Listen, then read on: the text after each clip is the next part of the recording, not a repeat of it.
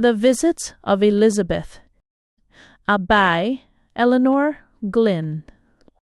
Naseby Hall. It was perhaps a fortunate thing for Elizabeth that her ancestors went back to the Conquest, and that she numbered at least 2 countesses and a duchess among her relatives. Her father had died some years ago, and, her mother being an invalid, she had lived a good deal abroad. But at about 17, Elizabeth began to pay visits among her kinsfolk. It was after arriving at Naseby Hall for a cricket week that she first wrote home. Naseby Hall, 26th July. Dearest Mamma, I got here all right, without even a smut on my face, for Agnes tidied me up in the brougham before we arrived at the gate. The dust in the train was horrid. It is a nice house. They were at tea when I was ushered in. It was in the hall. I suppose it was because it was so windy outside. There seemed to be a lot of people there, and they all stopped talking suddenly and stared at me as if I were a new thing in the zoo, and then, after a minute, went on with their conversations at the point they had left off. Side note, afternoon tea, said he, say. Lady Cecilia pecked my cheek and gave me 2 fingers, and asked me, in a voice right up at the top, how were you? I said you were better, and you know what you told me to say. She murmured something while she was listening to what a woman with a sweet frock and green eyes was saying at the other end of the table. There was heaps of tea. She waved vaguely for me to sit down, which I did, but there was a footstool near, and it was half dark, so I fell over that, but not very badly, and got safely to my seat. Lady Cecilia, continuing her conversation across the room all the time, poured out a cup of tea, with lumps and lumps of sugar in it, and lots of cream, just what you would give to a child for a treat. And she handed it to me, but I said, "Oh, please, Lady Cecilia, I don't take sugar." She has such bulgy eyes, and she opened them wide at me, perfectly astonished, and said, "Oh, then please ring the bell. I don't believe there is another clean cup." Everybody stopped talking again and looked at me, and the green-eyed lady giggled. And I rang the bell, and this time didn't fall over anything, and so presently I got some tea. Just as I was enjoying such a nice cake and watching all the people, quite a decent man came up and sat down behind me. Lady Cecilia had not introduced me to anybody, and he said, "Have you come a long way?" And I said, "Yes." And he said it must have been dusty in the train, and I said it was. And he was beginning to say something more, when the woman with the green eyes said, "Harry, do hand me the cucumber sandwiches." And so he had to get up, and just then Sir Trevor came in, and he was glad to see me. He is a jolly soul, and he said I was 8 when he last saw me, and seemed quite surprised I had grown any taller since. Just as though people could stay at 8. Then he patted my cheek and said, "You're a beauty, Elizabeth." And Lady Cecilia's eyes bulged at him a good deal, and she said to me, "Wouldn't you like to see your room?" And I said I wasn't a bit in a hurry, but she took me off, and here I am, and I'm going to wear my pink silk for dinner, and will finish this by and by. 12:30. Hey, well, I have had dinner, and I found out a good many of their names. They mostly arrived yesterday. The woman with the green eyes is Mrs. de Yorburgh Smith. I am sure she is a PB. He is playing in the Naseby 11. There is a woman I like, with stick-out teeth. Her name is Mrs. Vavasour. She knows you, and she is awfully nice, though so plain, and she never looks either over your head or all up and down, or talks to you when she is thinking of something else. There are heaps more women, and the 11 men, so we are a party of about 25, but you will see their names in the paper. Such a bore took me in. He began about the dust again, but I could not stand that, so I said that everyone had already asked me about it. So he said, "Oh," and went on with his soup. Side note, the cricket talk. Alike side a botto st. At the other side was another of the 11, and he said, "Did I like cricket?" And I said, "No, I hated always having to field, which was what I did, you know, when I played with the Burn boys at Biarritz, and I asked him if he was a good player, and he said, no. So I said I supposed he always had to field, too. And he said, no, that sometimes they allowed him a bat, and so I said I was sure that wasn't the same game I played, and he laughed as if I had said something funny. His name is Lord George Lane. And the other one laughed too, and they both looked idiots, and so I did not say any more about that. But we talked on all the time, and everyone else seemed to be having such fun, and they all call each other by pet names, and shorten up all their adjectives. What is adjectives? It is adjectives, I mean, not adverbs. I am sure you made a mistake in what you told me, that all well-bred people behave nicely at dinner and sit up, because they don't a bit. Lots of them put their elbows on the table, and nearly all sat anyhow in their chairs. Only Lady Cecilia and Mrs. Vavasour behaved like you, but then they are both quite old, over 40. They all talk about things that no stranger could understand, but I dare say I shall pick it up presently. And after dinner, in the drawing-room, Lady Cecilia did introduce me to 2 girls, the Roos girls, you know. Well, Lady Jane is the best of the 2. Lady Violet is a lump. They both poke their heads, and Jane turns in her toes. They have rather the look in their eyes of people with tight boots. Violet said, "Do you bicycle?" Side note, an African millionaire. You are a horse. I did not think that interesting, but still we talked. They asked me stacks of questions, but did not wait for the answers much. Mr. Wirtz is the African millionaire. He does not play cricket, and when the men came in afterwards, he crossed over to us, and Jane introduced him to me when he had talked a little. He is quite a sort of gentleman, and is very much at home with everyone. He laughed at everything I said. Mrs. Smith, such bosh putting the Joburg on, sat on a big sofa with Lord Valmond, and she opened and shut her eyes at him, and Jane Roos says she takes everyone's friend away, and Lord George Lane came up. And we talked, and he wasn't such an idiot as at dinner, and he has nice teeth. All the rest, except the Rooses and me, are married, the women, I mean, except Miss La Touche. But she is just the same, because she sits with the married lot, and they all chat together, and Violet Roos says she is a cat, but I think she looks nice. She is so pretty, and her hair is done at the right angle, because it is like Agnes does mine, and she has nice scent on, and I hope it won't rain tomorrow, and good night, dear mamma. We were affectionate daughter, Elizabeth. P. C. S. Tie. Jane Roos says, Miss Latouche will never get married. She is too smart, and all the married women's men talk to her, and that the best tone is to look rather dowdy. But I don't believe it, and I would rather be like Miss Latouche.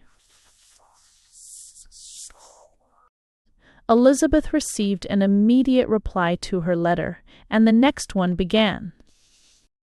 Naseby Hall, 28th July. Dearest Mamma, I am sorry you find I use bad grammar and write incoherently, and you don't quite approve of my style, but you see it is just because I am in a hurry. I don't speak it, but if I must stop to think of grammar and that, I should never get on to tell you what I am doing here. So do, dear Mamma, try and bear it bravely. Well, everybody came down to breakfast yesterday in a hat, and everyone was late. That is, everyone who came down at all. The rest had theirs upstairs. Side note, the cricket match, Le Billy. Butch, too. The cricket began, and it was really a bore. We sat in a tent, and all the nice men were fielding. It is always like that, and the married lot sat together and talked about their clothes, and Lady Doraine read a book. She is pretty too, but has big ears. Her husband is somewhere else, but she does not seem to miss him, and the Rooses told me her hair used to be black, and that they have not a penny in the world, so I think she must be clever and nice to be able to manage her clothes so well. They are perfectly lovely, and I heard her say her maid makes them. Miss Latouche happened to be next me, so she spoke to me and said my hat was too duvet for words, the blue one you got at Caroline's, and by we had lunch, and at lunch Lord Valmond came and sat by me, and so Mrs. Smith did too, and she gushed at me. He seemed rather put out about something. I suppose it was having to field all the time. And she talked to him across me, and she called him Harry, lots of times, and she always says things that have another meaning. But they all do that. Repeat each other's Christian names in a sentence. I mean, just like you said that middle-class people did when you were young, so I am sure everything must have changed now. Well, after lunch, all the people in the county seemed to come. Some of them had driven endless miles, and we sat apart, I suppose, to let them see how ordinary we thought them. And Lady Cecilia was hardly polite, and the others were more or less rude. But presently something happened, I don't know what, and the nice men had not to field any more. Perhaps they could not stand it any longer, and so everyone who had been yawning woke up, and Mr. Isol, Wirtz, who had been writing letters all this time, appeared, and Lady Doraine made room for him beside her, and they talked, and when our 11 had drunk something, they came and lay on the grass near us, and we had such a nice time. There is a beautiful man here, and his name is Sir Denis Desmond, and his grandfather was an Irish king, and he talks to me all the time, and his mother looks at him and frowns, and I think it silly of her, don't you? And if I were a man, I wouldn't visit with my mother if she frowned at me.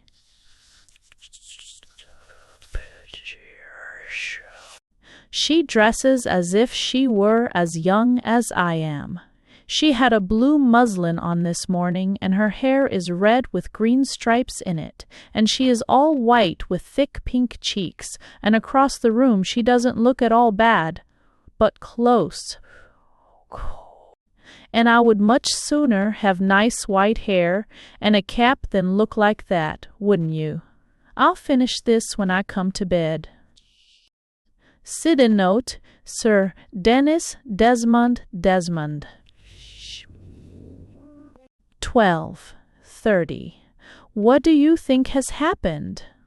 Sir Dennis sat beside me on the sofa just as he did last night, but I forget. I have not yet told you of yesterday and last night, but never mind now. I must get on. Well, he said I was a perfect darling, but that he never could get a chance to say a word to me alone, but that if I would only drop my glove outside my door, it would be all right.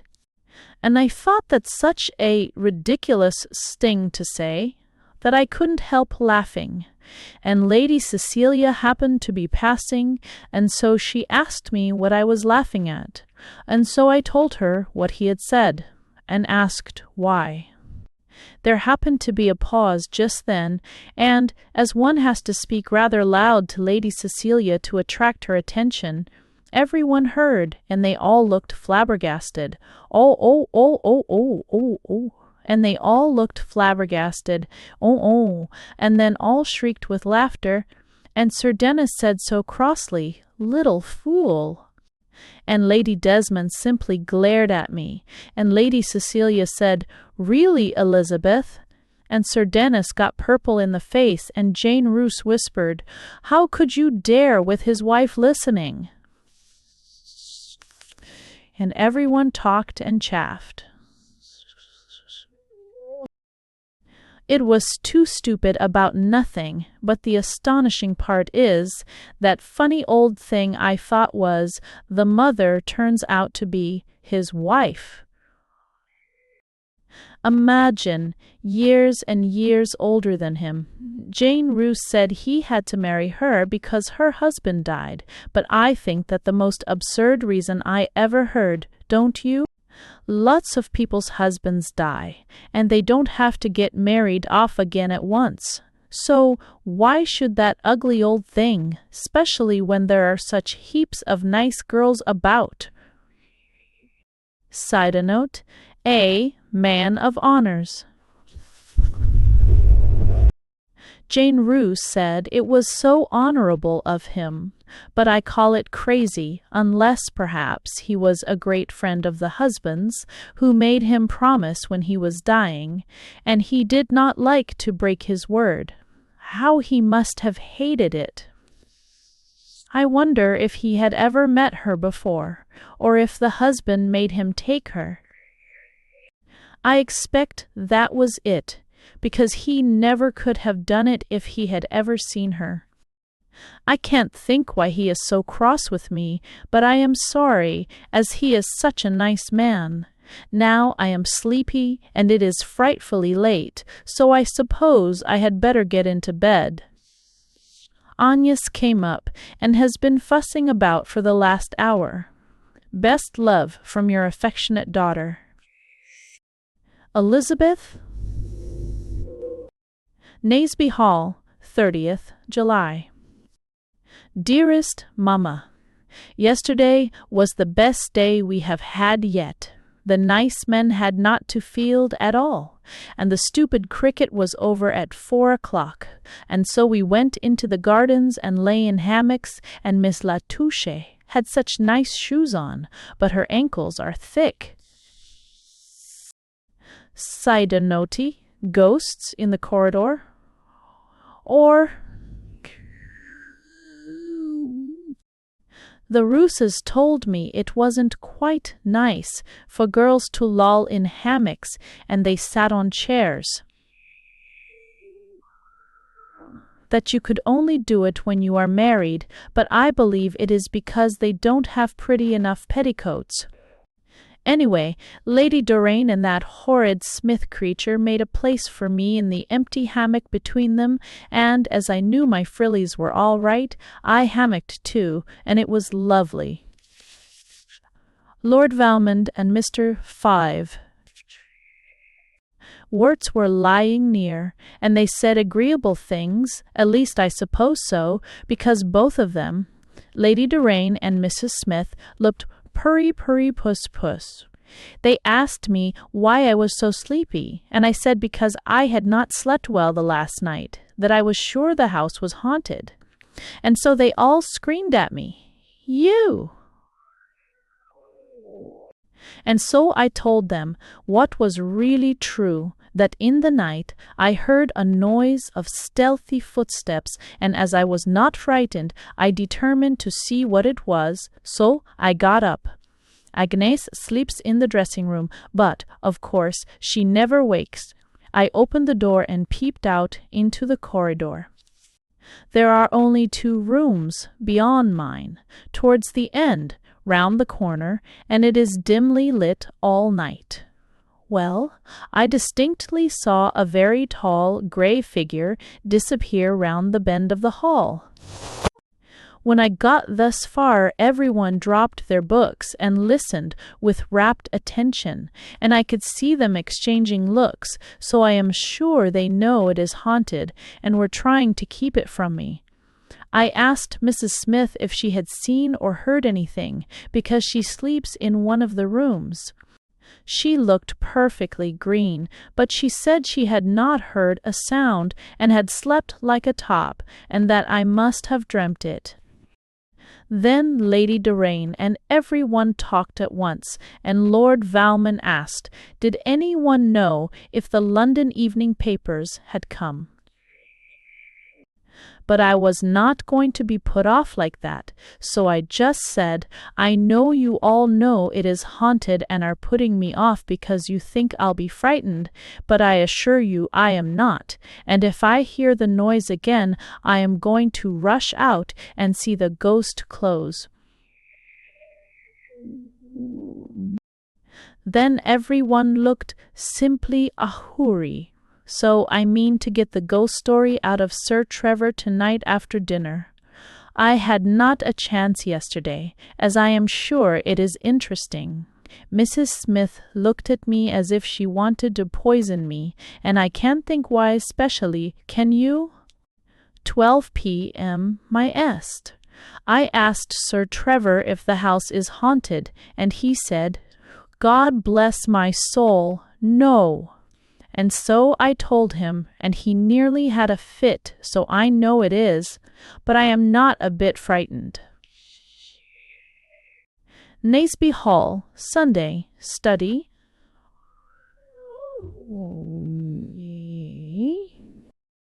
Dearest Mamma, Agnes and I go to Aunt Mary's by the 10,003 train tomorrow, and I am not a bit sorry, although I have enjoyed myself, and now I begin to feel quite at home with everyone, at least some of them, but such a tiresome thing happened last night. It was like this. After dinner it was so hot that we all went out on the terrace, and, as soon as we got there, Mrs. Smith and Lady Doraine and the rest said it was too cold and went in again. But the moon was pretty, so I stayed alone, and presently Lord Valmond came out and stood beside me. There is such a nice view, you remember, from there, and I didn't a bit want to talk. Side note? Adiste day, malo. He said something, but I wasn't listening, when suddenly I did hear him say this, You adorable enfant, terrible.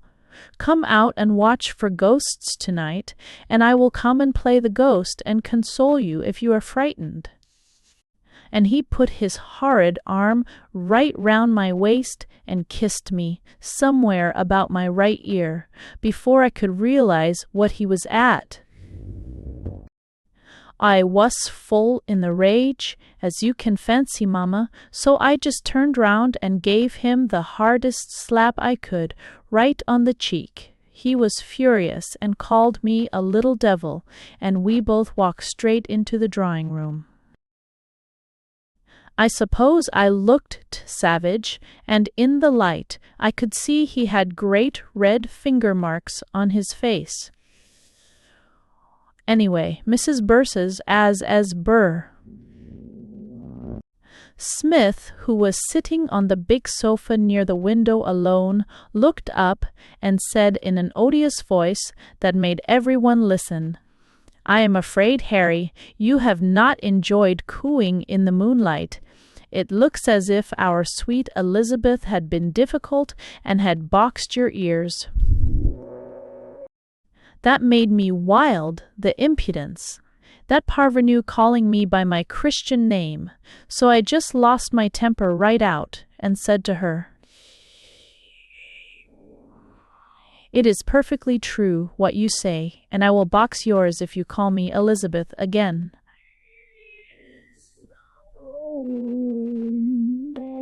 Tableau! She almost fainted with astonishment and fury, and when she could get her voice decent enough to speak, she laughed and said, "What a charming savage! How ingenuous!" Side note, Lord Valmond in disgrace. It's 'cause games, she's.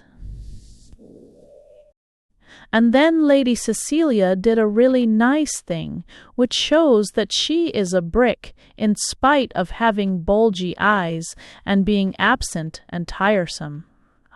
She came up to me as if nothing had happened, and said, "Come, Elizabeth, they are waiting for you to begin a round game." And she put her arm through mine and drew me into the billiard room, and on the way she squeezed my arm and said, in a voice quite low down for her, she deserved it. And I was so touched I nearly cried. From where I sat at the card table, I could see Mrs. Smith and Lord Valmond, and they were quarrelling. She looked like green rhubarb juice, and he had the expression of "damn" all over him. Of course I did not say good night to him, and I hope I shall never see him again. Your affectionate daughter, Elizabeth. 300 Eaton Place. 300 Eaton Place. Tuesday, 2nd August. Side note, London, out of season. Dearest Mamma, the train from Naseby was so late, and Aunt Mary seemed to think it was my fault. So unreasonable of her, just because they had waited lunch for me. I don't believe I like visiting very near relations as much as ones further off. They feel they can say anything to you. I am glad I have only got to sleep here the one night. I had not eaten my omelette before. Aunt Mary began about my hair. She said, "Of course it was very nice curling like that, but it was a pity I did not wear a net over it all to keep it more tidy." She was sure you spoilt me, even though we are rich, letting me have such smart clothes. She had heard from Naseby that I had had on a fresh frock every day. I don't know who could have written to her. Perhaps it is having to spend part of the year with her mother-in-law. Side note, ceaselessly, curiosity, you. Lettuce and Clara are just the same as they were, not a bit of difference since they came out. They are as tidy as can be, not a hair escapes from their nets. And their heads look as if they had dozens of hairpins in them, and because it is out of the season, they have gone back to their country high linen collars, and they look as if they were choking. 2 Etheridge aunts are staying here besides me, and we all have to sit together in the morning room, as everything is covered up in the drawing rooms, ready for being shut up next week when they go to Scotland. After lunch, the girls did nothing but question me about what we had done at Naseby. They said Lady Cecilia only asks them to the dullest parties. They knew everyone's name. They had carefully read them in the Morning Post. They wanted especially to know about Lord Valmond, because Lettuce had danced with him once this season. They thought him awfully good-looking. I said he was an odious young man and very rude. So Lettuce said she supposed he had not spoken to me, as he never speaks to girls. I told them that was quite a mistake, as he had spoken to me all the time, but I hated him. And do you know, Mamma, they looked as if they did not believe a word I was saying, which was not very polite, I think. When we got upstairs, they wanted to see all my clothes, but fortunately, Agnes had only taken out 1 or 2 things, and they asked me to let their maid take patterns of everything. Of course, I could not refuse, but I hate my things being mauled over by strange females, and Agnes was simply furious. I am sure she will scratch the maid when she comes to ask for a frock. They tried on my hats all at the wrong angle, first Clara, then Lettuce, and made faces and gave little screams at themselves in the glass, and no wonder, for they looked perfect guys in them, with their tight, tongy hair. Then they tossed them on to the bed as they finished with them, and Agnes kept muttering to herself like distant thunder. Finally, Lettuce danced a hoppa-sole with the white rose talk perched on the back of her head, and she made such kicks and jumps that it lurched off and landed in the water jug. At that, Agnes got beside herself. Fi, donc, mademoiselle, she screamed, c'est trop fort. Fort. Side note, and, on the water chute, 4. The hat is quite spoiled, so please write and order me another one from Caroline's, like a nice, sweet, pretty, darling mamma. At tea they were all so interested when I told them I was going to stay in France with the de Croixmarays. One of the Etheridge aunts, Rowena, pricked up her ears at once and asked me if Madame de Croixmare was not my godmother, and had she not been a great friend of poor papa's. So I told her yes, and that I was going there for 3 weeks.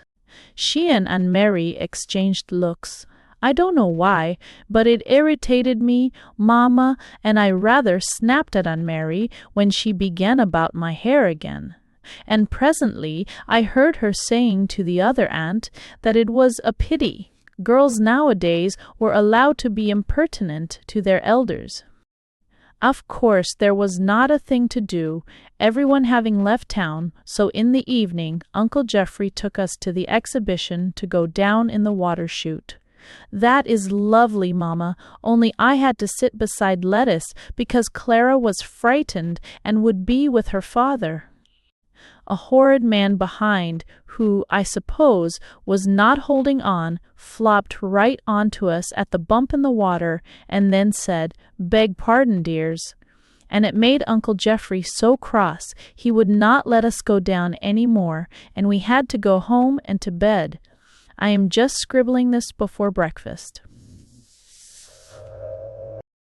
We go on to Great Aunt Maria's by the 11 train.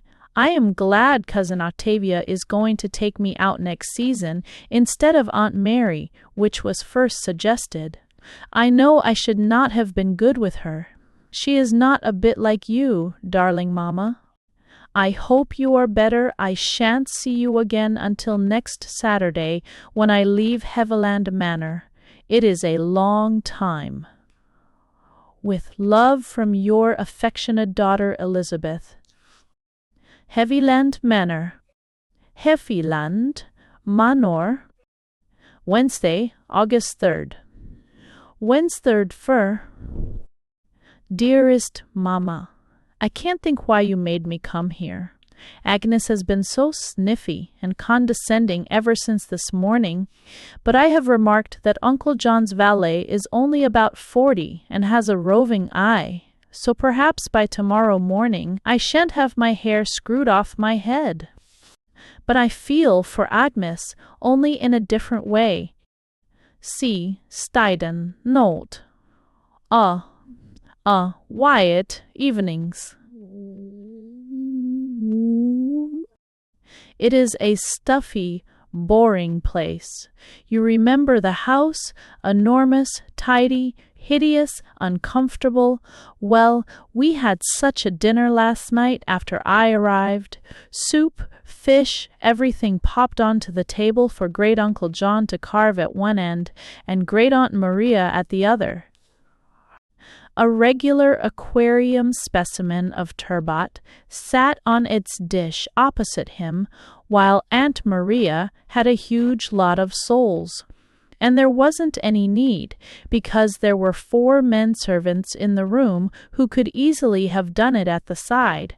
But I remember you said it was always like that when you were a little girl.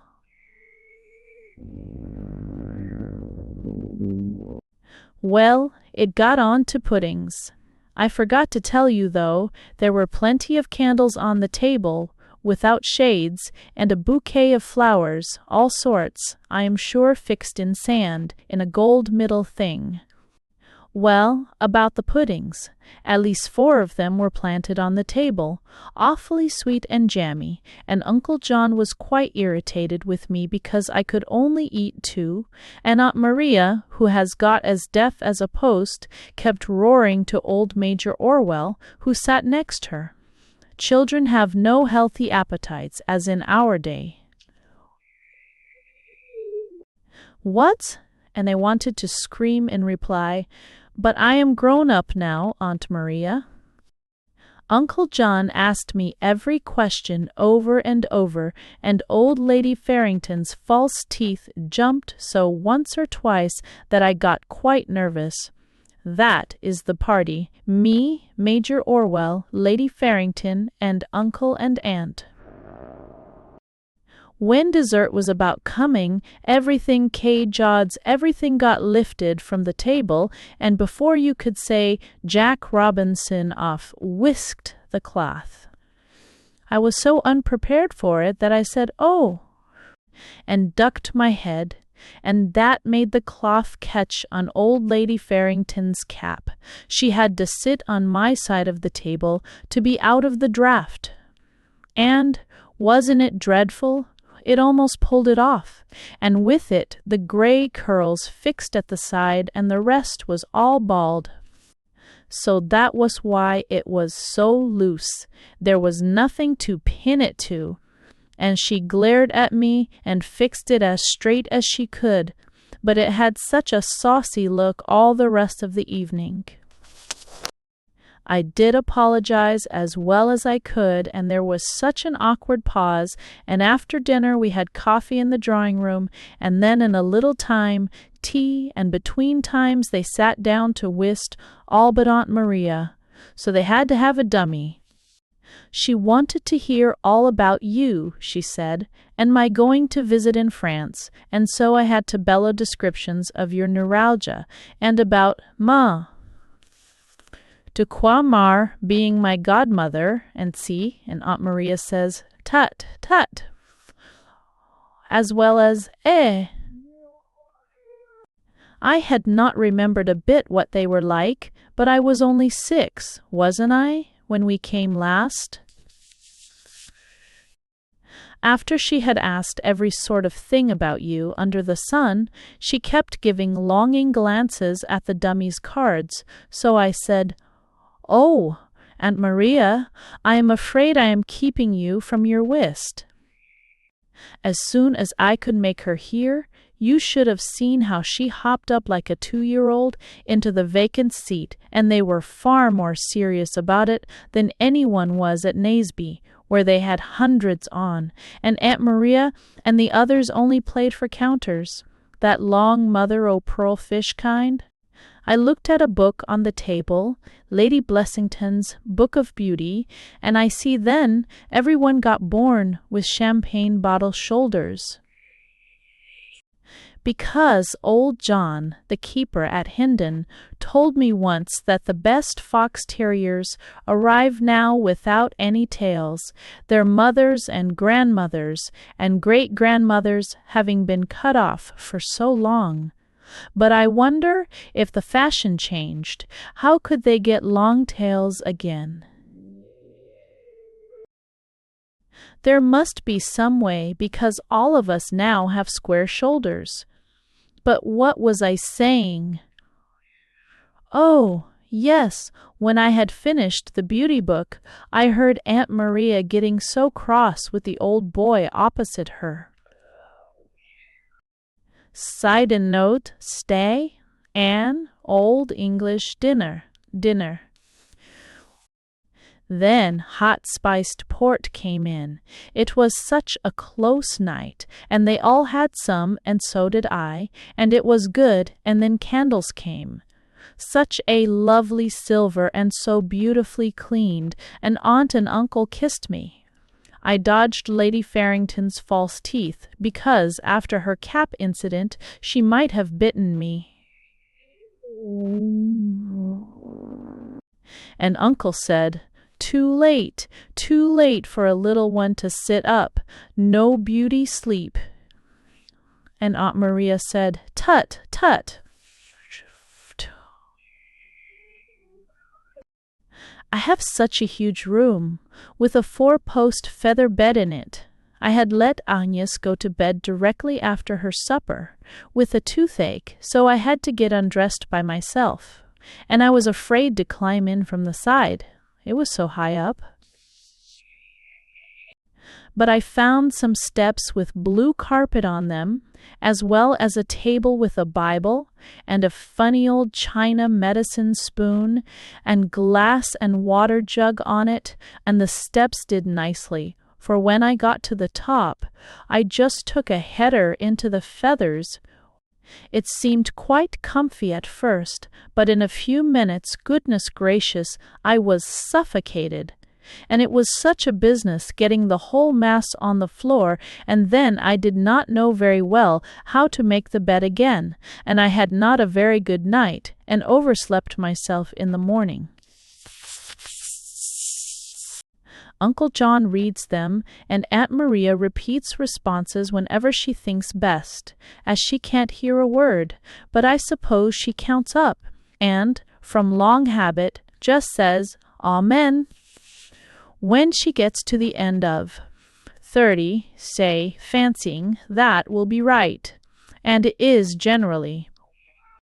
Only Uncle John stopped in the middle to say, damn that dog, as Fido was whining and scratching outside, so that put her out and brought in the amen too soon. Side note, family prayers, Lizzie, ATA. After breakfast, Aunt Maria jingled a large bunch of keys and said it was her day for seeing the linen room, and wouldn't I like to go with her, as all young people should have housewifely ideas? So I went. It is so beautifully kept, and such lovely linen, all with lavender between it, and she talked to the housekeeper and looked over everything. She seemed to know each seat by name. Then we went to the storeroom, all as neat as a new pin, and from there to interview all the old people from the village who were waiting with requests, and some of them were as deaf as she is. So the housekeeper had to scream at both sides, and I was tired when we got back, and did want to rush out of doors. But I had to wait, and then walk between Lady Farrington and Aunt Maria up and down the path in the sun till lunch at 1 o'clock, and after that we went for a drive in the barouche with the fattest white horses you ever saw, and a coachman just like Cinderella's one that had been a rat. He seemed to have odd bits of fur on his face and under his chin, and Aunt Maria said that he suffered from a sore throat. That was why, which he caught at Aunt Mary's wedding. And so I counted up. I do call that a long sore throat, don't you? And I wouldn't keep a coachman with a beard, would you? We went at a snail's pace and got in at 4 o'clock, and then there was tea at 1:30, with the nicest bread and butter you ever tasted. And after that I said I must write to you, and so here I am, and I feel that if it goes on much longer, I shall do something dreadful. Your affectionate daughter, Elizabeth. Heavy Land Manor, Heavy Land Manor. Friday, August 5. He, ni and axerd 5 sinks of the kime. Dearest Mamma, I am glad tomorrow will soon be here and that I can come home, but I must tell you about yesterday. First, all the morning it rained, and what with roaring at Aunt Maria and holding skeins of wool for Lady Farrington, I got such jumps that I felt I should scream unless I got out. So after lunch, while they were both having a nap in their chairs, I slipped off for a walk by myself. It was still raining, but not much. I took Fido, who is generally a little beast and far too fat. Sidenote is Turnan's Lord Valmont reappears, Schiff. We had had a nice scamper and had turned to come back not far from the park, when who do you think came riding up?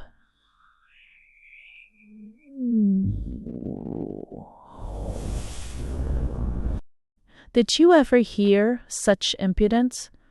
Of course I should have walked on without recognizing him if I had been left to myself, but he took me so by surprise that I had shaken hands before I knew, and then it was too late to walk on. It appears he has a place down here which he never comes to generally, but just happened to now, to see how the young pheasants were doing. He began at once to talk, as if I had never been angry or boxed his ears at all. It really exasperated me, so at last I said he had better get on his horse again, as I wanted to run on with Fido.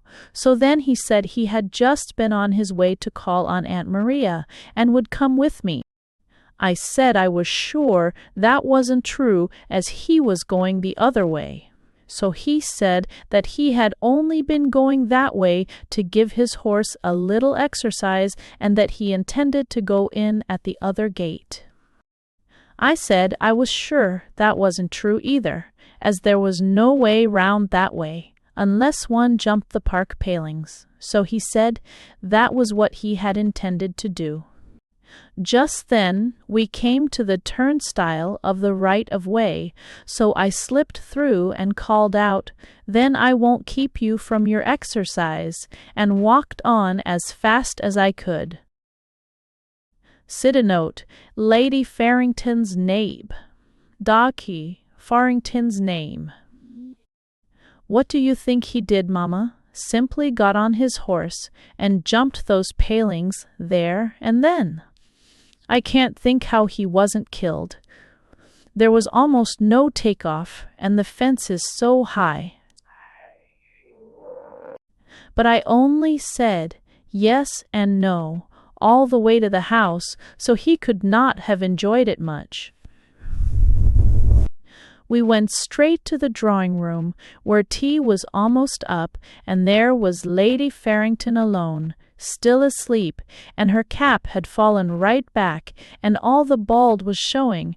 And just then a carriage drove up to the door, and we heard visitors and the footsteps in the hall.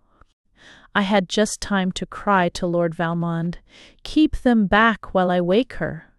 And then I rushed to Lady Farrington and shouted in her ear, "Visitors, and your cap is a little crooked." "Oh, oh."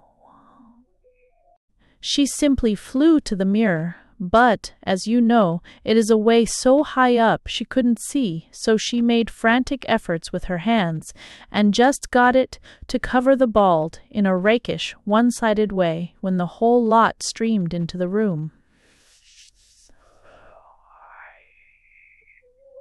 Goodness knows what he had said to them to keep them back. Anyway, Harvey announced Mrs. and the Mrs. Clark, and a thin, very high-nosed person, followed by two buffish girls, came forward. They were some friends of hers and Aunt Maria's, who are staying with the Morverns, I gathered from their conversation. They must have thought she had been on a spree since last they met. I could hardly behave for laughing, and did not dare to look at Lord Valmond. They had not been there more than 5 minutes when another carriage arrived, and 2 other ladies were announced. The other clerks glared like tigers, and Lady Farrington lowered her chin and eyelashes at them. She has just the same manners as the people at Naseby, although she is such a frump. It is because she is an earl's daughter, I suppose, and she called out to Harvey at the top of her voice, "Let Lady Worden be told at once there are visitors." The poor new things looked so uncomfortable that I felt, as I was Aunt Maria's niece, I at least must be polite to them, so I asked them to sit down, and we talked. They were jolly, fat, vulgar souls, who have taken the Ortons' place, they told me, and this was their return visit, as the Ortons had asked Aunt Maria to call. They were quite old maids, past 30, with such funny, grand, best smart, Sunday go-to meeting-looking clothes on. Side note, an afternoon sigh, or. It appears that Harvey had sent a footman up to Aunt Maria's door to tell of the first clerk's arrival, and then, terrified by Lady Farrington's voice, had rushed up himself to announce the second lot, and he met Aunt Maria on the stairs coming down, and of course she never heard the difference between Mrs. Doane and the Mrs., and thought he was simply hurrying her up for the first set. So in she sailed, all smiles, and as Mrs. Clark was nearest the door, she got to her first, and was so glad to see her. "Dear, dear years since we met, Honoria," she said, "and these are all your bonny girls, tut, tut." And she looked at the fat clerks who came next. Ah, what a wonderful likeness to poor dear Arthur. Furious glances from Mrs. Clark, whose daughters are my age. "And this must be Millicent," she went on, taking the second fat clerk's hand. "Yes, yes, why, she takes after you, my dear Honoria. Tut, tut!" And she squeezed hands and beamed at them all in the kindest way.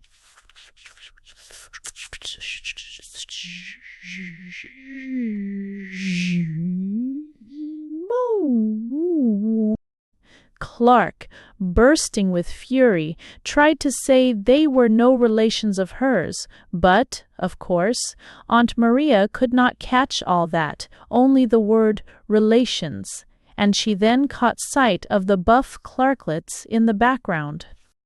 Sidanoti, a friendly invitation, shoo. "Ah, yes, I see, these are your girls. I have mistaken your other relations for them."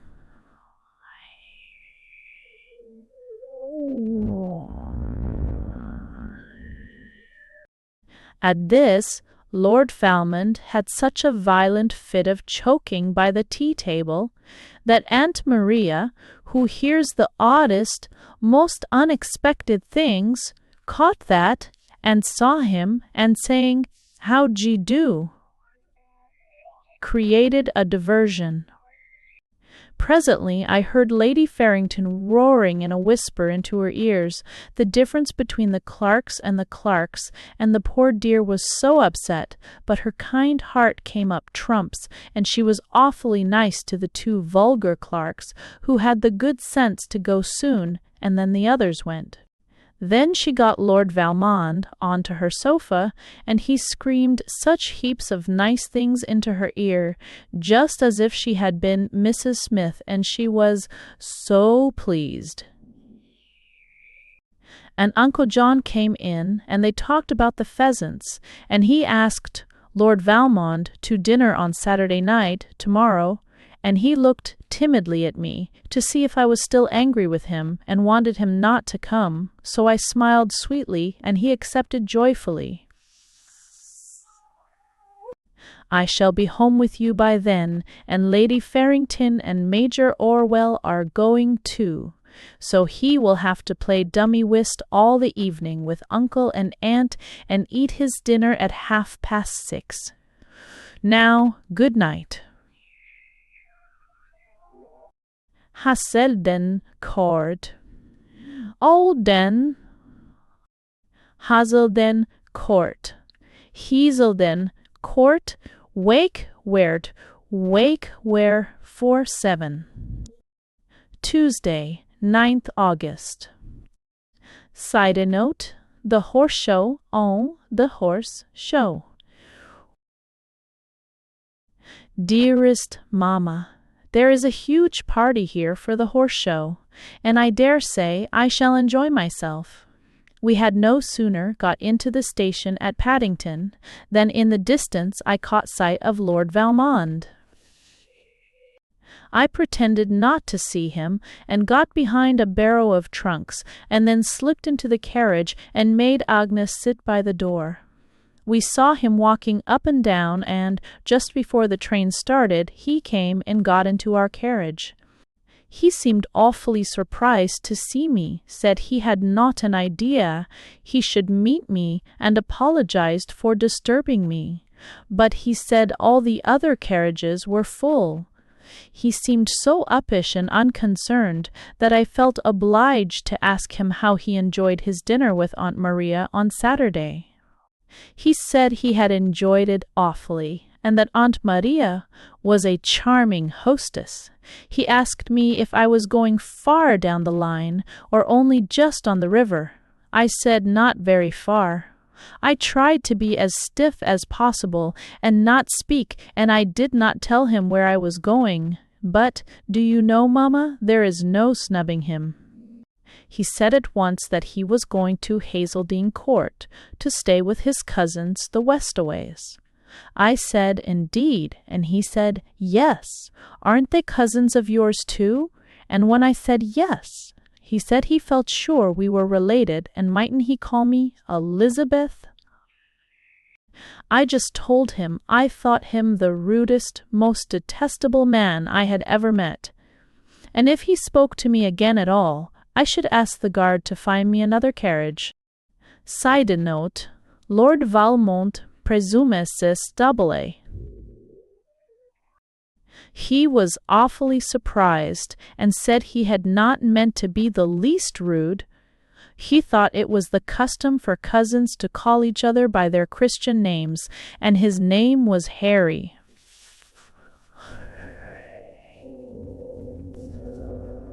I said in a freezing tone we were not related in any way, and I wished to read the paper, upon which he produced every imaginable kind, lots of ladies' papers that he could not possibly have wanted for himself.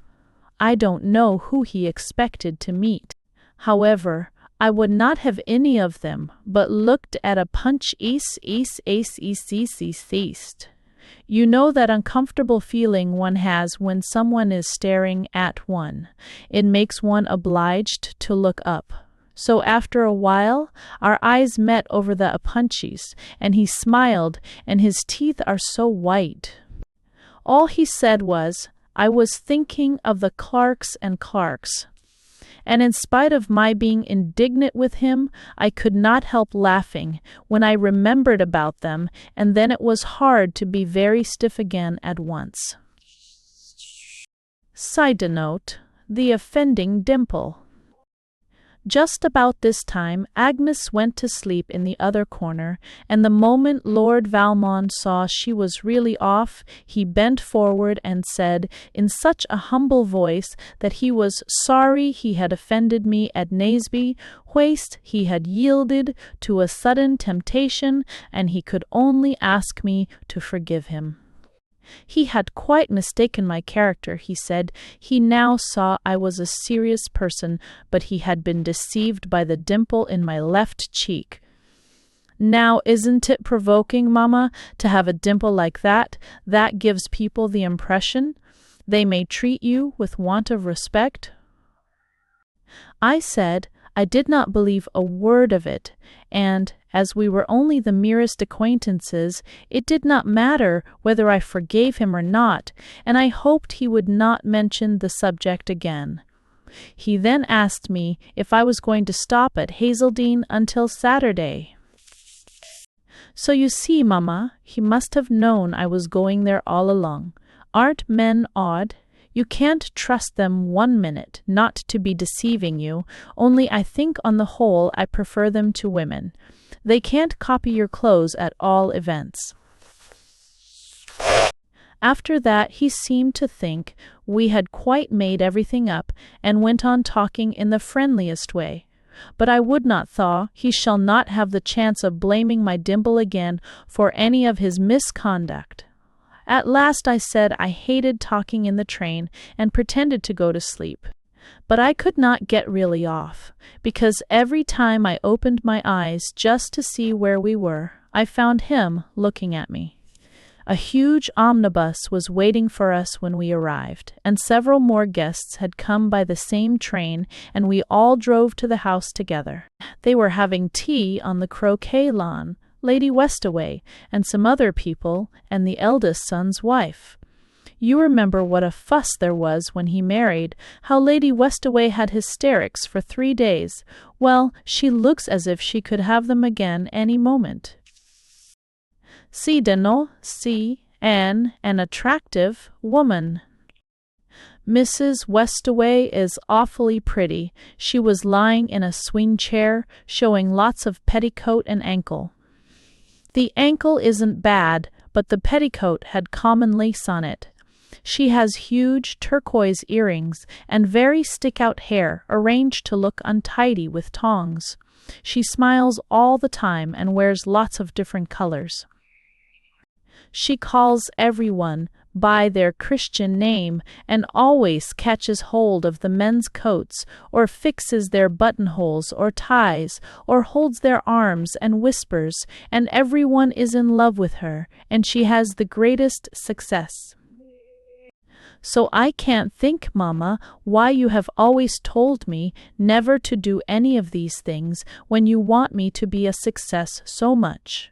Her voice is dreadfully shrill, and such an odd pronunciation, but no one seems to mind that. I rather like her, she is so jolly, but some of the women of the party won't speak to her, except to say disagreeable things. Jane Roos is here, she has been here since she left Naseby.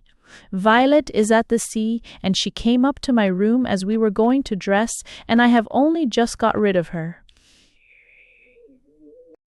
Westaway was a dreadful creature, and that no one would know her, if it was not for her mother-in-law receiving her, so they can't help it.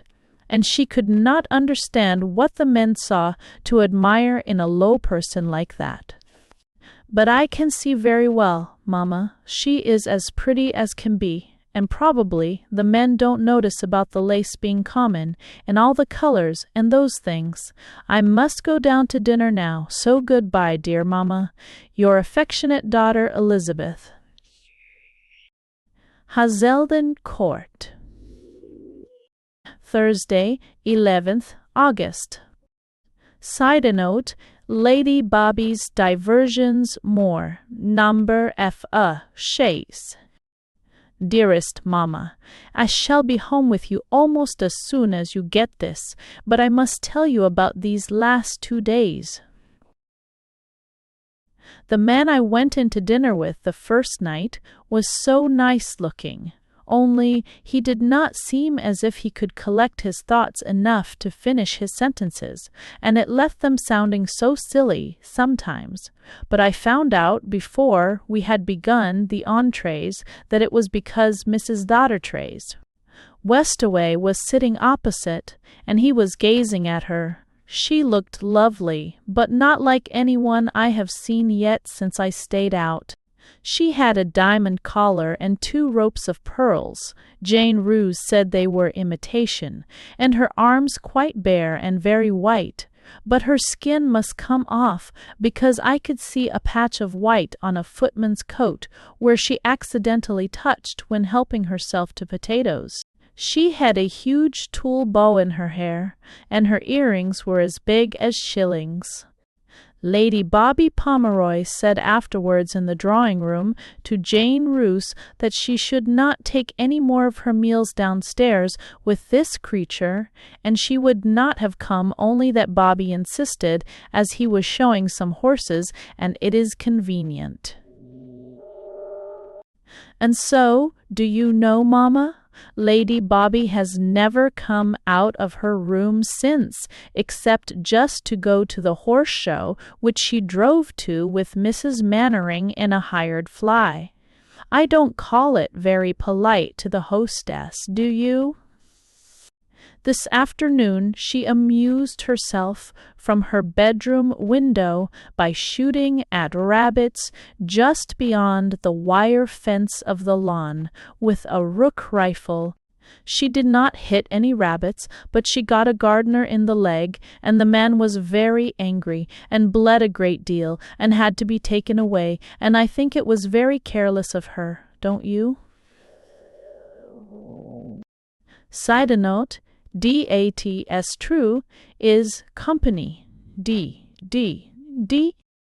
Lord Valmond was on his way to the window seat where Jane Roose and I were sitting the first night after dinner, but Mrs. Westaway caught hold of her husband's coat-tails as he passed and said quite loud, "Ducky, you must bring Lord Valmond and introduce him to me.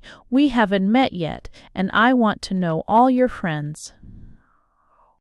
So Billy Westaway, who is as obedient as a spaniel, secured Lord Valmond, and presently we saw them comfortably tucked into a small settee together, or all they stayed all the evening.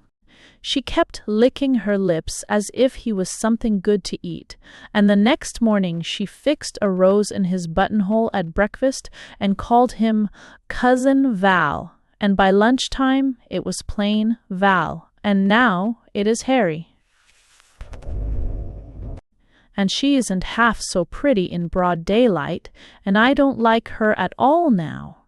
Only I can't help laughing at Lady Westaway's face when Phyllis, that is Mrs. Westaway's name, says anything especially vulgar.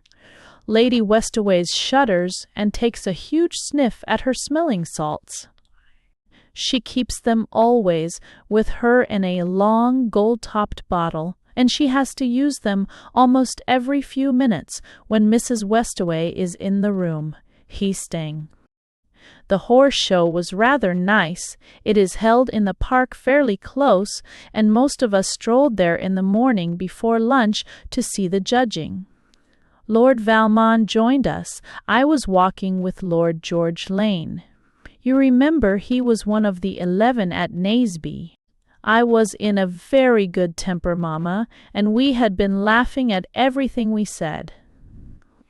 He is quite a nice idiot, but when Lord Valmont came, of course I talked as stiffly as possibly, and presently Lord George told him that he was singularly backward in copybook maxims, and that there was one he ought to write out and commit to memory, and it began with two's company.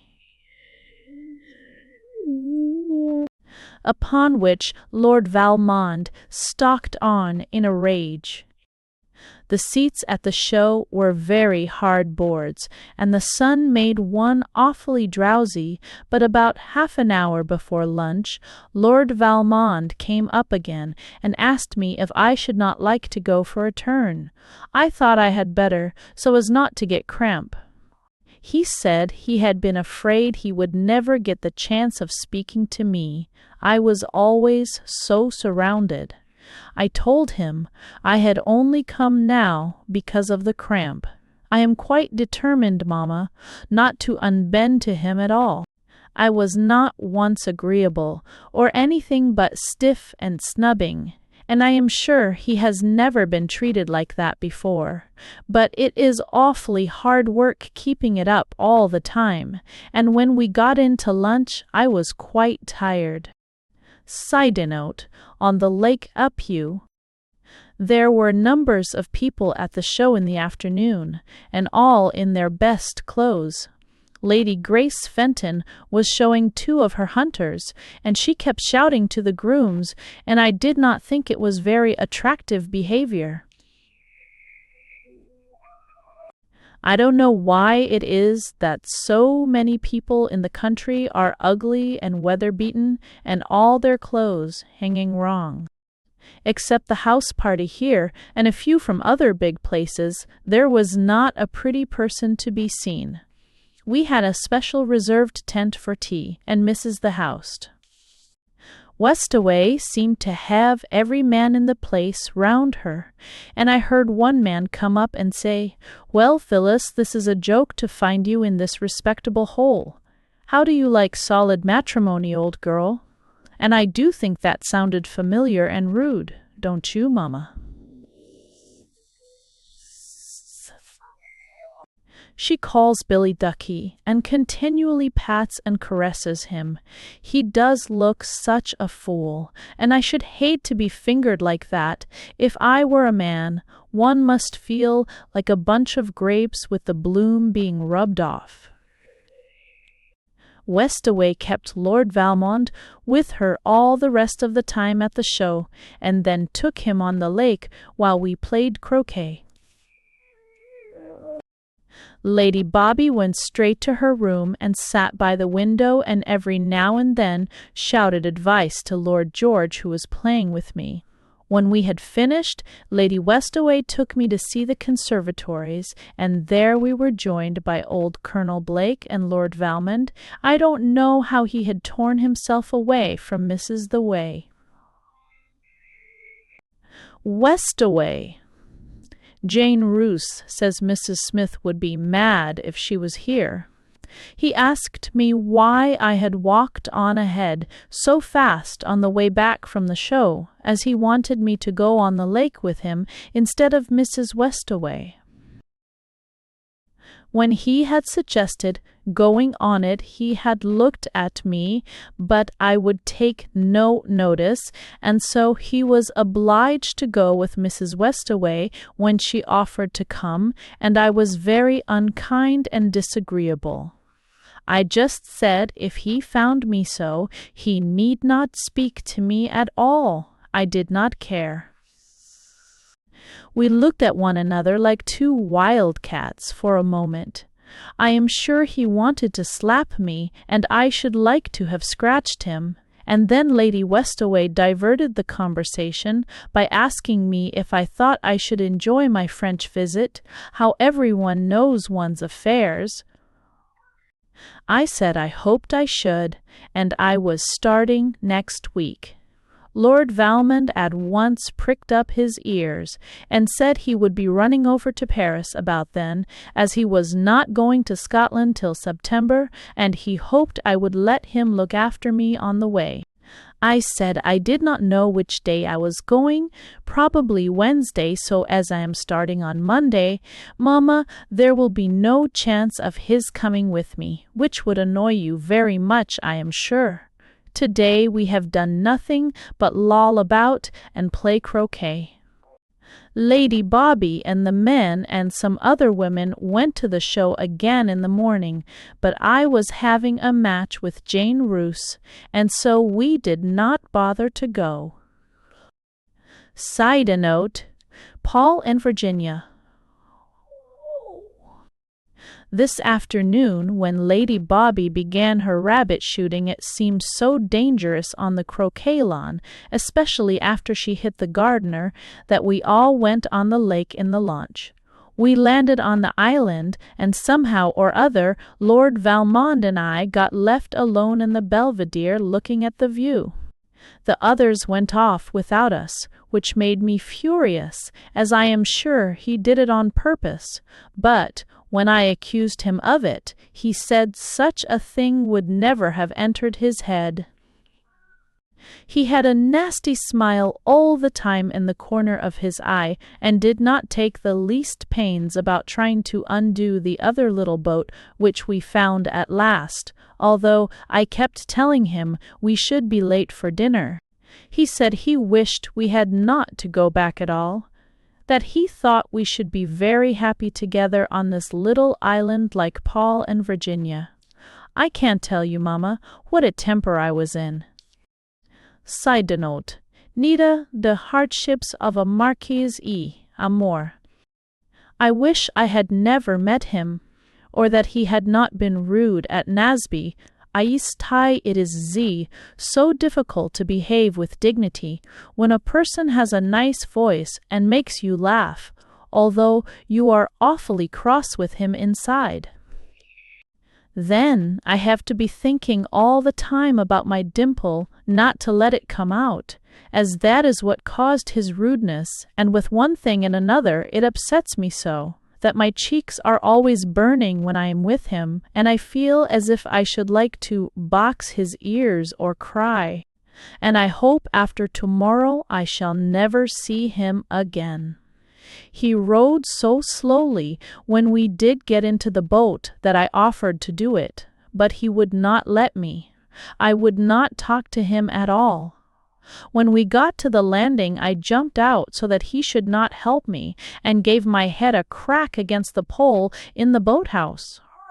I fancied I heard him saying, "Darling, have you hurt yourself? What a brute I am to tease you." My head hurt dreadfully, and I was so tired and cross and everything that the tears would come into my eyes. I did not want him to see, but I am afraid he did, so before he could speak I rushed on again and got safely to my room. I went in to dinner with a sporting curate who lives near, and he kept making his bread into crumbs on the cloth, and then sweeping them up with his knife into a heap, between every course. What strange habits people have! Westaway took Lord Valmond and sat in the window seat, and when he did get away and was coming over to me, I said my head was aching from the knock I gave it, and came up to bed, and as he has to catch an early train in the morning, I shan't come down until he is gone. I don't want to see him any more. It is too fatiguing. Quarreling all the time, and one could not forgive him and be friends. I suppose after such behavior as his at Naseby. Could one, Mamma? Now good night, I am sleepy. Watty. Your affectionate daughter Elizabeth. P.C. I should hate to be a marquis, always having to take the hostess in to dinner, no matter how old and ugly she is, just because a duke isn't present.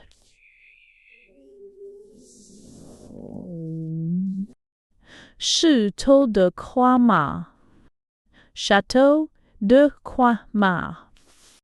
6th August. Side note, a formidable godmother, we. Dearest Mamma, what a crossing we had, perfectly disgusting.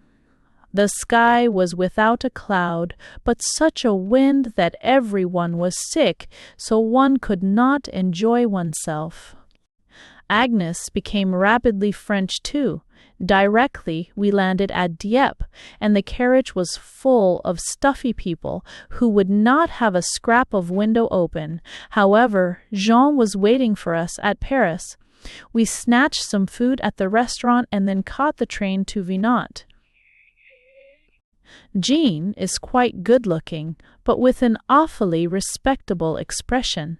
Anyone could tell he was married, even without looking at his wedding ring. He was polite, and made conversation all the time in the train, and as the engine kept puffing and shrieking, I was obliged to continually say, "Why?" So, it made it rather heavy. I think he has changed a good deal since their wedding. Let me see.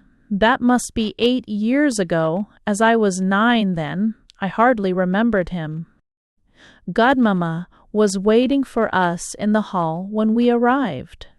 Château de Croix-Mare is a nice place, but I am glad I am not French. It was the hottest night of the year almost, and not a breath of air in the house, every shutter closed and the curtains drawn.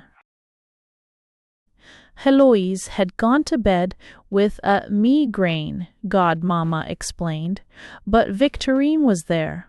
She has grown up plain and looks much more than 5 years older than me. They weren't in evening dress or even tea gowns like in England. It did seem strange. Mais de Quaxmacher looks a dragon. I can't think how poor Papa insisted upon my having such a godmother. Her face is quite white, and her hair so black and drawn off her forehead, and she has a bristly moustache. She is also very upright and thin, and walks with an ebony stick, and her voice is like a peacock's. She looked me through and through, and I felt all my French getting jumbled, and it came out with such an English accent, and after we had bowed a good deal and said heaps of Ollendorfish kind of sentences, I was given some sorope and water and conducted to bed by Victorine. She is a big dump with a shiny complexion and such a very small mouth, and I am sure I shall hate her. She isn't a bit good-natured, looking like Jean. And my bedroom and cabinet de toilette are delicious, so is my bed, but the attitude of Agnes, such a conscious pride in the superiority of France, nearly drove me mad. There isn't a decent dressing-table mirror, only one in an old silver frame about 8 inches square, and that is sitting on the writing-table, or what would be the writing-table if there happened to be any pens and things, which there aren't. All the hanging places open out of the panels of the wall. There are no wardrobes, only beautiful marble-topped bureaux, but I was so tired. See de note a French family at Haumont, and Obel tea and Haumont. I left Agnes to settle everything and jumped into bed. This morning I woke early and had the loveliest cup of chocolate, but such a silly bath and almost cold water. There are no housemaids and nothing is done with precise regularity like at home, although they are so rich. Agnès had to fish for everything of that sort herself, and such a lot of talking went on in the passage between her and the valet de chambre before I even got this teeny-tiny tray to splash in. However, I did get dressed at last, and went for a walk in the garden. The begonias are magnificent, but there is no look of park beyond the garden or nice deer and things that we would have for such a house in England. It is more like a sort of big villa. I saw Jean at last in the distance, going round and round a large pond on his bicycle. He did look odd. In a thick striped jersey and the tightest knickerbockers, almost as low as a scorcher. But I do think that an idiotic reason, don't you, Mamma? It would be just as much exercise on a road. However, he assured me that, like that, he knew exactly how many miles he went on the flat before breakfast, so I suppose it was all right. I saw he wanted to continue his ride, so I walked on and presently came to a summer house where Victorine and the dame de compagnie were doing their morning reading. There were also the 2 little girls building castles out of a heap of sand, and with them the most hideous German maid you ever saw. They are queer-looking little monkeys. Yolande is like Jean, but Marie, there are 3 years between them, is as black as ink. But where was I? Oh, yes. Well, by this time I was so hungry I could have eaten them, German à bon and all. Fortunately, Godmamma turned up and we strolled back to déjeuner. Heloise was in the salon, and she is charming, such a contrast to the rest of the party. She was beautifully dressed and so chic. We took to each other at once. She has not picked up that solid married look like Jean, so perhaps it is only the husbands who get it in France.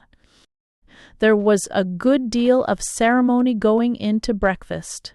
Jean gave his mother his arm and we trotted behind. The dining room is a perfect room, except there is no carpet, and the food was lovely, only I do hate to see a great hand, covered with a white cotton glove, plopping a dish down on the lighted thing in the middle, so that one has to look at the next course all the time one is finishing the last one. The way in which the two little monkeys and the German maid devoured their breakfast quite took one's appetite away. There seemed to be numbers of men servants who wore white cotton gloves and their liveries buttoned up to the throat, which takes away that nice clean shirt look of our servants at home. Si sto no, French servants. This afternoon we are going to pay a visit of ceremony to the Comte and Comtesse de Tournelle. We are going with them on their yacht down the Seine tomorrow. It is Jean and Héloïse who have arranged to take me. It is kind of them, and it will be fun, and I am glad it is not considered proper for young French girls to go without their mothers, because we shall get rid of Victorine, and the voyage will be more agreeable. Agnes and the other maids and valets are going by train, and will meet us with the luggage at the different places we stop at each night, as the Sauterelle is too small to carry everything. I must go and get ready now. So good. Bye, dear Mama. Yot Sauterelle. Yak Sauterelle. Week hot Sauterelle. Our feel. 17th August.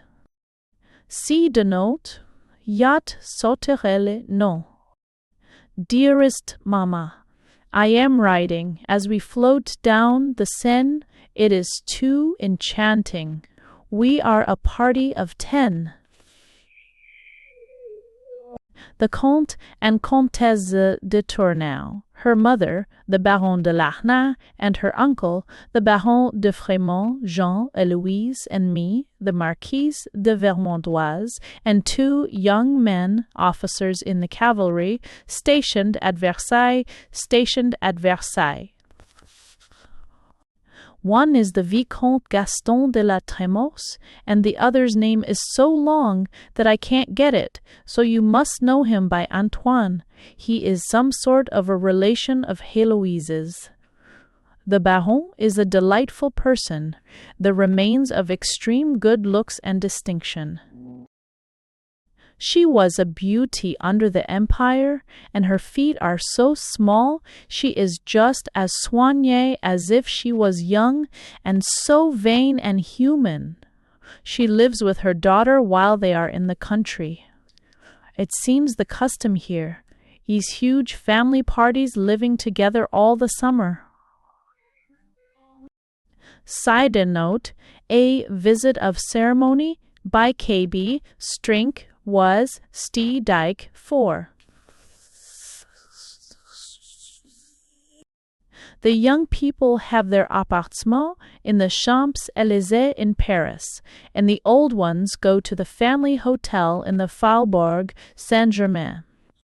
We did say a lot of polite things when we went to pay our visit yesterday, and although they know one another so well, as it was a visit of ceremony to introduce me, we all had our best clothes on, and sat in the large salon.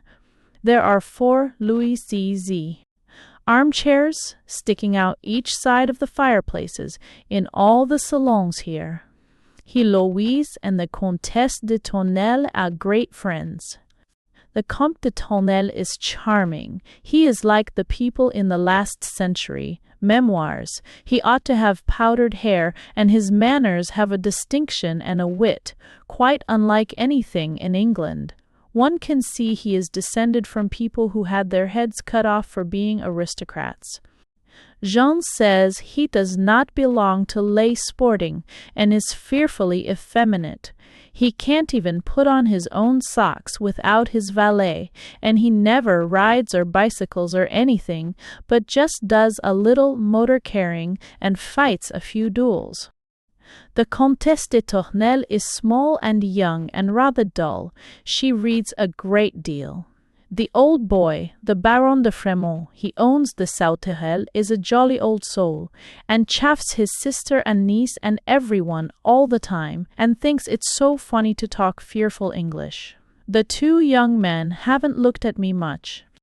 They are in uniform, and they put their heels together and bowed deeply when they were introduced, but we haven't spoken yet. The Marquise de Vermondois is perfectly lovely, so fascinating, with such a queer deep voice, and one tooth at the side of the front missing, and her tongue keeps getting in there when she speaks, which gives her a kind of lisp, and it is awfully attractive. I think de Tournelle would like to kiss her, by the way he looked at her when she thanked him for handing her on board. Side note. The invaluable Hippolyte. It is a steam yacht with a wee cabin and a deck above that, with seats looking out each side, like old omnibuses, and in the stern you should just taste the exquisite breakfasts that Hippolyte, the Baron de Larnac's maître d'hôtel, cooked for us this morning after we started. He is the queerest creature, with a face like a baboon, and side whiskers, and the rest a deep blue from shaving. The Baronne says she could not live without him. He is a splendid cook, and a perfect femme de chambre, and ready for anything. He is much more familiar than we should ever let a servant be in England. It was rough all the morning, quite waves. The Seine is only half a mile from the Château de Croixmare, and runs past the Tournelles' garden, so they have a private landing stage, and we all embarked from there. Jean and the Comte are dressed in beautiful English blue serges, and look neat enough to be under a glass case. The old Baron does not care what he wears, and this morning, while he was working with the sailors, had on a black Sunday coat. The Baron kept screaming when the boat rocked a little. Nous ferons naufrage, mon Dieu, mon Dieu. And the Vicomte tried to comfort her, but she did not stop till Hippolyte popped his head out of the cabin and said, At the déjeuner we had only one plate each, and one knife and fork. It was so windy we could not have it under the awning in the bows, and the cabin is so narrow that the seats are against the wall and the table in the middle. It was gay.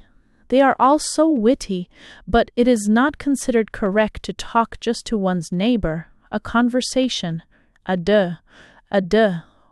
Everything must be general, so it is a continual sharpening of wits, and one has to shout a good deal, as otherwise, with everyone talking at once, one would not be heard. I know French pretty well, as you know, but they say a lot of strange things I can't understand, and whenever I answer or ask why, they go into fits of laughter and say, Est elle gentille, l'enfant, hein? We are going to stop at the next small village to post the letters, so goodbye, dear Mamma. Your affectionate daughter, Elizabeth. P.S. I hope you won't get muddled, Mamma, with all their names. It takes so long writing the whole thing, so please remember me. De Larnach is the Baron. Monsieur de Fremont is the Baron. Monsieur de Tournelle is the Comte. Me. De Vermondoise is the Marquise, Monsieur de la Tremort is the Viscount, and Antoine is the other officer. So if I haven't always time to put their names, you will know now which they are. Vernon, Yat, Sauterelle, He, Hu, So, Fi, He. Thursday morning. He estate. Side note. Vernon and B. Vernon speaking. Dearest Mamma, the scenery we came through yesterday is quite beautiful, but I did not pay so much attention to it as I might have done, because Jean and the Comte would talk to me. You would be amused at Vernon, where we stayed the night, in such an inn. I believe it is the only one in the place, and as old as the hills, and as old as the hills. You get at the bedrooms from an open gallery that runs round the courtyard, and that smells of garlic and stables. We got here about 6, and started en masse to inspect the rooms. Hippolyte had engaged them beforehand and seemed rather apologetic about them, and finally, when there did not appear half enough to go round, he shrugged his shoulders almost up to his ears and said, Que voulez-vous? And that, says Monsieur, would have to be Strasbourgeois en voyage, and that there was nothing for it but that la Comte de Tournelle should partager l'appartement de Monsieur le Comte de Tournelle, and that Monsieur le Comte de Croixmare would have to extend like hospitality to M. This caused shrieks of derision. Héloïse said she would prefer to sleep on the dining-room table, and Antoine said he thought people ought to be a little more careful of their reputations, aller d'où ils vont et en voyage. Finally, they unearthed the baby's cot in the room that Hippolyte had designed for the Quarmammenage, and de Tournelle said it was the very thing for me. But Jean replied, Mon cher ami, c'est un bébé beaucoup trop émoustillante, which I thought very rude, just as if I snored, or something dreadful like that. Then, after a further prowl, a fearful little hole was discovered beyond, with no curtains to the windows, or blinds or shutters, just a scrap of net. The face of Agnes when she saw it. Side note, a necessary precaution. Dinner was not until 7, so Jean and I went out for a walk, as Hippolyte advised us to try and find a chemist and buy some flea powder. Oh, j'ai trouvé ça prudent, he said. Jean is getting quite natural with me now, and isn't so awfully polite.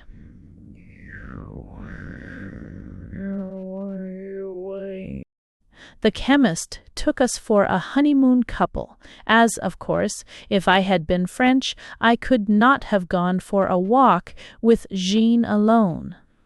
He, the chemist, was so sympathetic he had only 1 packet of powder left, he said, as so much was required by the voyageurs and inhabitants that he was out of it. That did not sound a pleasant prospect for our night. Mais, madame, that's me, n'est pas assez grasse pour aller. Ah, si, for lis. It was spitting with rain when we got back, and they all made such a fuss for fear I had got wet, and they would not, for worlds stir out of doors to see the church or anything, which I heard is very picturesque. We had such an amusing dinner. The food was wonderful, considering the place, but a horrible cloth, and pewter forks and spoons. There were 2 officers at another table, only infantry, and they were so interested in our party.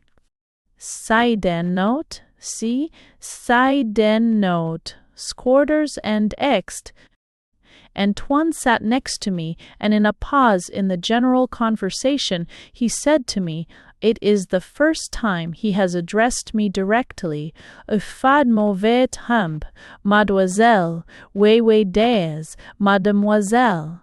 I have heard him saying all kinds of droll things to the others, so it shows he can be quite intelligent.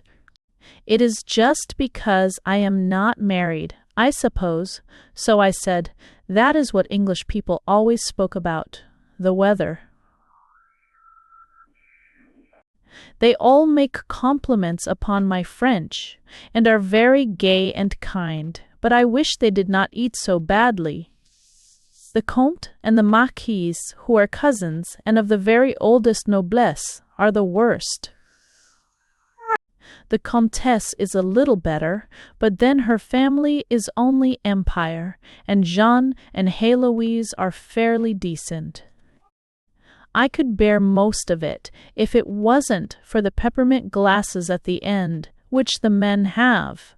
The whole party are very French, not a bit like the people we see at Cannes, who have been much with the English. It is a different thing altogether. When dinner was over, the rain stopped, and after a lot of talk as to whether the ground would be too damp or not, we at last ventured for a walk down to the bridge and back. Then we returned and commenced a general powdering of the beds, beginning with the de Tournelle's apartment. Next we went to the Marquise's. She had such an exquisite nightgown laid out. It was made of pink chiffon. When we got to my room, they made all kinds of sympathies for me, having such a small and stuffy place. The powder was all gone before we could sprinkle the Baronne's bed. Agnes was not quite so uppish, undressing me as usual. Perhaps she realized this part of her France was not so good as England. Next morning when I got down, we had arranged to have our premier déjeuner all together, not in our rooms, as we were to make such an early start. Antoine and Héloïse were already there. The Vicomte and the Baron came in soon after. He at once began, "Homemle. Un nesi et blouson de chevelure." Side note, A conjugal experiments for.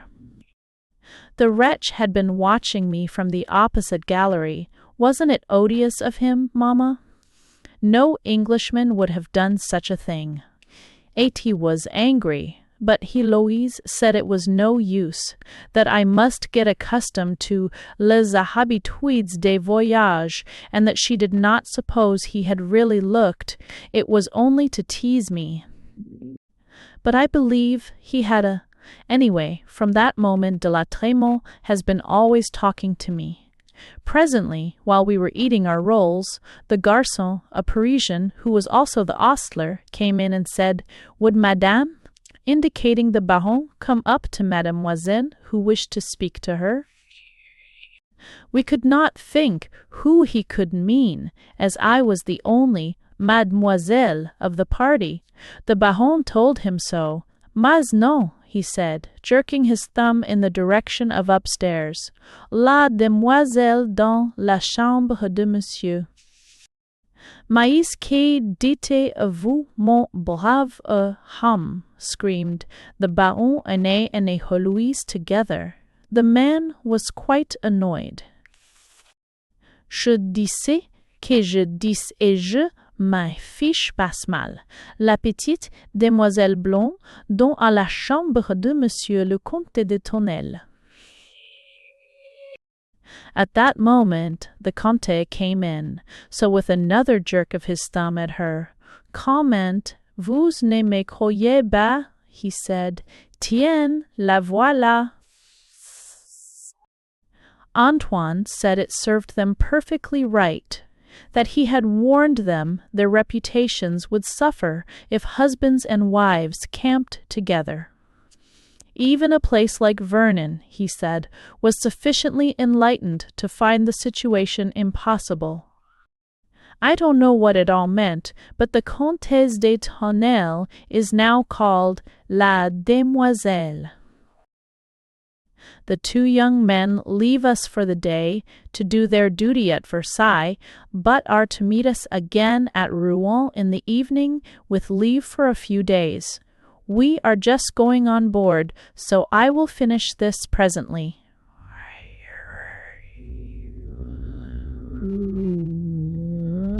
A 5 p.m. A.T. The scenery is too beautiful after you pass Vernon, and it was so interesting getting in and out of the locks. The Baron and I and Jean talked together on the raised deck while de Tournelle read to the Marquise in the bows. The old Baron is mostly with the sailors, and Héloïse slept a good deal.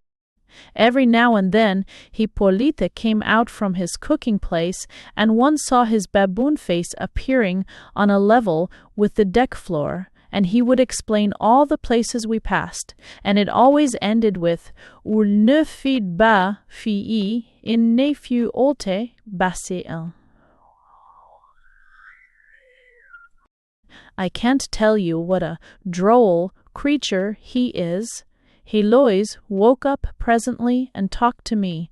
She said if it was not for the Tournelles she could not stand the Château de Croixmare and Victorine. It appears, too, that when in Paris, Godmamma always drives in the Bois at the wrong times and will have her opera box on the nights no one is there, and that irritates Héloïse. I can't think why Papa and she were such friends. I don't believe if he had been alive now, and accustomed to really nice people like you and me, he would have been able to put up with her. I shall post this directly we land.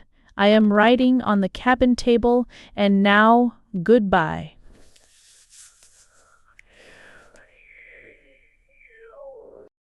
Caudebec.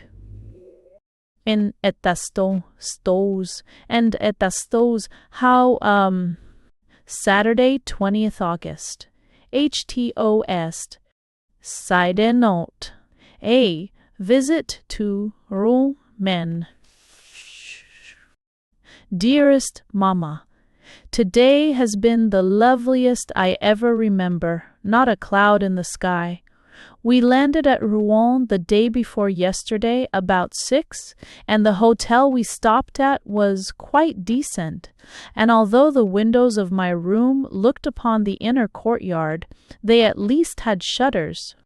I wanted to go and see the marks the flames of Joan of Arc's burning had made on the wall, but everyone was so hungry we had to have dinner so early there wasn't time. I had 2 helpings, and just as we were finishing, the Vicomte and Antoine came in from the station. They aren't in uniform now, but their hair does stick up so, and somehow their clothes don't look comfortable. I likes them in uniform best. Madame de Vermandois talked to Antoine across the table quite a lot. That is the only way one may speak directly to a person, it seems. After dinner, we went in search of some place of amusement, but there was no theatre open, so we had to content ourselves with a walk along the quay, and then we came back and drank syroba. It is so sweet and nice, and you can have it raspberry or gooseberry or what you like, and I am sure if the people in England who drink nasty old ports and things could have it, they would like it much better. The Baron calls all the men by their end names like Tournelle, Croixmare, and everyone is very devoted to her, and I dare say she is even older than you, Mamma. Isn't it wonderful?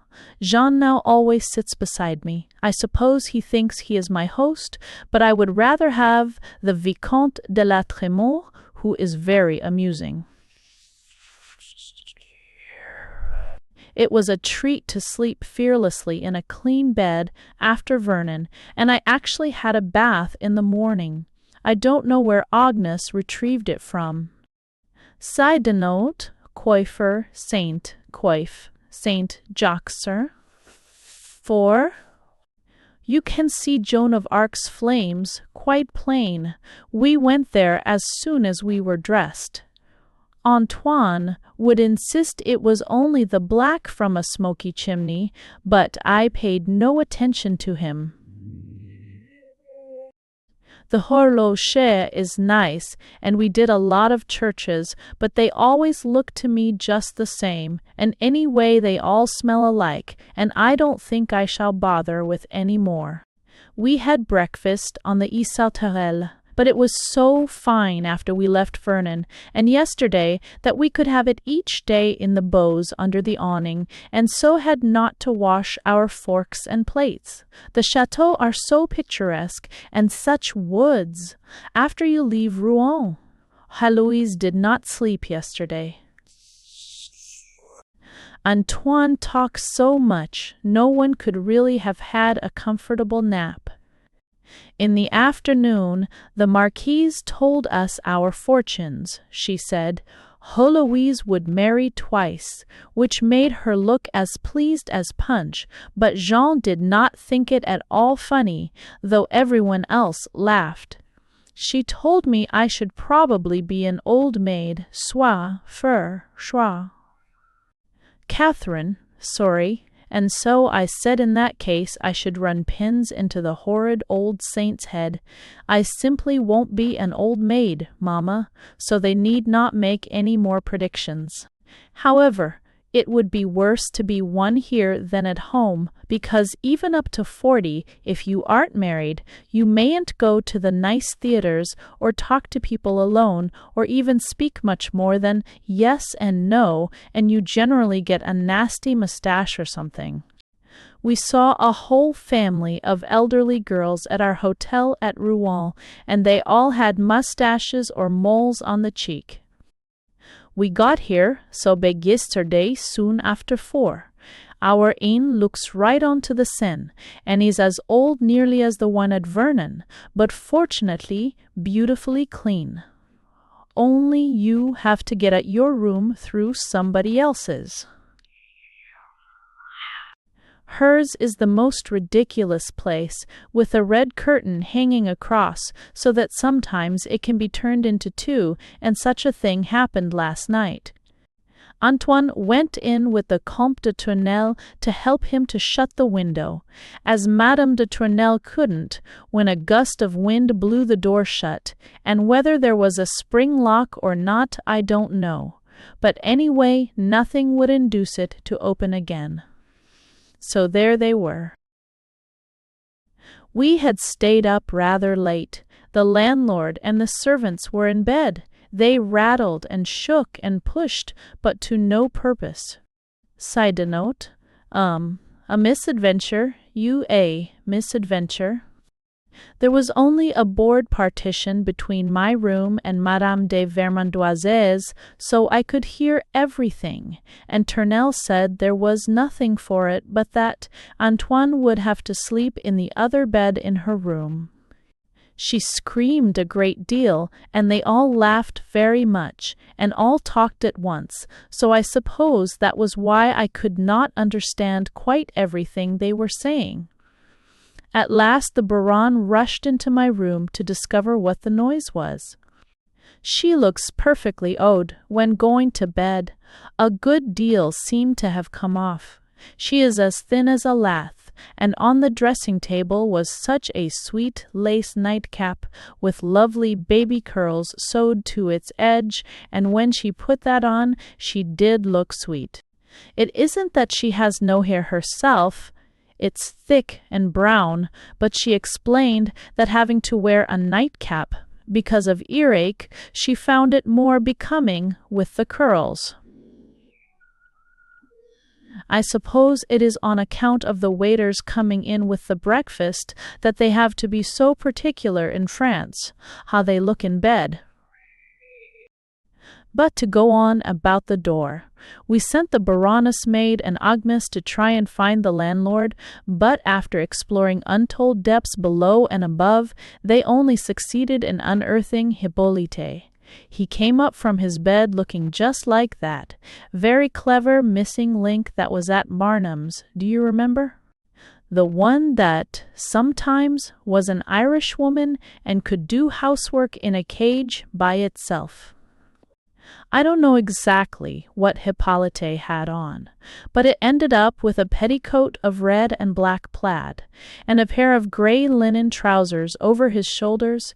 His whiskers and hair were standing straight on end, and his shaved bits were bluer than ever at night.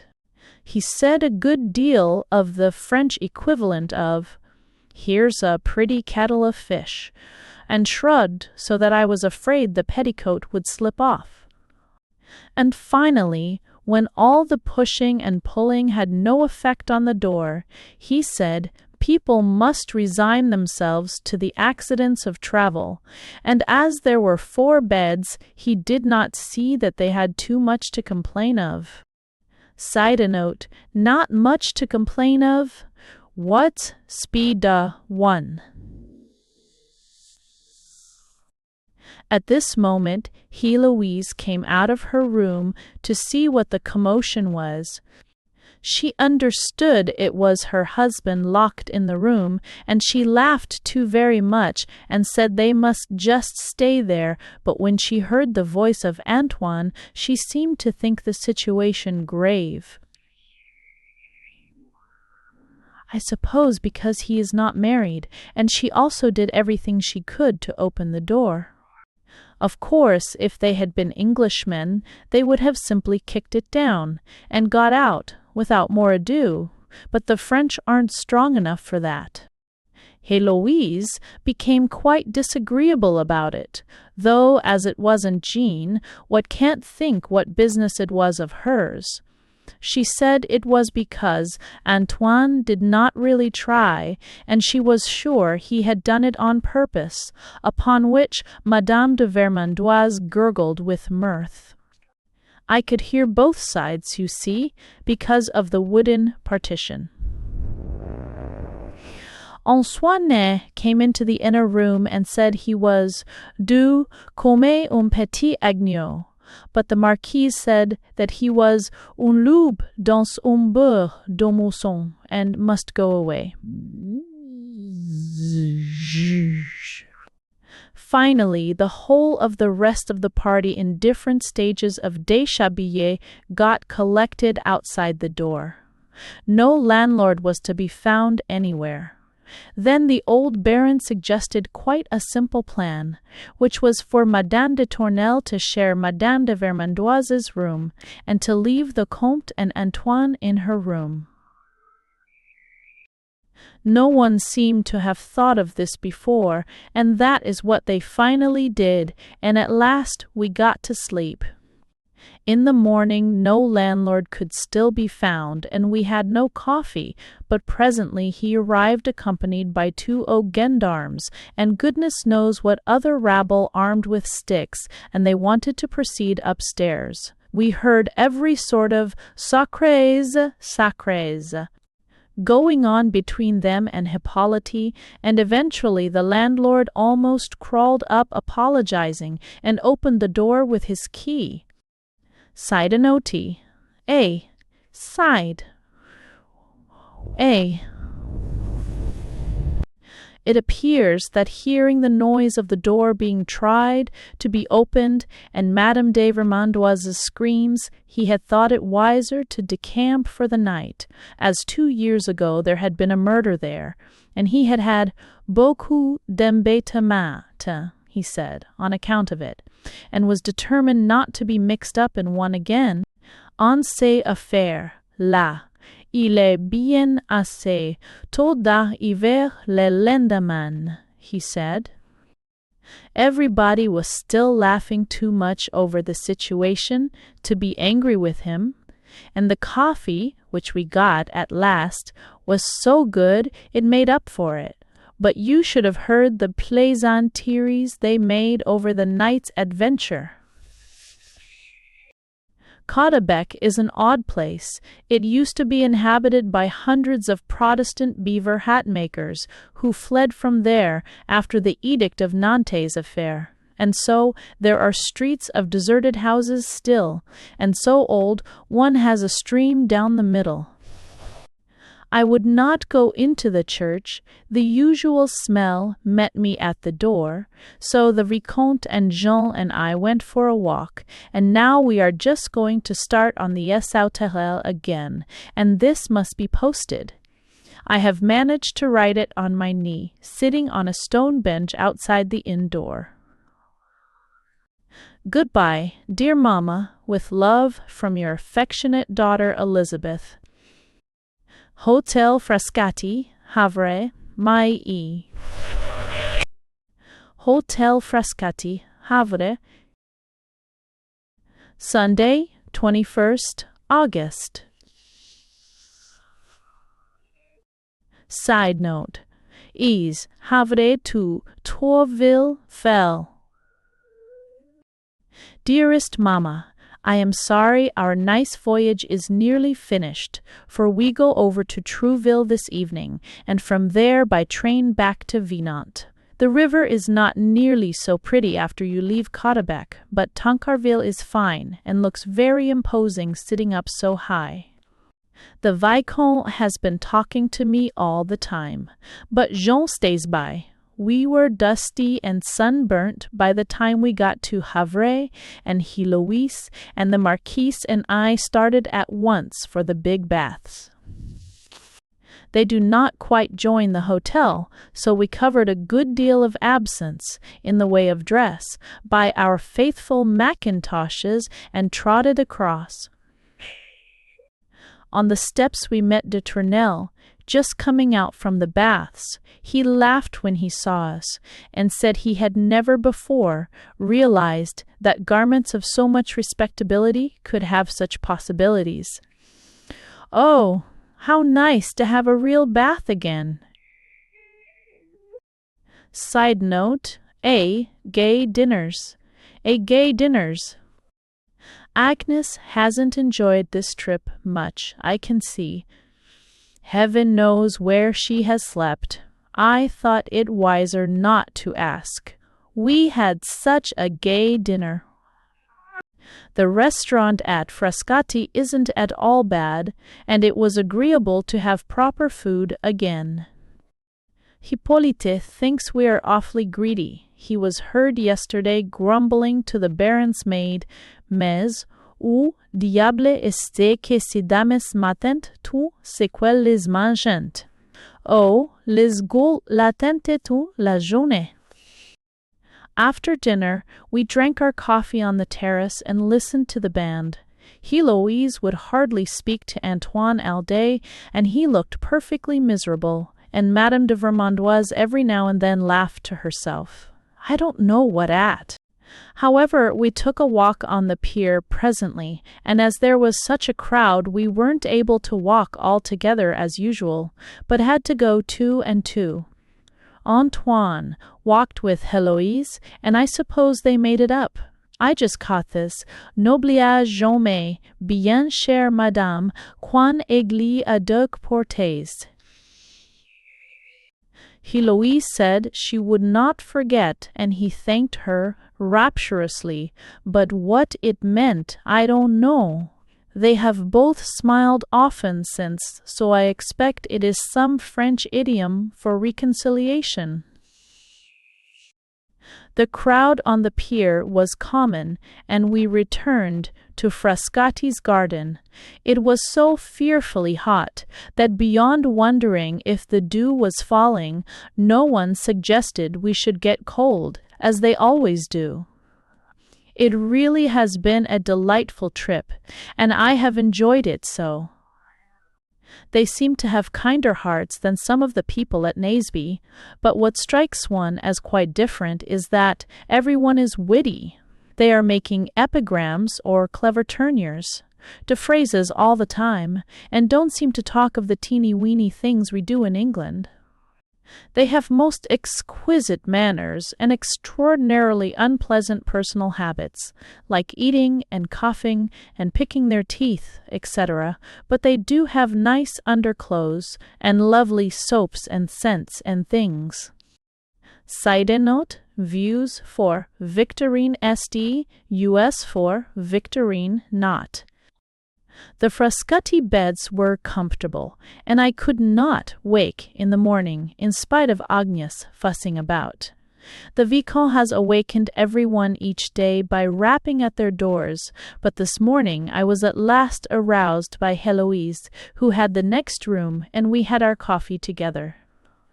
She says she does hope soon to get Victorine married, and that they have a nephew of the Baron's in view, but he has not seen her yet.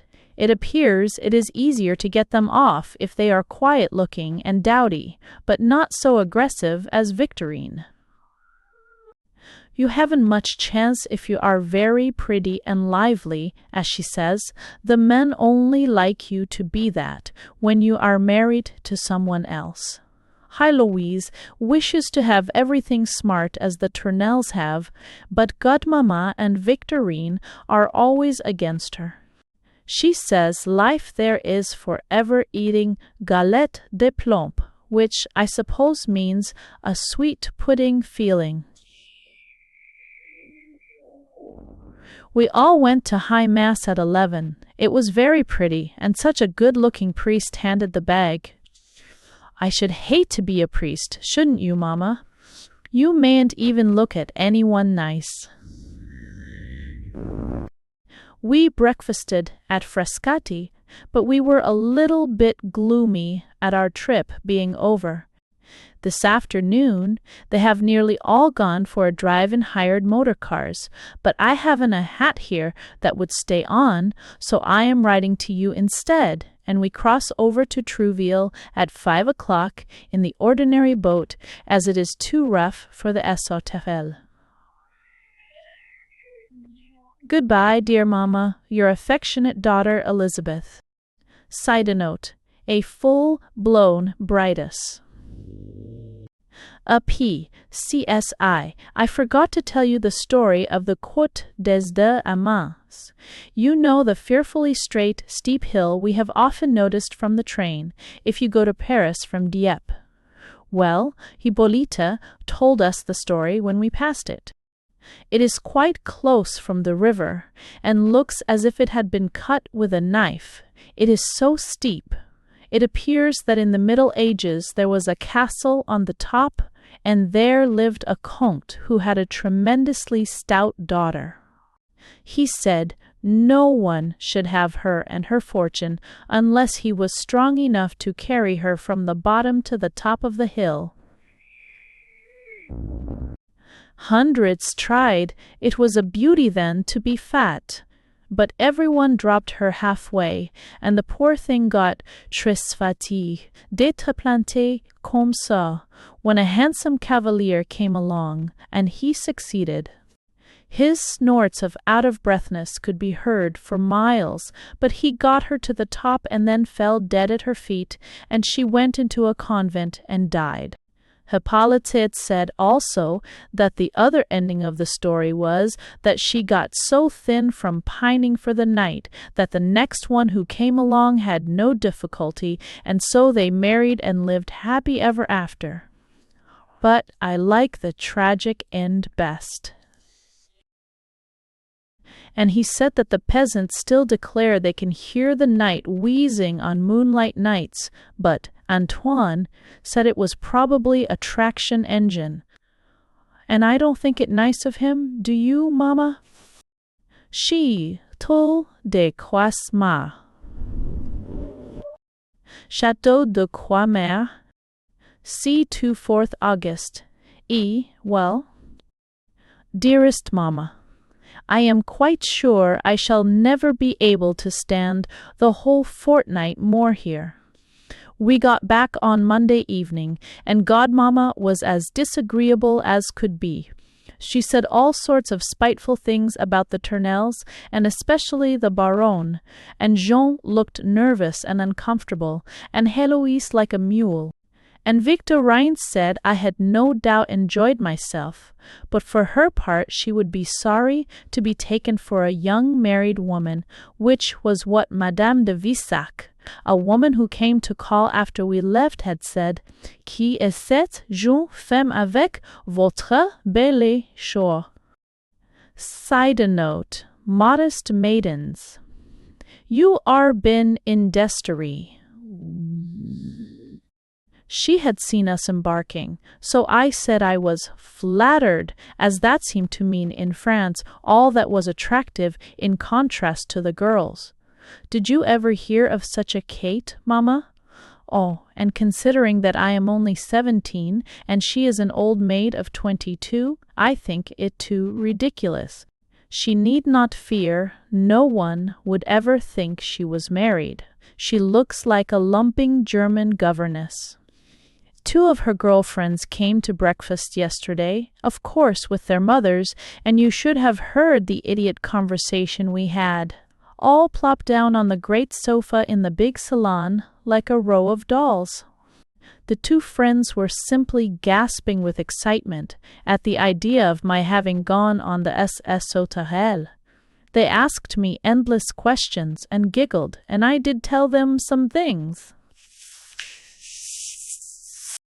They asked also about England, and was it really true that when we went to a ball we stayed with our jounseux till the next dance? I said I had not been to a ball yet, but had always heard that is what one did. One of the friends is quite nice looking, but with such dirty nails. It appears you don't wash much till you are married. It is not considered bien vu, in fact, rather lancé, and you can't have fine underclothes. It is all got to be as unattractive as possible, and that shows you are as good as gold and will make a nice wife. Sidenote, the Tolvi Casino Sieno. But it must be a bother picking up a taste for having baths and things afterwards, if it isn't from instinct. Don't you think so, Mamma? And I am glad I am not French. It is even eccentric if you sleep with your window open. Heloise screamed at me for that. They all assure me it gives sore eyes, besides encouraging an early grave. I said at last that in England we slept the whole summer in the open air. I was so exasperated, and they would believe anything. Oh, I wish we were back on the Sauterelle, which reminds me I have never told you anything about Trouville. The whole place was full of such beautiful ladies and such nice clothes. They must all have been married. Their things were so becoming. The Vicomte seemed to know them well, and they all spoke of them by their Christian names, such as Voilà, Blanche Danton, or Si, or Son, Sia, something else, as we passed them, but none of our party bowed to the really pretty ones, which I thought very queer if they knew them well enough to speak of them by their Christian names. I remember you always told me never to do that. I mean to use people's first names in speaking of them if you are not acquainted with them. But evidently it is different here. The Tournelles and all the others did stop to speak to heaps of duller-looking people, and everyone tried to persuade us to stay and go to the races. We went to the casino in the evening and saw a piece. It was boring. We had 2 boxes, and they kept talking to me all the time, so I really could not pay much attention to the acting. Down below us was the Marquis de Vermandoise's brother-in-law, with a rather dowdy little woman. They talked a great deal about him, and the Marquis said it was just like his economy to go to Trouville with such une espèce de petite fagoté bon marché. So I suppose it was some poor relation he was treating, but they seemed very good friends, as he held her hand all the time, quite forgetting the people up above could see. Then we played Petit Chevaux, and I won every time. I do like it very much. Side note, A. Bathing party, A. But we came back to Vinant by the 2 o'clock train, but first we went to bathe. I was really annoyed at having to have a hired dress, a frightful thing, and weighing a ton. The Marquise and the others had brought theirs on the chance of our having time for a dip.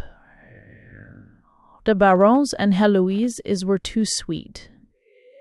The Baron's cap had the same kind of lovely little curls round it that she wears at night, but she is a great coward, and hardly went in deeper than her ankles, in spite of all the entreaties of Antoine and the Vicomte. The Marquise de Vermandoise looks splendid in the water, just like a goddess, and her bathing dress was thin enough red silk for us to see how beautifully she is made. The splashing about seemed to make her so gay, she kept putting her tongue into the gap where her tooth is gone, and looked so wicked they would all have swam anywhere after her. She and de Tournelle went out a long way to a boat, and they did seem to be having a good time. I wish I could swim like that. Heloise and Antoine made La Planche together. It is simply floating, only you have someone to hold you up in case you float out too far. The Vicomte wanted to teach me, and as I was getting rather tired of pretending to swim with one leg down, I tried, and it feels lovely, and we did laugh so over it. At last, the Baronne came out quite up to her knees to call to us, Trémors, c'est défendu de faire des bêtises. I suppose she thought he would let me drown. Jean and the Comtesse de Tournelle watched us from the flage. The old Baron swims splendidly and went quite out of sight. Hippolyte was waiting among the other servants with our peignoir, and presently he clapped his hands to ensure attention and shouted, "Ah, ne faut pas Madame la Baronne, rasparquer Madame la Baronne, ou raspieds, allez pong." Side note, end of the trip, of the way. I am glad my hair curls naturally, because I laughed so at the face of Hippolyte, gesticulating at the Baron, that I did not pay attention to a wave, and it threw me over, and I went right under water. He apologized and said it was his fear that I should drown, but we were only up to our chests in water, so I don't believe it a bit. After that we came out, and it is just as well one has a peignoir to put on immediately, as the bathing gowns are so tight and thin, when wet they look quite odd. There were hundreds of other people bathing too, and some of the dresses were so pretty. One was all black and very tight, with red dragons running over it, and she had a gold bangle on her ankle. I wish we could have stayed longer. It was so gay. In the train coming back, we played all sorts of games. Jean and the old Baron went smoking, and we ate squashed into the same carriage so as not to be separated. We had to go right up to Paris, as the express does not stop at Vinant, and then back again. Yesterday those tiresome girls came to Déjeuner, and today we go to pay another visit of ceremony at the Tournelles' to thank them for our nice trip.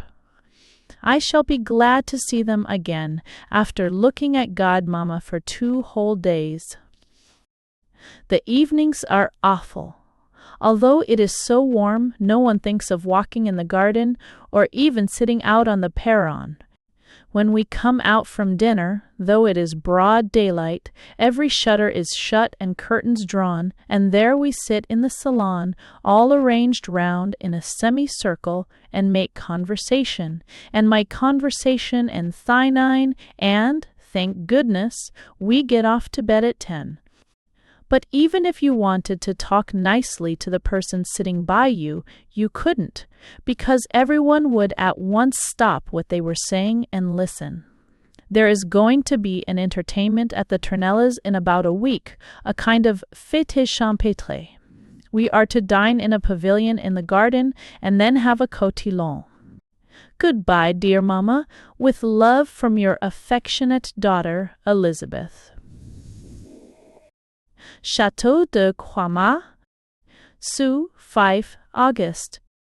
Sídenal Squama Agenis, Ken Azei. Dearest Mamma, the longer I stay here, the more glad I am that I am not French. Victorine is going to be shown to her future fiancé today, but I must first tell you how it came about. We went to Château de Tournelle yesterday to pay our visit. Godmamma, Victorine, and I in the Victoria, and Jean and Héloïse in the phaeton. They were in the garden playing tennis with a party of friends from Versailles, and among them, of course, the Vicomte and Antoine. They were all so glad to see me, and the Baronne called me her chère petite, and kissed me on both cheeks, as if we had been parted for months. The Vicomte, when he had done putting his heels together, and bowing to Victorine and me, and kissing Héloïse's and Godmamma's hands, managed to get in a lower voice, that his ride from Versailles now seemed to him to have been very short, upon which Victorine at once said, with the expression of a terrier whose ears are suddenly cocked up on the alert, he bowed more deeply than ever, and said that he was saying it was a long ride from Versailles. So you see that Frenchmen are not truthful, Mamma. Well, fin. Si, no, an untruthful Frenchman. In Usperby, hor.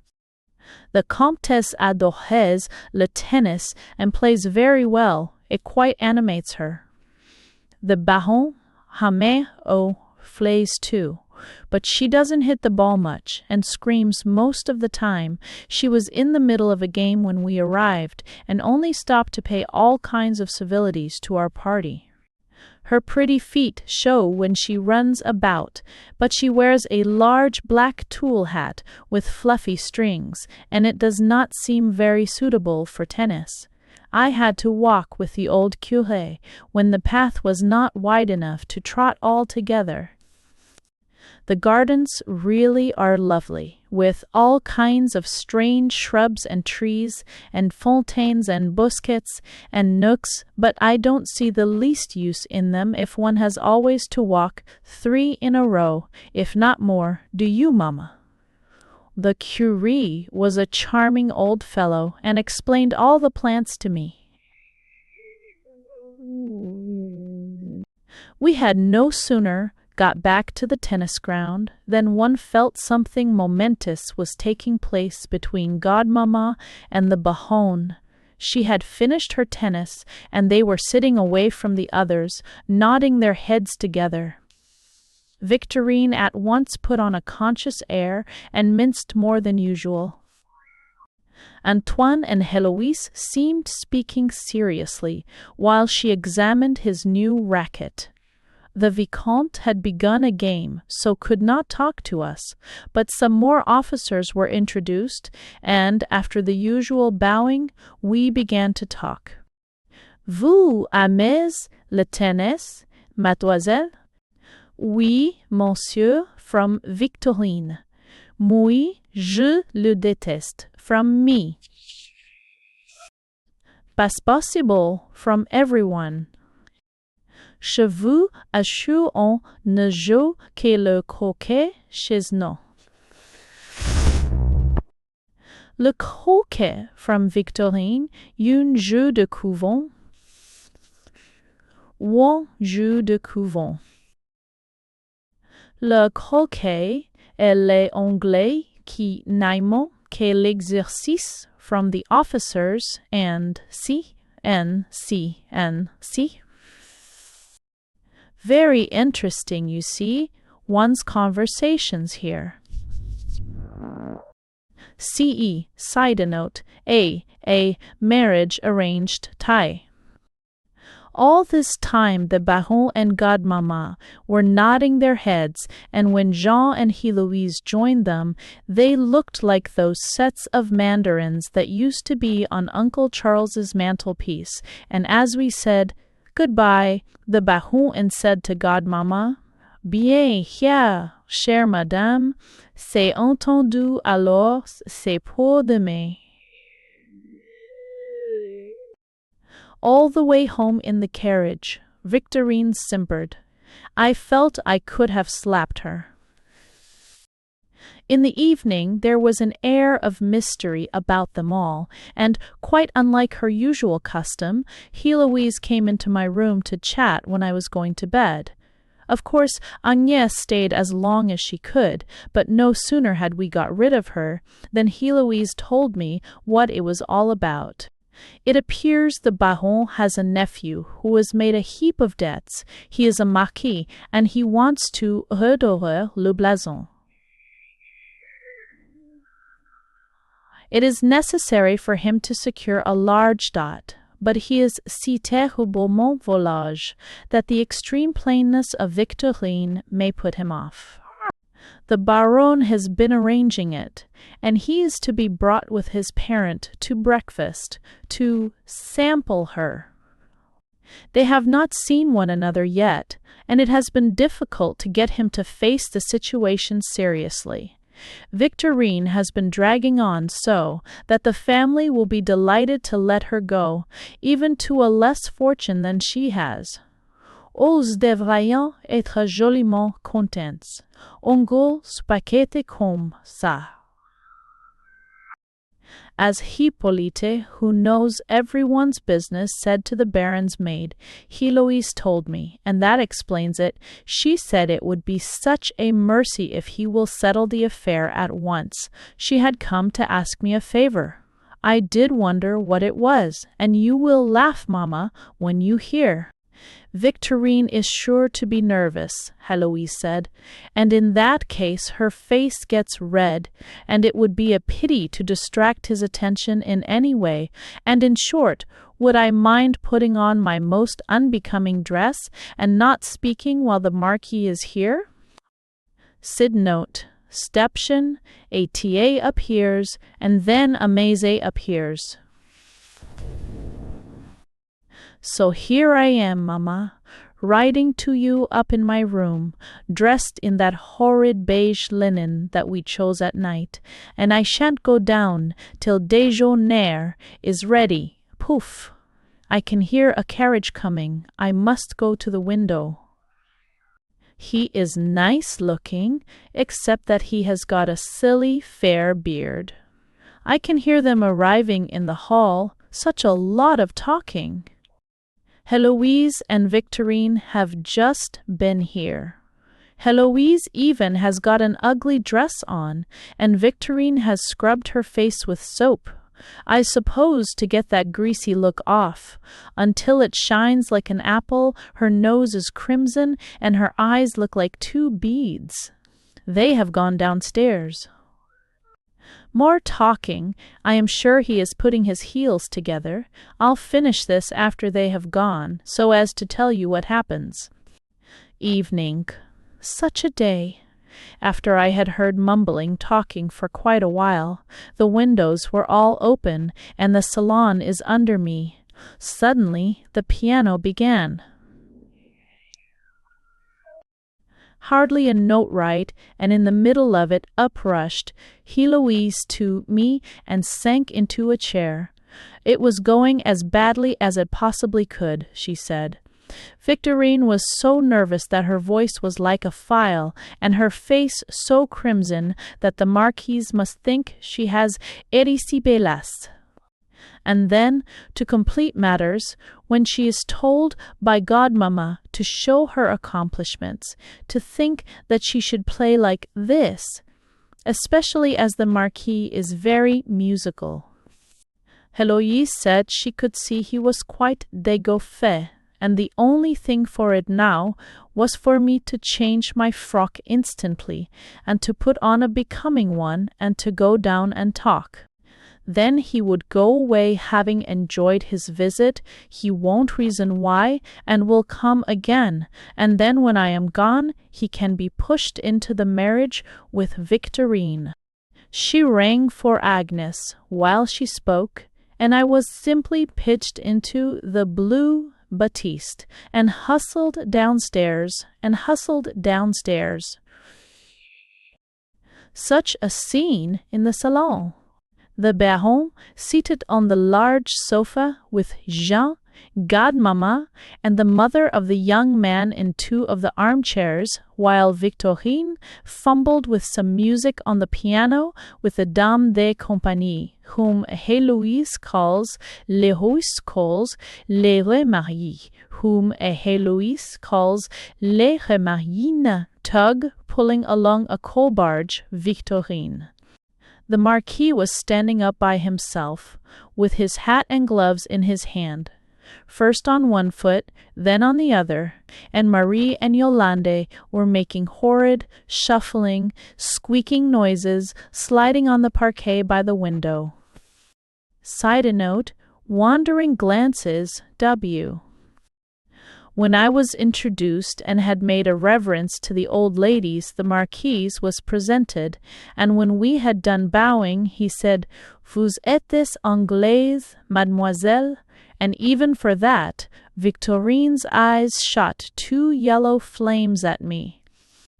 Héloïse nipped my arm to tell me to talk, so of course everything went out of my head, and I could only think of, "Oui, monsieur." Just then breakfast was announced, and we all went in arm, Godmamma and the Marquis together.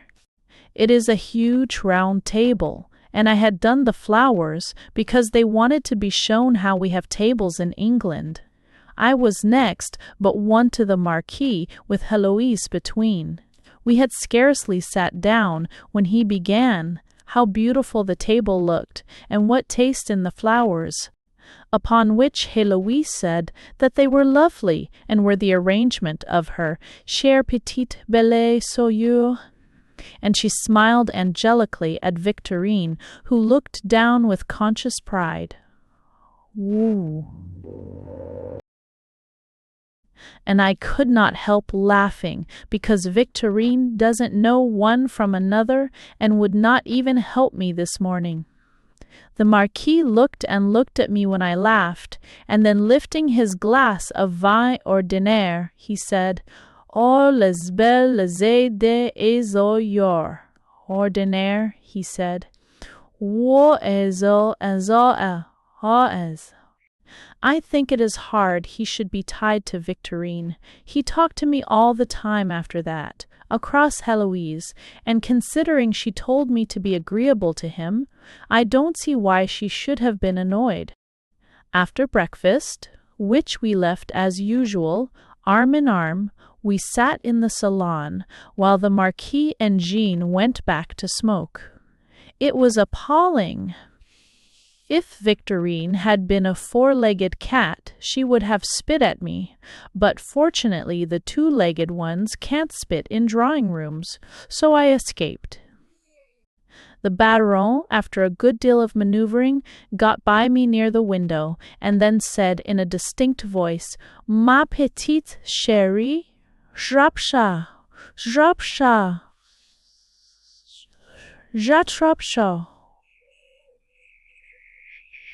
Bo. Side note, a lecture on duty, a lecture on duty. As soon as we were out of earshot, she began to scold me. Why had I attracted the Marquis? How naughty of me, when it was essential. His debts should be paid, etc., etc. If she had not been so nice, I should have been furious, and you can see, Mamma, how impossible to understand them. It is to be told one moment to be nice, and then, when one is, to be scolded. I just said as respectfully as I could that I had done nothing, and that Heloise had told me to do it, and the reason why. That made the Baronne think a little. I am sure she wished for the advice of Hippolyte, but the end of it was that she asked me how much as the dot you were going to allow me. I said I did not know, and that seemed to stump her. At last she said she supposed, as we were people of consideration, and that I was the only child, it would be something considerable.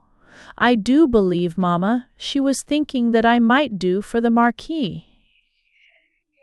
It was only a question of having his debts paid. It did make me cross, just as if I would dream of marrying into a nation that eats badly and doesn't have a bath except to be smart. Think of always having to shout across the table, day after day, and never to be able to do anything except by rules and regulations, and the stuffy rooms and the 8 armchairs. I saw myself, and probably ending up with a mustache, or an embonpoint, or something like that. The Baronne at last patted my hand, and said, well, she supposed I had not meant anything, but that I must leave the Marquis alone, and turn my attention to Gaston, the Vicomte, who was really in love with me.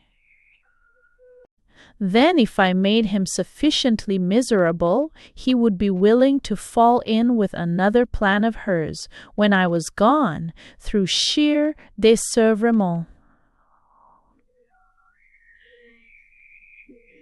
So you see, Mamma, they look upon me as a regular catspaw, and I won't put up with it.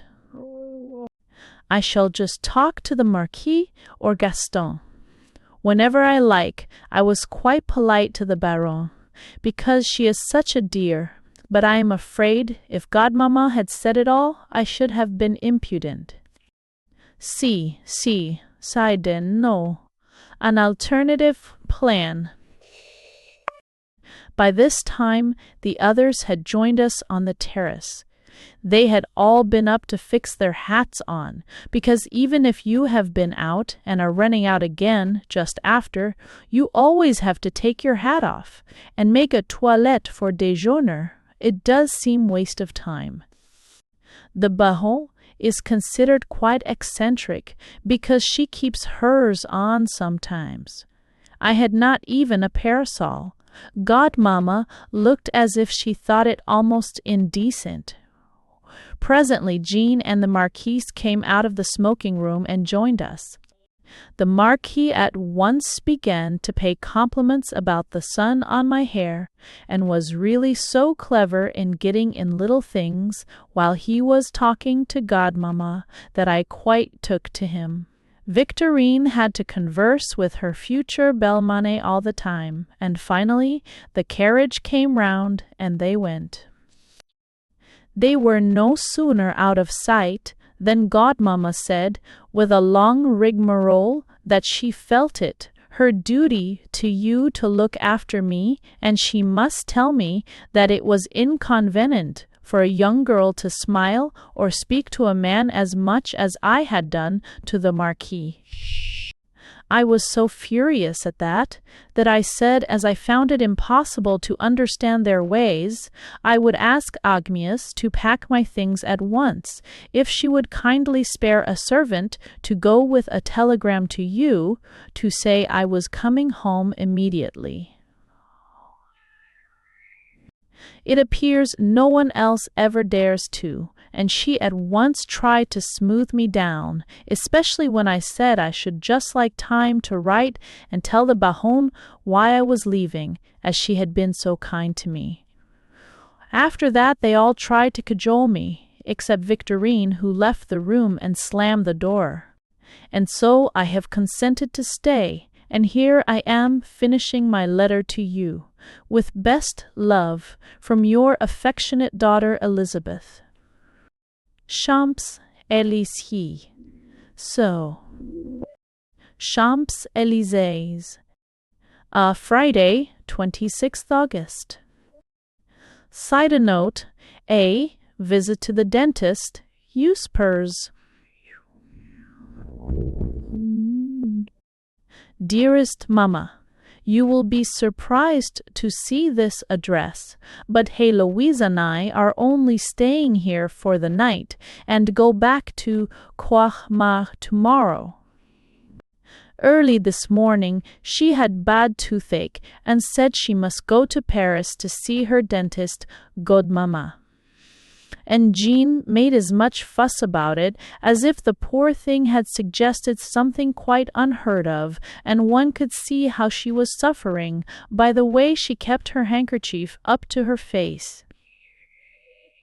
Godmamma said she could not possibly accompany her, as she had to pay some important calls, and Jean had promised to be at Saint-Seine, Germain to see some horses with the Vicomte, so Héloïse suggested I should go with her, and that we should stay the night at the appartement in the Champs-Élysées, so that she could have 2 appointments with Adam the dentist. She has such beautiful teeth, it seems hard that they should ache, and I felt very sorry for her. She left me to go on with the maids and luggage to the Champs-Élysées, while she went to see Adam. Paris looked out of seasonish and full of Americans as we drove through. I am sitting in the little salon now, waiting for her to come in, and I have got awfully tired just looking out of the window. Everything is covered up with brown holland, but I dare say it is nice when they are here. The tapestries are beautiful, so is the furniture, judging by the piece I have lifted the coverings from. If she does not come in soon, I shall go for a walk with Agnès. C.N.O.T. Paris in August. 9 p.m. Héloïse came in just as I was writing this morning, and we had a scrappy kind of déjeuner on the corner of the dining-room table. Then she said we had better go to her couturier in the Rue de la Paix. She seemed all right now and said, Amista. Adam had not heard her much, and that she was to go to him again tomorrow morning. I always like Paris even out of the season. Don't you, Mamma? It is so gay. We had a little victoria and rushed along, not minding who we ran into, as is always the way with French cabs. When we got to Paquin's, there were nobody but Americans there, and everyone looked tired. Héloïse tried on her things, and we went to Caroline's for some hats. Ha! They were too lovely, and Héloïse gave me a dream. It's an owl lighting on a cornfield, which perhaps is a little incongruous, as they only come out at night, but the effect is good. After that, she said she felt she should like to go and see her confesseur at the Madeleine, and we started there on the chance of finding him. She kept looking at her watch, so I suppose she was afraid he would be gone. We stopped at the bottom of the big steps, and she said if I would not mind waiting a minute, she would go in and see. I always thought one only confessed in the morning, but she seemed so anxious about it that perhaps if you have anything particular on your mind, you can get it off in the afternoon. It might have been the stories she told about Victorine's liking flowers. I thought she would never come back. She was such a time, quite 3/4 of an hour, and it was horrid sitting there alone, with every creature staring as they passed. Directly after she went in, I caught a glimpse of Antoine in a coupe, going at a great pace, but I could not make him see me before he had turned down the street that goes to the back of the Madeleine. I wish he had seen me, for, although I never like him very much, he would have been better than nobody to talk to. I believe I should have even been glad to see Lord Valmond. At last I got so cross, what with the people staring and the heat and the smells, that I jumped out and went to look for Heloise in the church. She was nowhere to be seen, and I did not like to peer into every box I came to, so at last I was going back to the cab again, when from the end door, that leads out into the other street at the back, the Rue Tronchet, she came tearing along completely l'essoufflée. So I suppose there must be some confessing place beyond. She seemed quite cross with me for having come to find her, and said it was not at all proper to walk about a church alone, which does seem odd, doesn't it, Mamma? As one would have thought if there was any place really respectable to stroll in, it would have been a church. Side note, see, search, etiquette, sir, wash, bowl. I told her how bored I was, and about Antoine passing, and how I had tried to make him see. She seemed more annoyed than ever and said I must have made some mistake, as Antoine was not in Paris. She was awfully shocked at the idea of my wanting to speak to him in the street, anyway, and said I surely must know it was the custom here for the men to bow first. She was altogether so cross and excited and different that I felt sure her Bickenfizzer must have given her some disagreeable penance. We went for a drive in the Bois after that, and Héloïse recovered and was nice to me. We met the Marquise de Vermoise and a young man walking in one of the side allées, and when I wanted to wave to them, Héloïse pinched me and made me look the other way. And when I asked why, she said it was not very good form to see. People in Paris out of the season, that one never was sure what they were there for. And that I was certainly not to mention it either at Tournelle or Croix-Mare. Isn't this a queer country, Mamma? C denote morals and manners, way day, and T support. We drove until quite late, and just as we were arriving at the door, who should pass but the Marquis? He stopped at once and helped us out. Héloïse told him directly that we were only up seeing the dentist, and seemed in a great hurry to get into the porte cochère, but he was not to be shaken off, and stopped talking to us for about 5 minutes. He is quite amusing. He looked at me all the time he was talking to Héloïse. I am sure, Mamma, from what the people at Naseby talked about, he would have asked us to dine and go to a play if he had been an Englishman, and I told Héloïse so.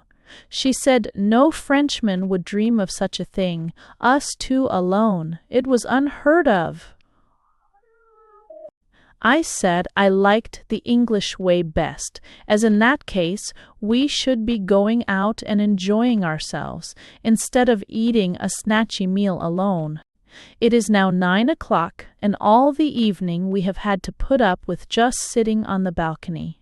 It has been dull, and I am off to bed, so good night, dear Mamma. I shan't come up to Paris with French people again in a hurry. Château de Croix-Mare. Château de Croix-Mare. Monday, 29th August. Side note, the sights of the foyer. Dearest Mamma, Oh, we had such fun yesterday. After Mass, the Baron sent over to ask if Jean, Héloïse, and I would go with them to the Foire at Lavonnière, a village about 10 miles off. It is a very celebrated foire, and in the last century everyone went from Versailles, and even now lots of people who spend the summer there attend. You go in the evening after dinner, and there are no horrid cows and things with horns rushing about, or tipsy people. Godmamma looked awfully severe when she heard of the invitation, but since the row, when they had to cajole me, she has been more civil, so she said I might go if Héloïse would really look after me, although if I was Victorine she would not have permitted it for a moment. Sit a note on a motor carsh. So, what E05. We left here about 6, and then picked up the party at Tournelle. They all went, the old Baron, and everyone, except the Marquise's mother. We dropped the brougham there, and went on with them in a huge motor car. That is another fad of the Baron's. It is lovely motor carrying. You get quite used to the noise and smell, and you fly along so it takes your breath away, even with your hat tied on with a big veil. You have rather the feeling you have got to screw up your eyebrows to keep it from blowing away. We seem to be no time doing the 10 miles. The Baron and Héloïse hate it, and never go in it except under protest. The Foire is just one very long street, with booths and merry-go-rounds and montagnes russes and all sorts of amusing things down each side. There are rows of poplar trees behind them, and evidently on ordinary occasions it is just the usual French road, but with all the lights and people it was gay. We stopped at the village inn, the Toison d'Or, which is famous for its restaurant and its landlady. In the season, the Duc de Cressy's coach comes here from Paris every Thursday. Hoiser Alais was there already. He had been sent on to secure a table for us. We had no sooner sat down under the awning than the Vicomte and Antoine and 2 other officers turned up. They had ridden from Versailles, which is near. Such extraordinary people sat at some of the tables. Families of almost peasants at one, and then at the next, perhaps 2 or 3 lovely ladies with very smart dresses and big hats and lots of pearls, and some young men in evening dress, and then some respectable bourgeois, and so on. I could hardly pay attention to what the Marquis, who sat next me, was saying. The sight was so new and entertaining. The tables had cloths without any starch in them, and the longest bread rolls I have ever seen. One of the beautiful ladies with the pearls used hers to beat the man next to her before they had finished dinner.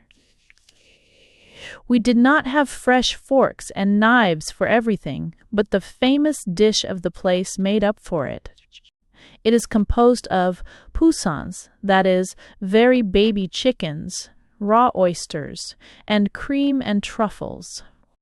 You get a hot bit of chicken into your mouth and think it is all right, and then your tongue comes against an iced oyster, and the mixture is so exciting you are stimulated all the time, and you drink a very fine old Burgundy with it, which is also a feature of the place. I am sure it ought to poison us, as oysters aren't in for another month, but it is awfully good. Side note, chevaux à galopier, au galopier, a habal, he is as ready of all sea rai, first side note, a no for baz. One of the strange officers is so amusing. He looks exactly like the young man the Marquise de Vermandoise was walking in the bois with, but it could not be he, as she seemed so surprised to see him at the foire, and said they had not met for ages. The Comte sat on my other side. He said I would be greatly amused at the booths presently, and was I afraid of a Montagne's Russes? That is only an ordinary switchback, mamma, so of course I am not afraid. When we had drunk our coffee, we started down the foire. There were hundreds of people of every class, but not one drunk or rude or horrid. It's still hisses a mai.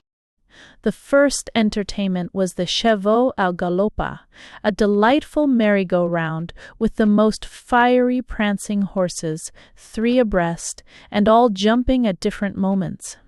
The Marquis helped me up, and Jean got on the other side. We all rode, except the Comtesse and the old Baron. It was too lovely. You are bounced up and down, and you have to hold on so tight, and everyone screams, and the band plays, and I wish you could do it, mamma. I am sure the thorough shaking would frighten your neuralgia away. I could have gone on for an hour, but there was such a lot to see. We could not spare the time for more than one turn. The Marquis whispered when he helped me off that his walk down the Champs-Élysées had indeed been fortunate, as he had seen me, and that it was he who had suggested to the Baron to come to the Foire. So of course I felt grateful to him. We walked all together, more or less, but Jean kept glued to my side, which was rather a bore. Only the Marquis or the Vicomte were always at the other side. C. denote the ennui of the lions CR, what's white in the denui of the lions. The next place we came to was a huge menagerie of clever animals with their dompteur, and cages of lions, bears, tigers, and sea. There were sets of seats before the cages where anything interesting was going on, and the audience moved up as each new dompteur came into the animals. We sat down at first in front of the tiger's cage, the Baron next to me this time. The creatures went through astonishing tricks and looked such lazy, great, beautiful cats. The handsome man was a handsome man, just the type they always are, with a wide, receding forehead and flashing eyes. They positively blazed at the brutes if they did not obey him instantly. I wonder why all tamers have this shape of head, I asked the Vicomte, but he did not know.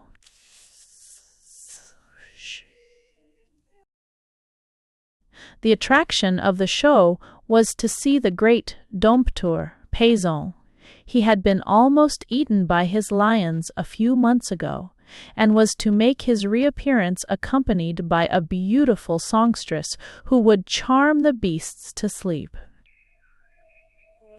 Payson was just like the other redompteurs, only older and fatter, and the beautiful lady was such a pet.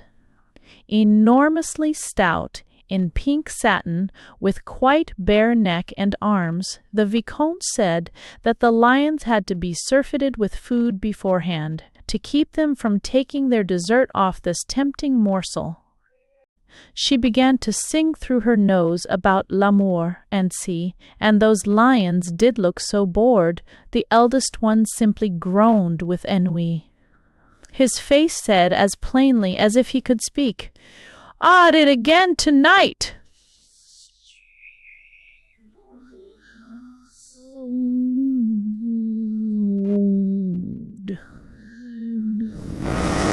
When the song was finished, the belle chanteuse stretched herself on 2 chairs, making herself into a sort of bridge for the animals to jump over. From our position, we could only see mountains of pink satin and bone point, and the soles of her feet. The lions had the greatest difficulty in jumping, not to kick her. "What a life, Mamma!" Then Pezan put his head right into the old lion's mouth, and so ended the performance. Side note: inspecting the machinery. When we got outside, a man was ringing a bell opposite to invite everyone in to see a woman with only a head. She could speak, he said, but had no body. The Baron insisted upon going in. It was a tiny cell of a place and crammed full. All the others said it was a fraud, but I thought it wonderful. Wonderful, wanted to go beyond the barrier and touch it, which was mean of him, I think. Presently, a villainous-looking old hag, who was exhibiting the creature, came over and whispered in Antoine's ear. I only caught 5 francs, but his face looked interested at once, and he and Jean disappeared behind the curtain, and the head disappeared too, so we went outside and bought fairings at the next booth. Pas la peine, très mal fait, said Antoine, so I suppose it was the machinery they had been examining. Ah! The next thing we came to was a sort of swing with flying boats, but no one was brave enough to try it except the Marquise and me, though all the men wanted to come with us. You sit opposite one another, and they are much higher than the ones in England. Jean would come with me, though I wanted the Vicomte, so I was glad it made him look quite green. It chanced that Antoine was beside me as we walked to the pistol booth, so I asked him if he had been in Paris on Friday, and he looked so hard at me you would have thought I was asking a state secret. But he said that, alas, no, he had been detained at Versailles. So it could not have been him after all. There must be a lot of French people exactly alike. I never keep making these mistakes in England. Have you ever fired off a pistol, Mamma? It is simply horrid. The pistol booth was next after the fairings shop, and the prizes were china monsters and lanterns and silly. La Comtesse is a splendid shot, and hit the flying ball almost each time. She is such a quiet little thing, one would not expect it of her. The Baron made a lot of fuss and said she knew it would kill her, until Hippolyte, who was behind the party with her cloak, said, Madame la Baronne doit essayer, c'est nécessaire que toutes les belles gens dames sachant comment se défendre. And she fired off the pistol at last with her eyes shut, and it was a mercy it did not kill the attendant. The ball lodged in the wall just beside him, so we thought we had better leave after that.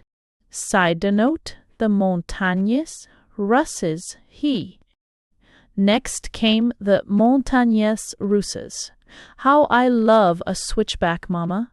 If I were the Queen, I would have a private one for myself, and my particular friends round Windsor Castle. I could go on all day. The Marquis and the Vicomte kept so close to me that Jean could not take the seat beside me, as I saw he intended to, and then the other two made quite a shuffle, but the Vicomte won. I looked round to see, and every one was having her arm held. But I don't believe the Vicomte need have gripped mine quite so tight as he did. We had 3 turns. Next time the Marquis was beside me, and he was more violent than the Vicomte. So, when it came to the last, and Jean scrambled in and began to hold tighter than either of the others, I just said my arm would be black and blue, and I would rather chance the danger of falling out in a seat by myself than put up with it. I can't see why people want to pinch one, can you, Mamma?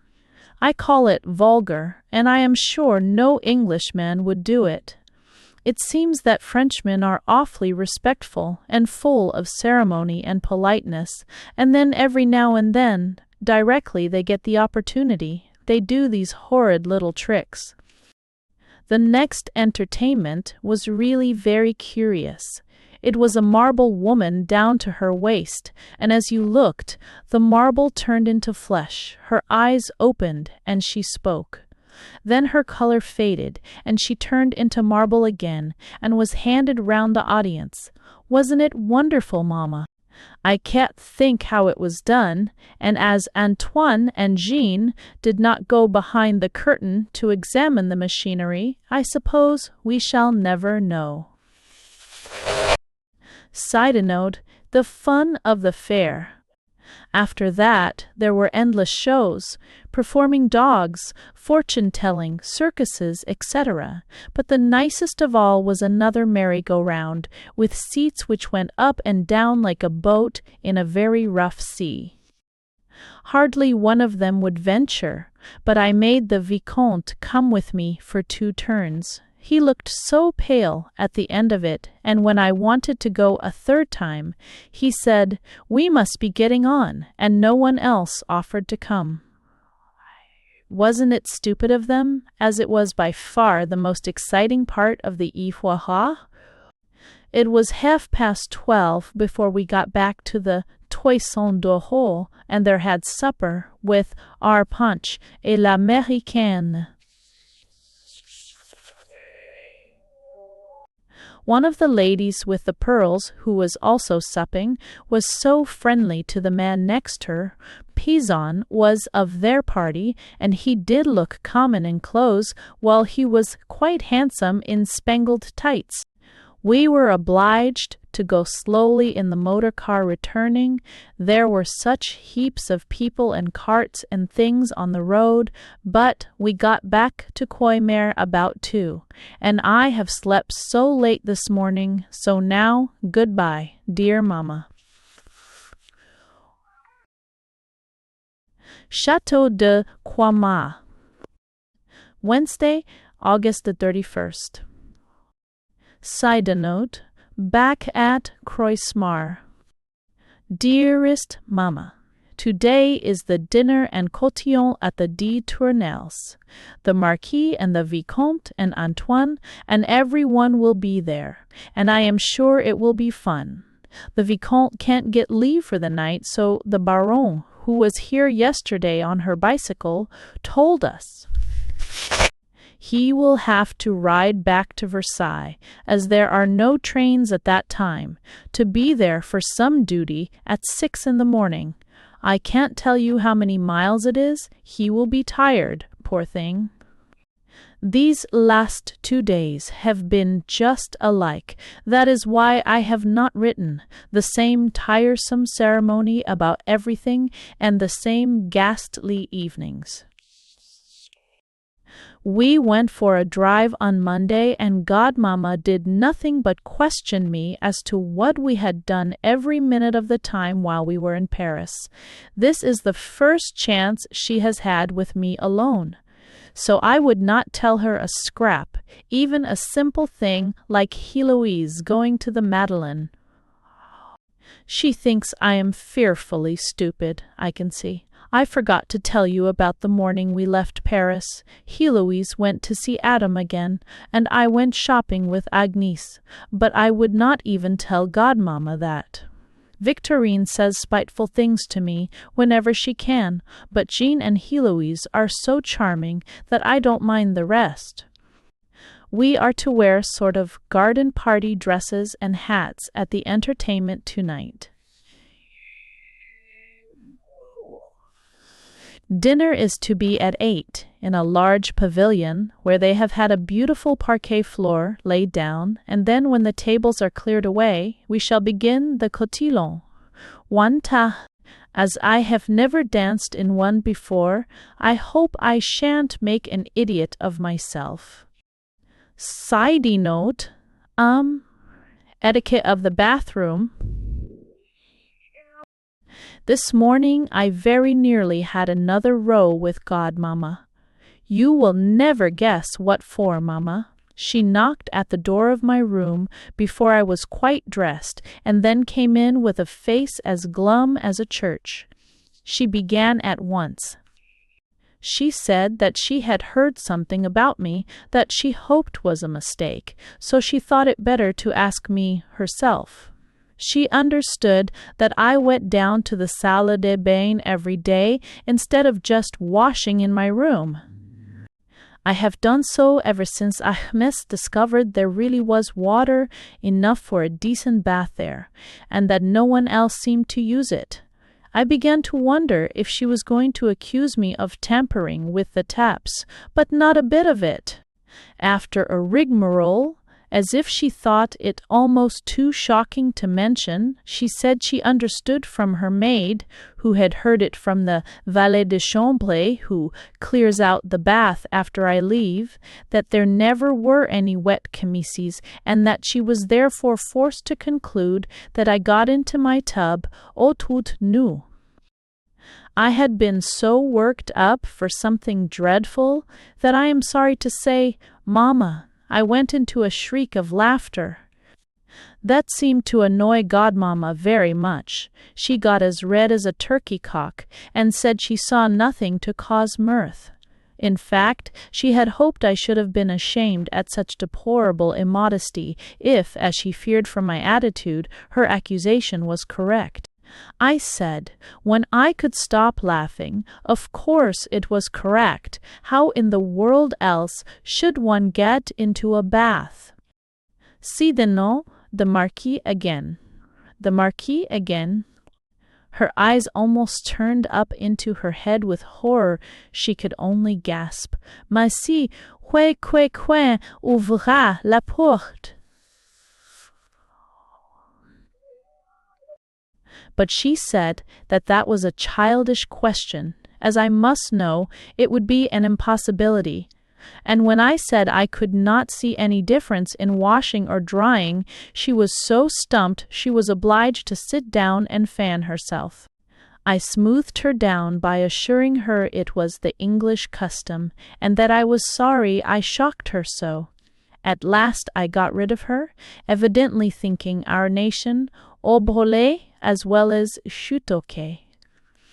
Now aren't they too odd, Mamma? I suppose a nice big bath is such a rare thing for them that they are obliged to make as much fuss as possible over it. One would think they received company there, dressing up like that. Heloise and the smart people wash all right. It is only the girls and the thoroughly goody ones like Godmamma who are afraid of water. 5. 30 sp. M. Certi. It's 2 auth certi RR. The Marquis came over from Tournelle with a note from the Baron after déjeuner today. I happened to be getting some music out of the big salon for Héloïse when he arrived. Louis, the valet who showed him in, did not catch sight of me as I was behind the piano, or he would certainly have taken him somewhere else. He began at once, after putting his heels together, to say a lot of compliments and things.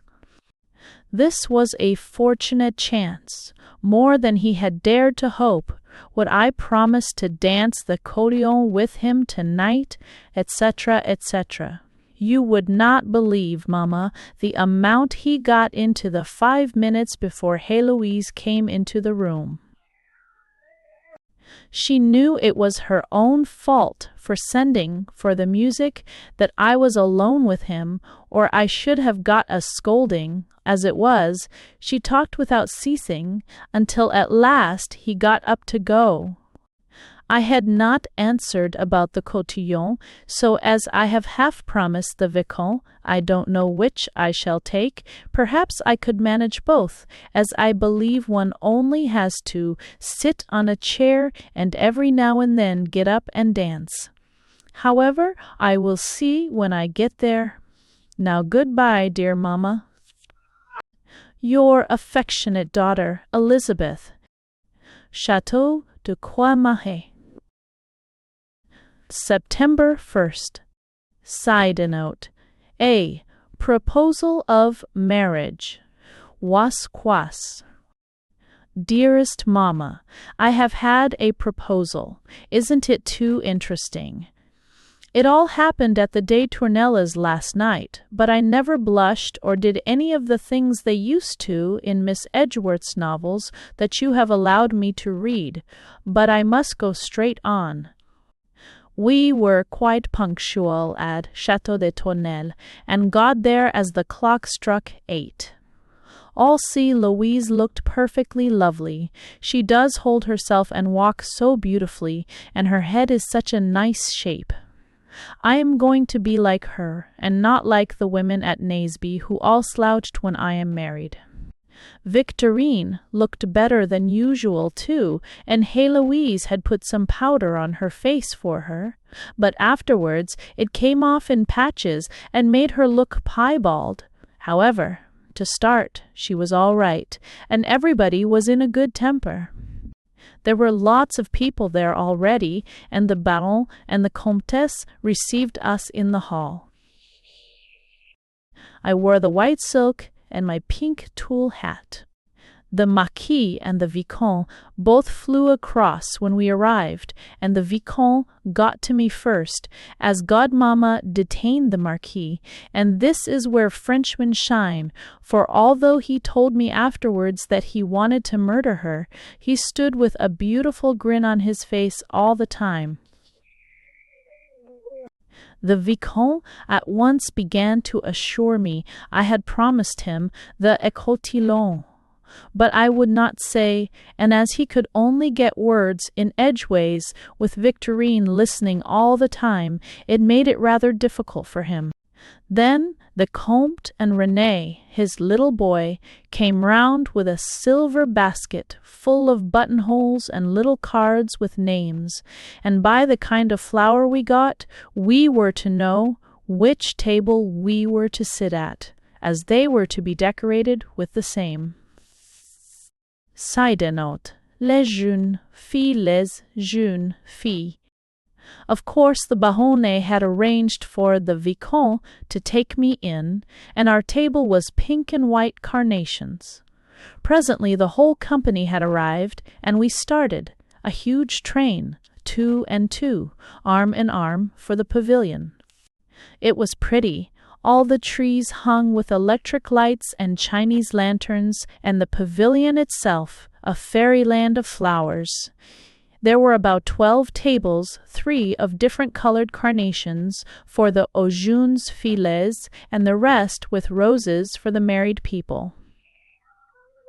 Godmamma thought it most imprudent separating them like that, and would hardly let Victorine sit down so far away from her until she saw the daughter of the Princesse d'Atarine at the same table. Victorine went in with another officer from Versailles, in the same regiment of chasseurs as the Vicomte. He was like a small black monkey. The Marquis sat with the Comtesse at her table, and Godmamma and the other boors had a table with the old Baron, etc. The Baron had quite a young man next her. I expect she could not do with the chaperons and the old gentlemen. Most of the girls at our table were either ill at ease or excited at the unusual pleasure of being without their mothers, and at first no one talked much. The French country people are almost as frumpy as the English, only in a different way, but many of the guests were very smart, and of course had come from Paris. The Vicomte did say such a lot of agreeable things to me, and the others were so occupied with their one chance of talking to a young man that they did not listen as much as usual. He said he had never spent such an agitated night as the one at Vernon, so I said no, the fleas were horrid. He said he had not meant hustem. He meant that the sight of my beautiful hair hanging down had caused him une grande emotion, grande emotion. There was an oldish girl next to him whom he knew. She has coiffed St. Catherine for several years now, and was put at our table, I believe, to be a kind of chaperone. She happened to be listening just then, as her partner would talk to Victorine's friend, the pretty one with the dirty nails, who was at his other side. She caught the word fleas, and at once asked what we were talking about. Un sujet si désagréable, she said. I said it was about our journey on the Zère Sauterelle, where at Vernon, Monsieur de la Trémors had been so badly bitten by the fleas that they had given him silly dreams.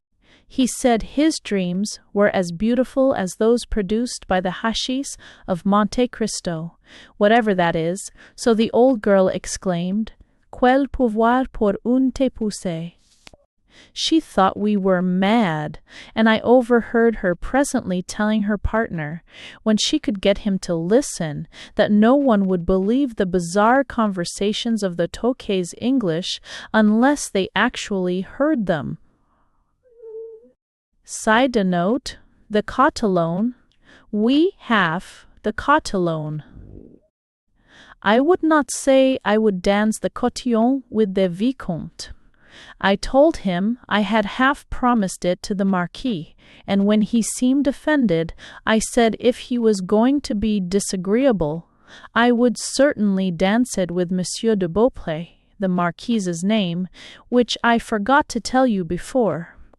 I remember hearing Octavia say once that it never did to make oneself easy to young men, that the more capricious one was the better, and you know how nice Octavia is, and I meant to be like her. He went on imploring, so I told him that I had come there to enjoy myself, not to amuse him, so I should just dance with whom I pleased, or not at all if I happened not to want to.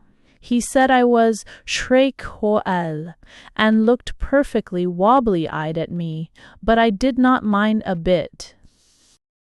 As dinner went on, all the girls began to talk and to get excited and laugh, and everyone was so gay. But I could see Godmamma craning her neck with anxiety and disapproval, and I am sure if it had not been for the Princess de Hautevin being at her table, she would have jumped up and clawed Victorine away.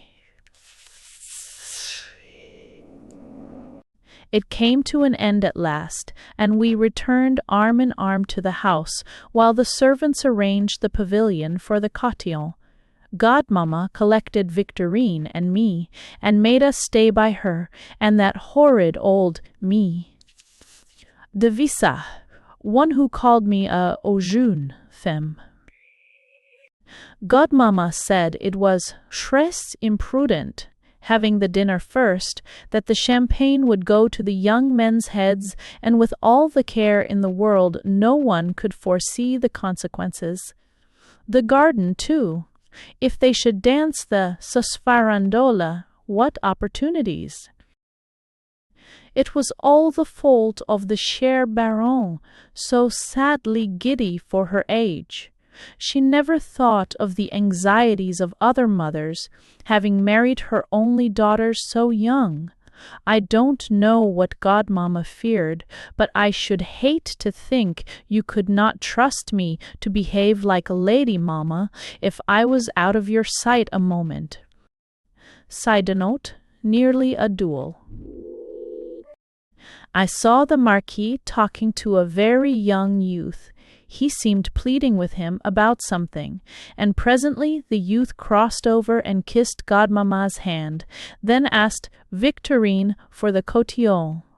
She looked furious, but she was obliged to say yes, as no one else had asked her. It was getting late, and the Marquis was busy speaking to some other ladies.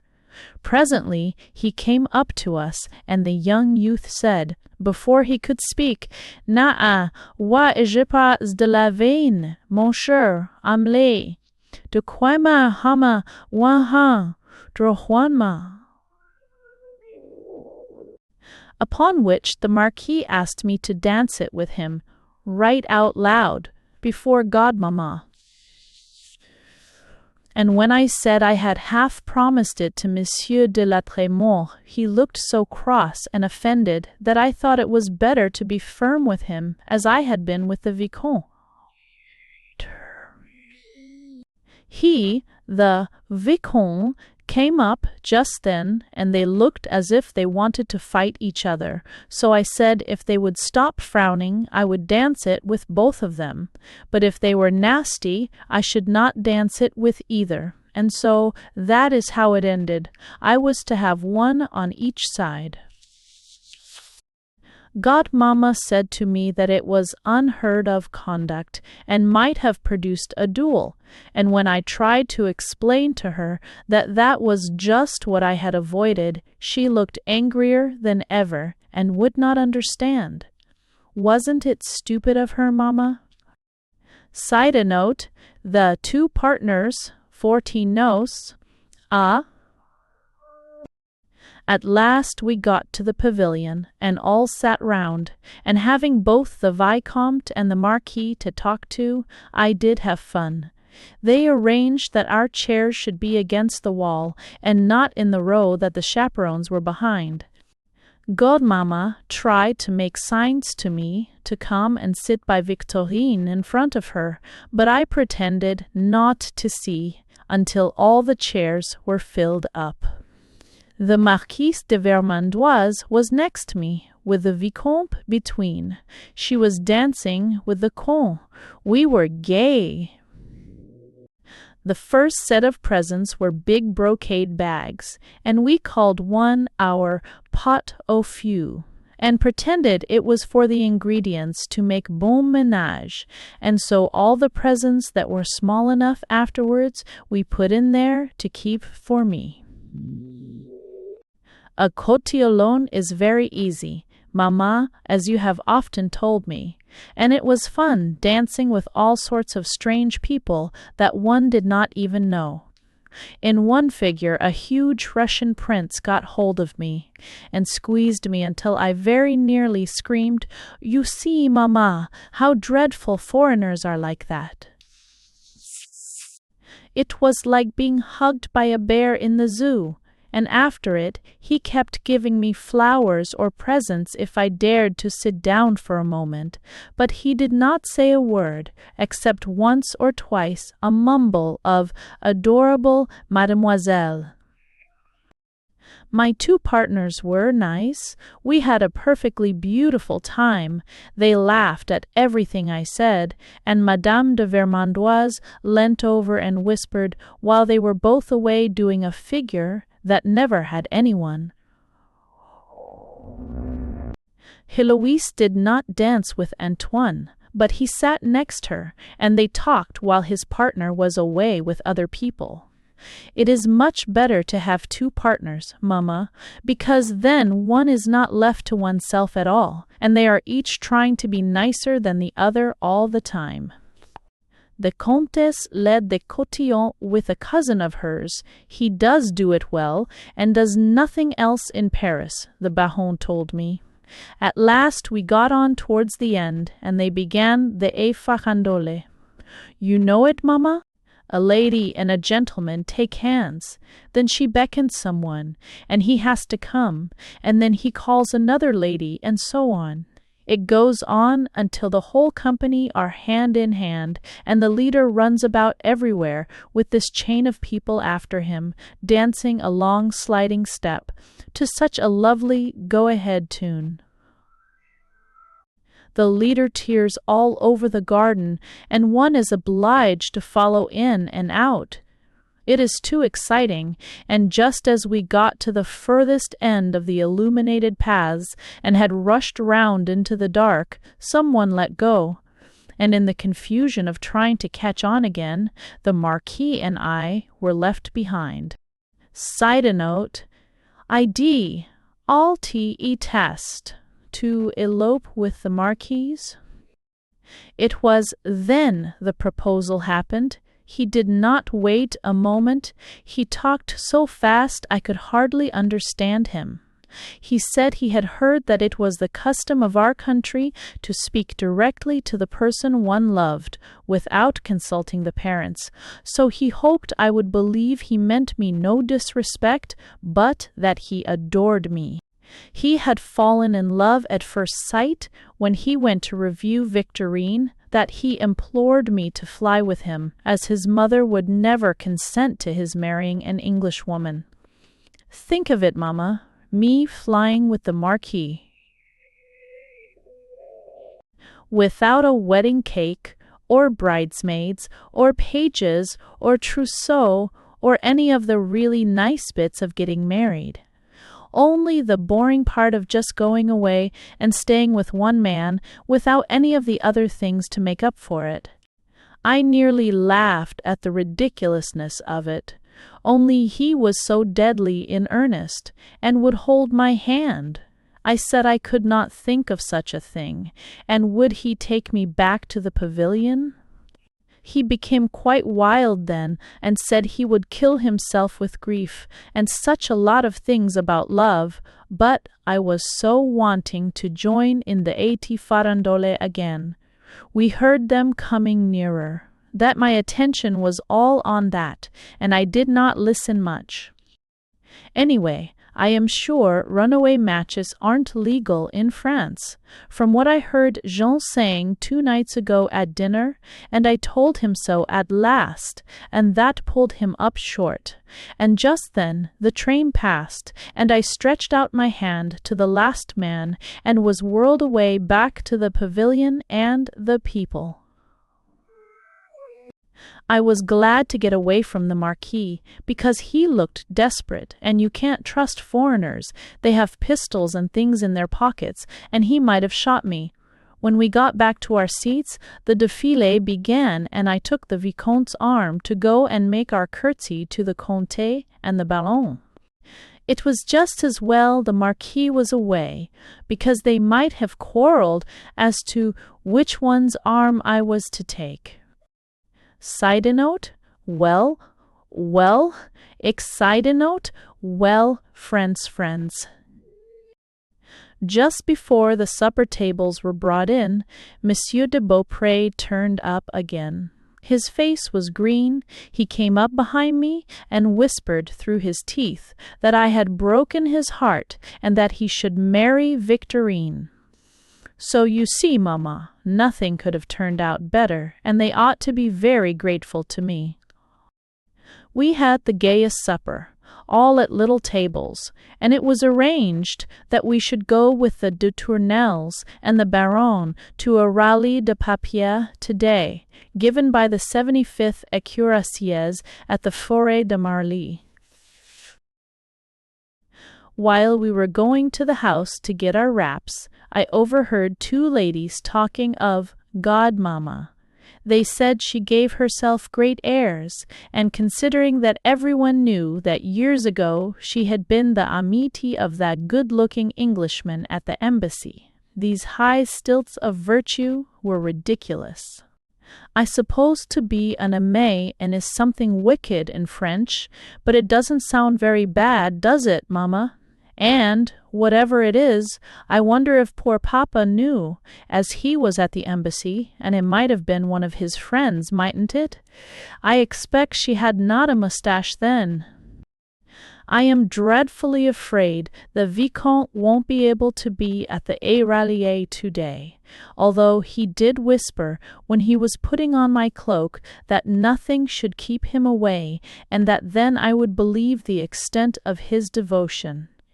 He won't have gone to bed at all if he does turn up, as he will only have got back to Versailles just in time for his duty at 6, and how he is to be in the Forêt de Marais by 10 I don't know, but we shall see. It is just time to start. The break is at the door, so goodbye, dear Mamma, with love from your affectionate daughter, Elizabeth. Château de Croixmare. Thursday night, September 1st. Side note, the Rallye des Papiers. Dearest Mamma, I wonder if you have ever been to a rally de papier? It is fun. We got to Marly at last after a long drive. The rendezvous was in the middle of the forest, in such a lovely glade, and although it rained for the last 20 minutes of our drive, the sun came out when we got there, and the lights through the trees on the wet green were so beautiful. There were quantities of carriages already arrived, every sort. Victorias, coaches, pony carts, charabancs, motor cars, and a few of the really odd kinds of chandridans that one sees coming to country garden parties in England. There were also numbers of officers riding in uniform, cuirassiers, chasseurs, dragons, and they were to take part in the chase. There was one officer who was to lead the carriages in a procession through the shortcuts so that we might not miss any of the jumps, and he had a horn slung over his shoulder. I do think it's such a sensible plan, and if we could have the foxes trained in England to go just where they should, and then always drive to where the jumps are, like that, how much nicer hunting would be. Wouldn't it, Mamma? Side note, HPS we were acti, better than fox hunting. Well, at last everyone seemed to be arrived, and it was gay. I was glad Godmamma had been too tired to come, so Victorine was actually trusted with Jean and Heloise and me. We had picked up the Baron and the Comte and the Marquise de Vermandoise at Tournelle on our way. The brake was not quite like an English one. It had seats facing and then an extra one behind for the grooms, and Jean drove with Heloise beside him. But he does look like a trussed pigeon, and if the horses were not as quiet as mice, I am sure the Baron would never have trusted herself with him. Side note, the Vicomte, up to Timma. No, up to Tima. They all began to chaff about the Vicomte.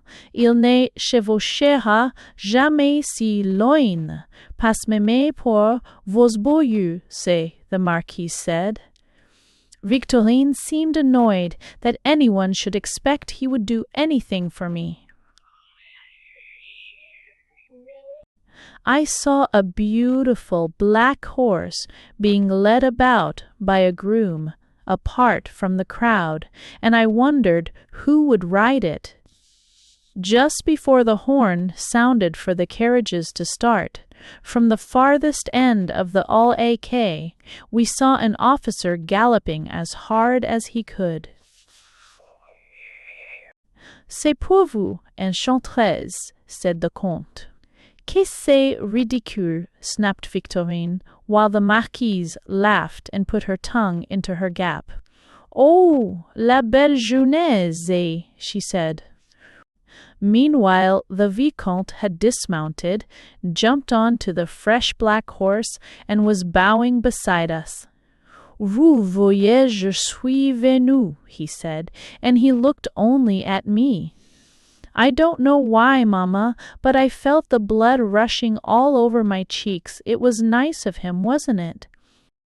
He had arranged it all yesterday, and by changing horses and galloping the whole way, he had managed just to get to the rendezvous in time. I don't believe any Englishman that I know would do so much for me, and I was touched. We were fortunate in being almost the first carriage behind our leader, the officer with the horn, and he took us across roads, and we halted at last, where we could see the whole hunt advancing to some hurdles which had been erected at a few yards' distance from each other down the allée.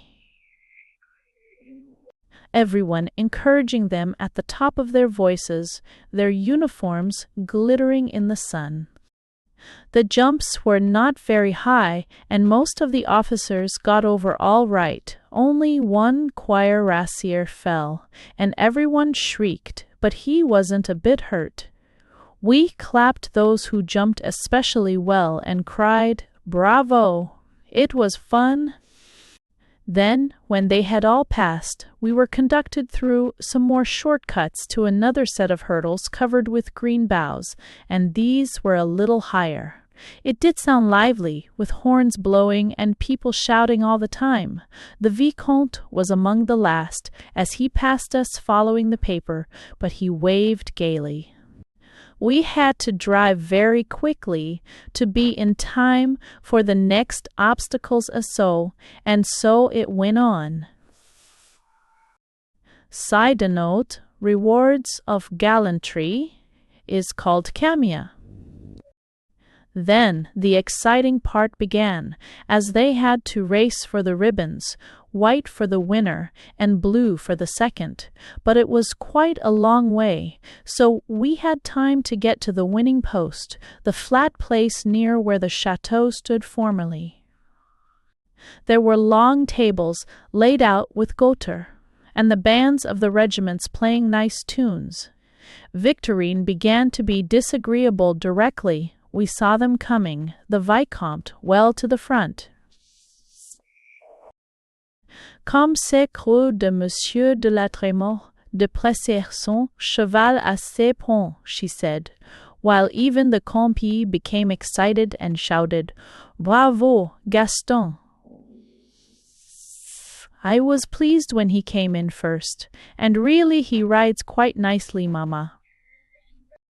Then everyone got out of the carriages, and there was a ceremony. The wife of the colonel of the 75th Chasseurs, young and nice-looking, placed a white ribbon with gold fringe ends round the neck of the Vicomte, while he knelt and kissed her hand on the damp grass, and when he got up there was quite a wet stain on his knees. The second man, a great lumbering cuirassier, got a blue ribbon, and as he was heavier, the stain showed worse on his red trousers. After that, we all began to eat cakes and drink drinks. I don't know what they were made of. That is why I say drinks, anyway. They were sweet and nice, and as the rain had stopped, we danced on the green after we had finished. Now you know, Mamma, we could never have any fun like this in England. What Englishman would think of dancing the Lancers on sopping grass, quite gravely, with a white ribbon round his neck like a pet lamb, and his trousers wet through at the knees? They would simply laugh in the middle and spoil the whole thing. The Vicomte danced with me, of course, and while we were advancing to our vis-a-vis in the first figure, he managed to whisper that he adored me, and now that he had ridden all night and won the white ribbon for me, I ought to believe him. I did not answer, because there was not time just then, and he looked so reproachfully at me for the rest of the Lancers. Side note, the whispered declaration. Fie, whispered. It began to rain again before we finished, and we got into the break as quickly as we could. It was a perfect wonder that they were not all exclaiming at their wet feet and catching cold. But it seems that dancing on the green and these sort of fêtes champêtres are national sports, and you don't catch cold at them. It is only washing and having the windows open and the house aired and things like that that give cold in France. The Vicomte came back with us, and as he was one too many for the break, we had to sit very close on our seat. He was between the Baron and Victorine, who made room for him when he was just going to sit down by me. She kept giggling all the way home, and the Vicomte looked so squashed and uncomfortable. I was next, beyond the Baronne, and as both of them could not keep up their umbrellas, Victorine was obliged to put down hers, and the drips from the Baronne's umbrella got on to the roses in Victorine's hat. At last they ran in a red stream right down her nose, and she did look odd, and each time she said anything to the Vichon, he nearly had a fit to keep from laughing. And when we got back and she found how she was looking, she was cross. The Vicomte took hold of my hand when he helped me out. It wasn't in saying goodbye, as of course unmarried people only bow and don't shake hands. Somehow his spur caught in my dress, and we had to stop a minute to disentangle it. The others had bolted into the house as they were afraid of the rain, so we were alone for an instant. The Vicomte at once kissed my hand and said, "Oh, je vous adore." It was done so quickly that even Hippolyte, who had come out with an open umbrella to help us, did not see. At least I hope he didn't. We went into Tournelle to have something to drink, while the horses were being rubbed down, as we had had such a long drive. And it was at the first mirror Victorine discovered her red striped nose. While I was sipping my punch, I heard the Baronne telling Heloise that her nephew, the Marquis had consented to marry Victorine, and that the Baron would go over to Croixmare the next day to make the formal demand for her hand. Then she whispered something, and they looked at me, and Heloise laughed, while the Baronne said, "Pauvre garçon, c'est dommage qu'il ne puisse pas combiner le plaisir avec les affaires." And when we got back to Croixmare, Heloise came to my room and kissed me, and thanked me. She had heard, she said, from the Baron how I had broken the Marquise's heart, and so got him to consent to take Victorine. I am glad, Mamma, that getting married is differently arranged with us. I should hate to have someone because somebody else that he wanted would not have him. However, Victorine is as pleased as can be, and has been smiling to herself all the evening. Now I must go to bed, so goodbye, dear Mamma, with love from your affectionate daughter, Elizabeth. Elizabeth. Château de Croixmare, he instead of very. Saturday, September 3rd, Bath. Side note, in due for me s. Dearest Mamma, I am sure what I am going to tell you will surprise you quite as much as it has done me. Victorine is really engaged. The day after the Rallye des Papiers, it rained again, and as we were sitting in the little salon after breakfast, the old Baron was announced. He was dressed in a frock coat and a tall hat, just as if it was Paris and the height of the season. They made conversation for about 10 minutes, and then he got up and, putting his heels together, he said he had come to request a private interview with Emmy. La Comtesse Douairière de Croixmare and Monsieur le Croixmare son filet, upon which Victorine looked coy and began scrabbling with her toes on the paquet. Heloise was not in the room, and Gomama said to me that it was time for our walk, as the rain had stopped, and Blon, the tug, would be waiting. So we bundled out of the room, and Victorine, for the first time, became affectionate as we went upstairs. Il est venu pour demander ma main, pour son neveu, Monsieur de Beaupré, she said, putting her arm round my waist. J'espère que cela ne vous chagrine pas, chérie. And when I asked her why in the world it should grieve me, she said that, as everyone had noticed how I had flirted with the Marquis, she supposed his preferring another girl could not be quite pleasant. I could have screamed with laughter. If I had not been so angry, I felt dreadfully tempted to tell her of the Marquis's proposal to me, and why he was marrying her. Only that would have been playing down to her level of meanness. So I said that the English idea of flirting and the French were different, that the Marquis seemed to me to be quite an agreeable Frenchman, and no doubt she would be very happy, and far from it grieving me, I was delighted to think she would be settled at last, as 22 was rather on the road to fixing Saint Sincere.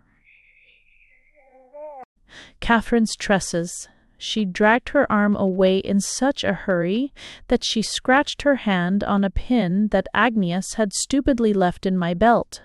Voyez, vous avez fait saigner ma main, she said, almost crying with fury. All I said was, Qui s'y frotte, s'y pique, and as we had got to the door of my room, I went off in fits of laughter. She looked so like a cross monkey I could not help it.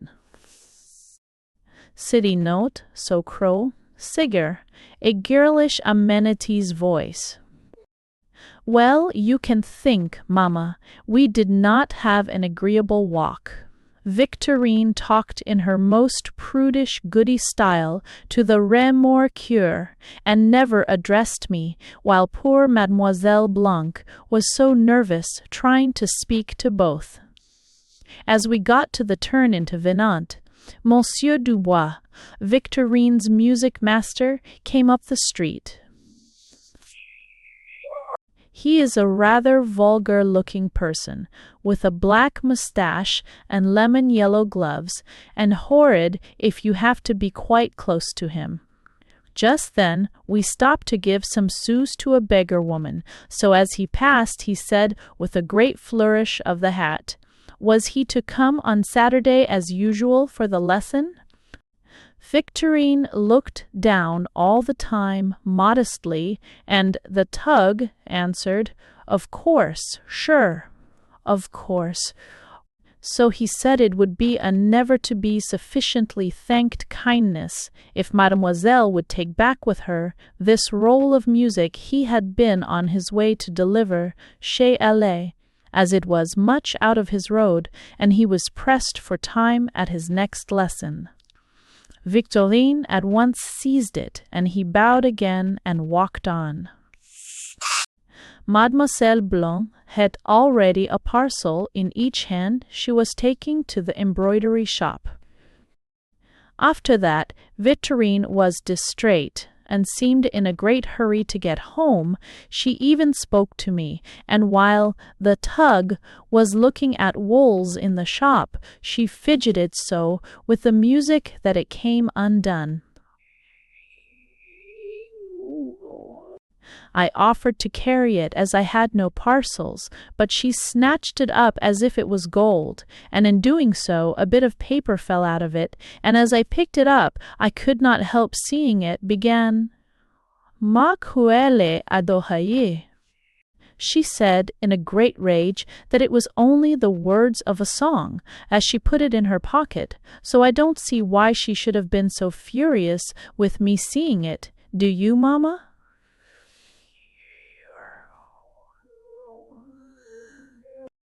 Side note, the music master sighed. Godmamma met us in the hall, radiant, and, clasping Victorine to her breast, said she must announce to her the joyful news that Sir le Baron de Fremont had made the demande on the part of his sister, the Marquise de Beaupré, for the hand of her peerless Victorine, for her son and his nephew, the Marquis de Beaupré, and that she. Jean came out of the smoking room just then, and they all began kissing. It was awful. I got upstairs as quickly as I could, and Heloise soon joined me there. She was enchanted at the idea of really getting rid of Victorine, and she said Godmamma's rheumatism was growing so bad she would soon have to spend the summer at German baths, and so they would fortunately at last have Croymar to themselves, and she could not thank me enough for having assisted at this denouement. All the evening Victorine played the tunes the music master gave her, and once or twice broke into a song of joy, but when I asked her to try the one beginning Ma cruelle adorée, she looked green and said she was tired and would go to bed. Side note A CV A game of billiards heart. Then Jean and I had a game of billiards. We often do now after dinner. The salle de billard opens out of the salon, and there is a glass like a window over the mantelpiece, so that you can see into the two rooms from each other. It always reminds me of Alice in Through the Looking Glass. You expect to find a mirror, and you see into another room. Godmamma generally accompanies us into the billiard room and sits bolt upright in an armchair watching us. But tonight she was too excited to pay us so much attention and stayed talking to Heloise about the engagement. One seemed nervous and sad and knocked about the balls aimlessly, not trying a bit. It is only French billiards. But still, one has to play properly, so at last I said that evidently the good news of Victorine's engagement had so distracted him that he could not pay attention to the game. He seemed quite startled. I put down my cue and asked him quite gently what was the matter. Just then, the bangle you gave me last Christmas came undone, so Jean put his cue down too and offered to fasten it. It is difficult to do oneself, so I thanked him and handed him my wrist. His hands trembled so he could not do it. I thought he was ill and bent over him to see. Fortunately, at that moment, we happened to be at the one part of the table which can't be seen from the other room because Jean behaved so queerly. I feel sure Godmamma would have been horrified. He did not worry about the bangle, but just began kissing my hand, simply dozens of kisses. I pulled and pulled to try and get it away, but he would not let go and kept murmuring that at last, he was alone with me.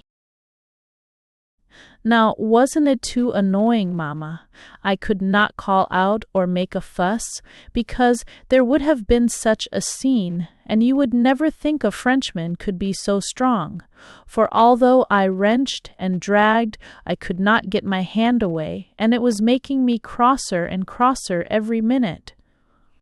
At last, when he began to kiss my wrist, it tickled so I was afraid I should laugh, and then he would think I was not serious, so I seized my cue with the other hand, and just told Jean in a firm voice that if he did not let go that instant, I would break it over his head. That stopped him. He pulled himself together and said, "Oh, pardon, and that he was awfully sorry, and that it was because I was going away soon, and he was mad. And that is what I believe it was, Mamma. Fit of some kind. Did you ever hear there was anything odd in the Croymar family? Anyway, it shows foreigners are not to be trusted, for even if they haven't pistols ready to shoot you, they are doing something queer like this. Side note, Edo, station." Presently he took up his cue and began playing again, and Heloise came in from the salon. She noticed he looked different and said at once, "Qu'avez-vous, mon ami?" "Une mauvaise digestion," replied Jean, and he went and drank siropa at the side table. I think I should perhaps tell Heloise what it really was, and warn her to keep an eye on him, but then it might worry her, and he may not have another attack for a long time. No one would suspect him of being cracked. He looks as quiet and respectable as the pony that mows the lawn. The post is starting, and I must go to breakfast, so now, goodbye, with love from your affectionate daughter, Elizabeth. Me, Sp. SS. The day after tomorrow there is to be a dinner party here for the fiancés to meet. All the Tournelle party, and his mother and a couple of cousins will be here besides the Vicomte and Antoine and the Marquise who are staying at Tournelle. Château de Croixmare, Tuesday, September 6th. You 1 star. Side note, Victorine's indisposition. Indisposition? Dearest Mama, the dinner for the fiancés came off last night. It was the first time we have had real evening dresses on since I have been here. I wore the pink silk, and Heloise was delighted with it.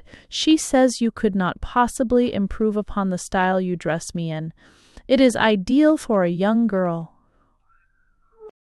The day after Jean behaved so queerly, he was not at breakfast. He went to Paris, and I did not see him until the evening, when he was as stolid and quiet as usual, so it must have been a fit, and perhaps he went up to Paris to see his doctor.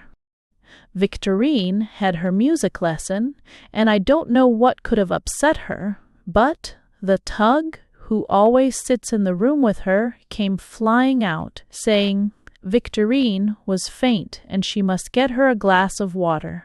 So I ran into the salle des deux to see if I could help her. There she was flopping on the music stool, with Monsieur Dubois kneeling by her, looking cross and reproachful, and just like the villain in the pantomimes. I heard her say, C'est la douairière complètement oubliée entre nous à présent que je vais être marquise. I don't know what it was about, but if she was telling him she would not be friendly with him any more, I do call it snobbish, don't you, Mamma? Just because she is going to be a marquise. It isn't as if he was an English marquis, even, like Lord Valmont, that would be of some importance. But a trumpery French title, without any land or money, it is ridiculous. Of course, here no one has his own land really since the Revolution. I mean, like Tournelle. They only call the new house that. I believe the real Tournelle is down in Touraine somewhere, and belongs to someone else now. This is Château de Croixmare, but then Jean's great-grandfather bought it back again. Now I have wandered from what I was telling you. Oh, yes, about Victorine and Anne de Bois. He got up from his knees when he saw me and began fanning her, while she flopped more than ever, but I don't think she felt very faint. Her face was so red. And when the Tug returned with the water I came away, as they both looked as if they wanted to murder me. The excitement had made Monsieur Dubois' collar quite give way, and he looked a dirtier and more pitiable object than usual. Side note, c'est ainsi, the dîner des fiançailles. Such an affair, the année des fiançailles as fiancé. Victorine wore a pink dress too, with horrid bunches of daisies on her shoulders and in her hair, and, as that is dark and greasy, and dragged off her face, and done in the tightest twist at the top, it does not look a suitable place for daisies to be sprouting from. I hate things in the hair anyway, don't you, Mamma? However, she was delighted with herself, so it was all right. We waited in the big salon, standing behind Godmamma to receive the company. First arrived the old Baron and the Baron, and the Marquis and his mother.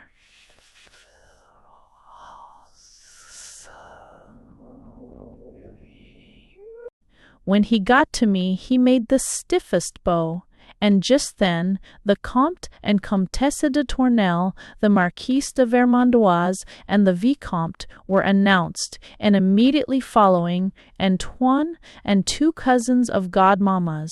To finish the party, there were a batch of the Marquis's relations, who had come specially from Paris.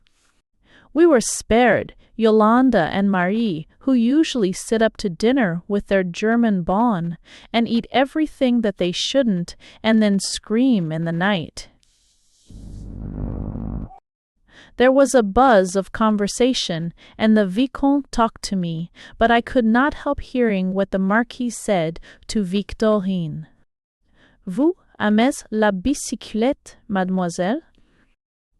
Oui, monsieur. Moi j'aime mieux l'automobile. Mais il y a toujours de la poussière. And they are going to be married in a month. The Vicomte kept bending over me and looking silly, and the Marquis fidgeted so that he could not go on talking to Victorine. One eye was always fixed on us. That seemed to please the Vicomte, for he got more and more emplacé, and I could not help laughing in return.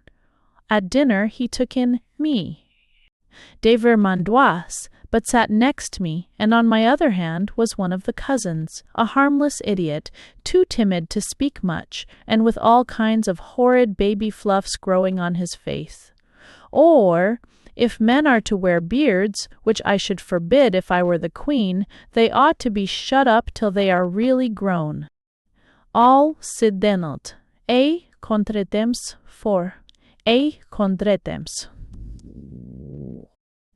Opposite to us were Victorine and the Marquise, and Godmamma, and the Baron, and Jean and the Marquise's mother. They did look a dull lot, and the Marquise's mother eats worst of all. We had the greatest fun at our side, me. De Vermont was delicious with gaiety. The Comte was on her other hand, and we four never stopped joking and laughing the whole of dinner. The Marquis got gloomier and gloomier as time went on. I could not look up, that I did not find his angry eyes fixed on me. Even Victorine's aggressive joy at having caught him was damped when she could not get him to pay attention to what she was saying. At last, when he was straining his ears to try and hear my conversation with the Vicomte, she got absolutely exasperated with him, and addressed a question to him in a loud, sharp voice. It made him jump so that he bounced round in his seat, and as she had lowered her head to put the piece of bécassine, which had been poised on her fork while she spoke, into her mouth, his jumping round, and her raising her head suddenly, made her daisies catch on his beard. And you never saw such a funny sight, mamma. It was a nasty little wired dewdrop that got fixed in poor Monsieur de Beaupré's fur. And there they were, she still grasping her fork, and he looking ready to eat her with annoyance.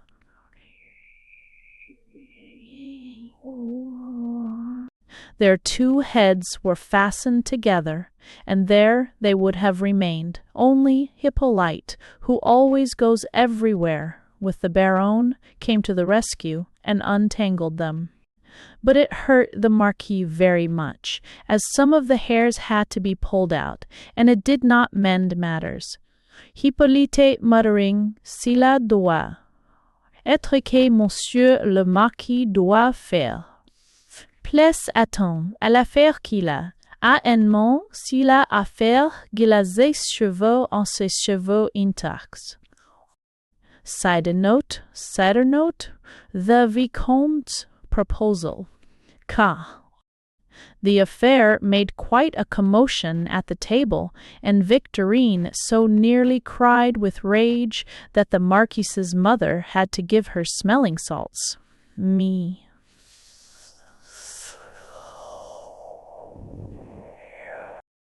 When we left the table, arm in arm, things cleared up, and, while we were alone, when the men went back to smoke, Victorine was made to play something, and she really plays very well. It was so stiflingly hot that at last someone, the Comtesse, I believe. There was a fair-sized moon, and we all went out there, even Godmamma, for a few moments. The men came out of the smoking-room windows and joined us, and for the first time since I have been in France we talked to the persons we wanted to, without either shouting across someone else or making a general conversation. Antoine and Héloïse leant over the balustrade, the Comte and the Marquise stayed by the window, while the Vicomte whispered to me by the steps, and Victorine and her Marquis stood like two wax figures, not saying a word, by the orange trees. I don't know whether it was owing to the moon or not, but the Vicomte did say such a lot of charming things to me. He said he loved me, and would I marry him, he would arrange it all, as fortunately he has no parents to consult. I seem to be getting quite used to proposals now, because it did not excite me in the least. But I don't think I want to marry anyone yet, Mamma, so I told him you would never let me marry a Frenchman, and he had better forget all about me. He said as much about love as he could in the 10 minutes we were left talking together, and put it so nicely, not a bit that violent want-to-eat one-up way the Marquis has. I felt once or twice quite inclined to say yes, if only it had been an affair of a week, but unfortunately, even in France, you have to stay on with people longer than that, and that is the part I could not have managed. I made him understand at last that I really meant not to have him, and he was very miserable. But you can't tear your hair or cry with everyone looking on, and, as it all had to be done in a voice as if one was talking about the weather, he did not show much. Only he looked very white when we came into the lights again, but he whispered as he said, "Good night," that he did not despair. He would always love me, and when I married someone else his day would come, which I did not think kind of him, as I don't want to be a widow. The Marquis had not a chance to say a word to me. He tried often, but I avoided him. He looked so out of temper. I am sure it would have been something disagreeable. He and the Vicomte nearly came to blows going out of the door, just over a silly thing like the Vicomte's sword knocking against the Marquise's boot. I hope they won't really fight. When they had all gone, and we were going up to bed, I thought Jean looked as if his fit was coming on again, so I bolted into my room, and on the whole I am rather glad to be coming back to England on Thursday. Today we go over to Tournelle, a visit of ceremony for me to say goodbye, and they are all dear people there, and I shall always hope to see them again. Now, goodbye, dear Mamma, with love from your affectionate daughter, Elizabeth. C.P. S. I wish his hair wasn't cut en brosso, but of course one couldn't marry a Frenchman anyway. Château de Croix-Mare. Wednesday, September 7th. He. Si de note, Hippolyte's testimonials for. Encore. Dearest Mamma, it was really quite sad saying goodbye to all the people at Tournelle. The Baron almost wept over me and said that they would be dreadfully dull without me. They all kissed me on both cheeks, and even Hippolyte, as he put us into the carriage after I tipped him, remarked, Mieux vaut épouser un Français et rester toujours chez nous, vous étiez trop belle demoiselle pour le brouillard d'Angleterre. I wonder, after all, if the Marquis will ever marry Victorine, as it seems. When he got back last night, he was in such a temper that he made a scene with the Baron and his mother. He said that Victorine made him look ridiculous, that she was unappetizing, without wit, and ugly enough to have tranquilized. Anthony at his worst moment of temptation. Whatever that means. I overheard the Baron tell all this to Heloise, while the old Baron was making me compliments in his fearful English. The Marquis stamped his foot, and finally, bursting into tears, announced that he would go to Paris, back to Adèle, whoever she is, and find consolation. So off he started this morning the first thing. What a man, Mamma, crying like a child. His mother and the Baron are very anxious about him, as if he really decides to y guetter à la manche après la cognée, who is to pay his debts. The Baron also said that if Elisabeth, that's me, had only been married, it would have been all a simple matter, because then there would be no cause for him to despair, and he would not have occupied himself about an ordinary subject, like who they married him to in the meantime. But, as it is, the contrast between us, Victorine and me, whom he cannot obtain, is too great, and the sooner I am out of his sight, the better. It does sound all Greek, doesn't it to you, Mamma? I repeated, just as the Baron said it. Side note, etiquette for the fiancés, sous fille. We went into the garden presently, and the Marquise and the Comte and I walked together. She had not got over the affair at dinner, and did nothing but laugh and joke about it. She said that Victorine, at all events, will give the Marquis no anxieties in the future, but she is sure he will have to se griser, sir, to get through the wedding.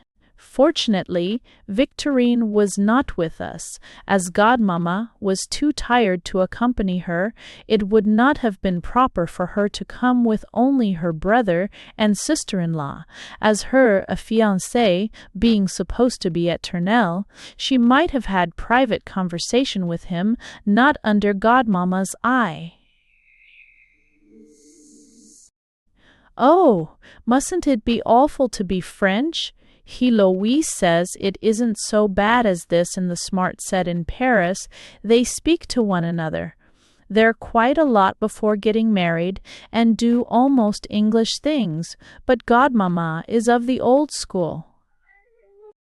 Before we left, the Marquis turned up. He looked thoroughly worn out and as piano as a beaten dog.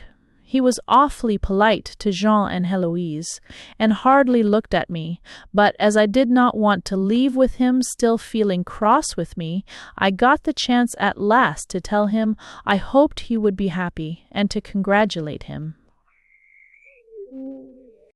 He bowed deeply and thanked me, and then under his breath, as he stooped to pick up a flower I had dropped, he said, Vous avez brisé mon cœur, et cela m'est égal ce qui arrive. But I don't believe it, Mamma. He has not got a heart to break. He is only a silly doll and worthy of Victorine. I saw the Baron talking to him seriously while we were having 5 o'clock, and just as we were starting, she came up and said low to Heloise, who was beside me, J'espère que tout va bien. Adèle l'a remplacé. Edna Fabrieux, plus de lui. Oh, la bonne fille. So whoever Adèle is, I suppose she has done Victorine. I asked Heloise on our way home if Adele was a relation of the Marquise, and she went into fits of laughter and said, Oui, on très proche. But I can't see anything to laugh at, can you, Mamma? Side note, I country, dinner party. In the evening, there was a ghastly dinner party at Quahma, 3 sets of provincial families. They are really awful, these entertainments, and so different to English ones. Nobody bothers about even numbers.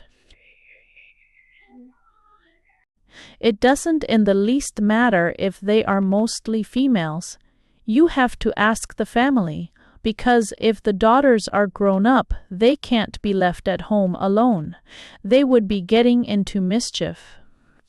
This is the kind of assortment that arrives: Papa X, Mama X, and 2 girl X's, Papa Y, Mama Y, and Master and Miss Y, Papa Z, Mama Z, Aunt Z, and Andil.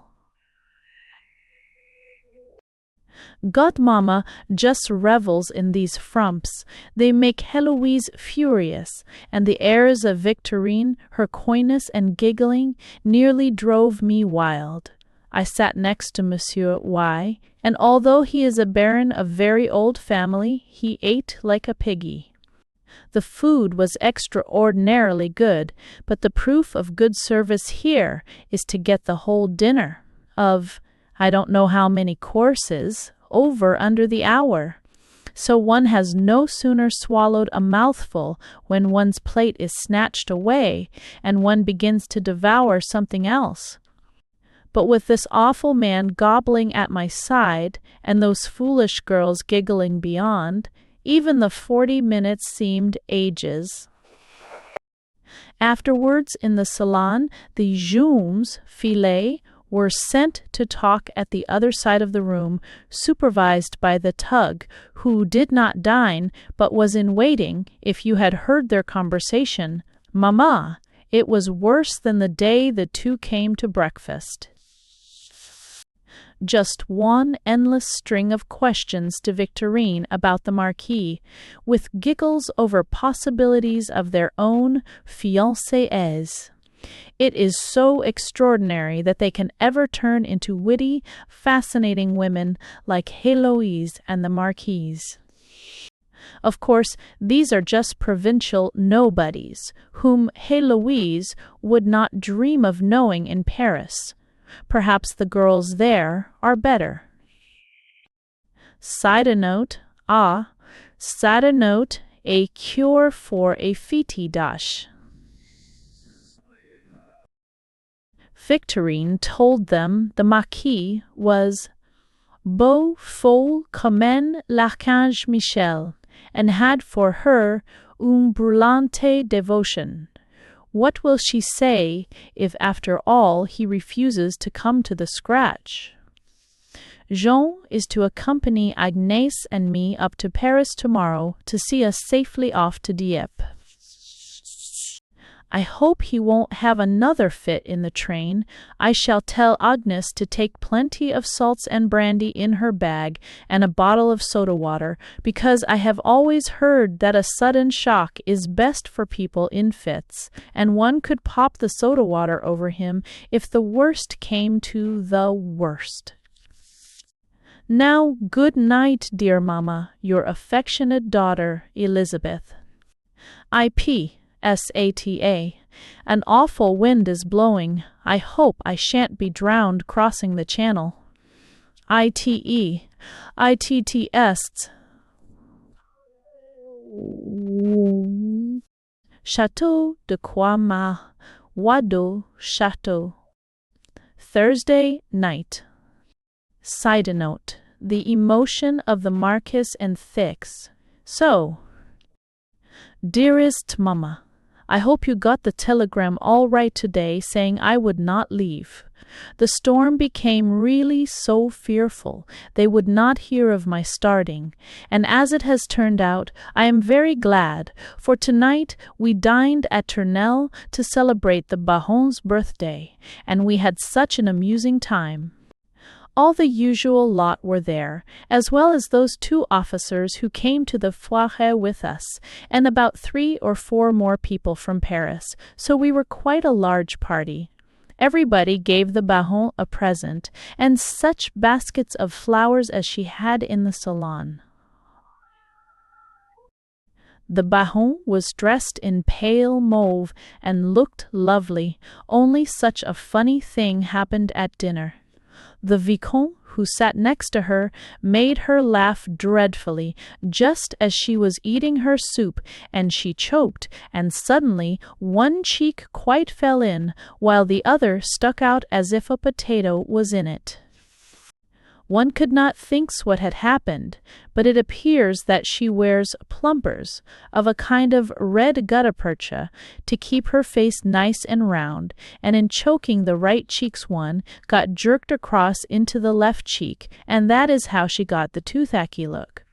Mustn't it be a bother, Mamma, to have to do all that? But the Baron is such a dear that one did not even laugh. The Marquis had to sit by Victorine, and I saw him looking at the pink rosebuds in her hair with a cautious eye, and he sat up as straight as anything in case she should get caught in him again. But it is all right. He means to go through with it. The Baron told Heloise directly we got there. So I thought, as it was finally settled, there would be no harm in talking to him a little. He looked at me at dinner. I smiled, and it was so quaint, Mamma. His whole face seemed to flush until his forehead was even pink, with the veins showing at the side. He lifted his champagne glass and kissed the edge of it and bowed to me, and no one saw but the Comte. And he went into a chuckle of laughter as he whispered to me that if Victorine had seen she would certainly tear my eyes out on the way home. Side note, Elizabeth sandwiched holes and waged. My S. Asper and Streckfer.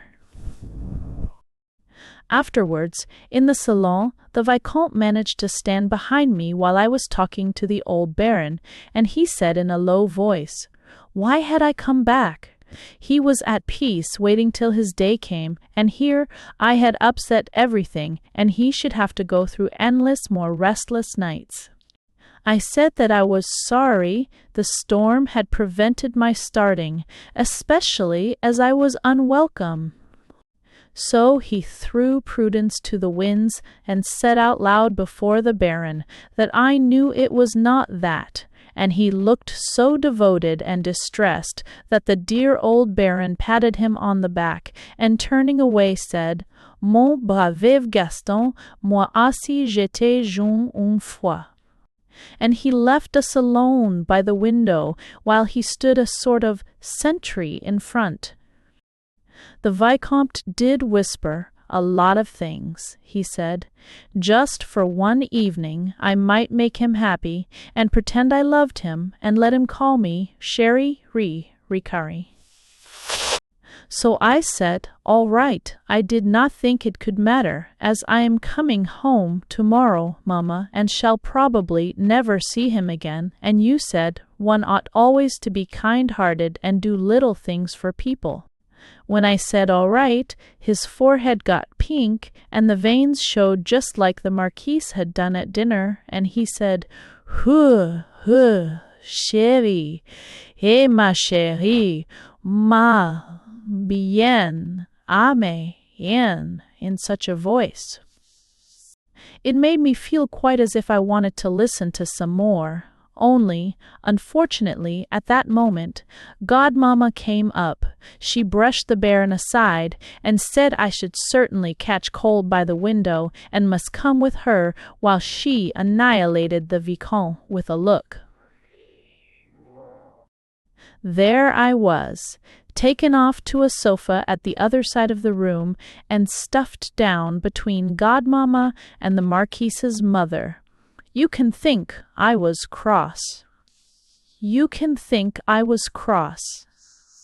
However, I paid her out, for I just looked at the Marquis, who was seated by his Victorine, almost silent and like a dummy. They are allowed to talk together now, as long as they are not alone in the room. It made him fidget so he could not attend to what she was saying. And when finally he got up and came over to us and said, had I seen the new Nadier the Comte had just bought, which was in the other salon, and would I come and look at it? I think Godmamma wished she had left me safe with the Vicomte. She could not say anything, as half the party had already gone to look at the picture, so I got up at once and went with him.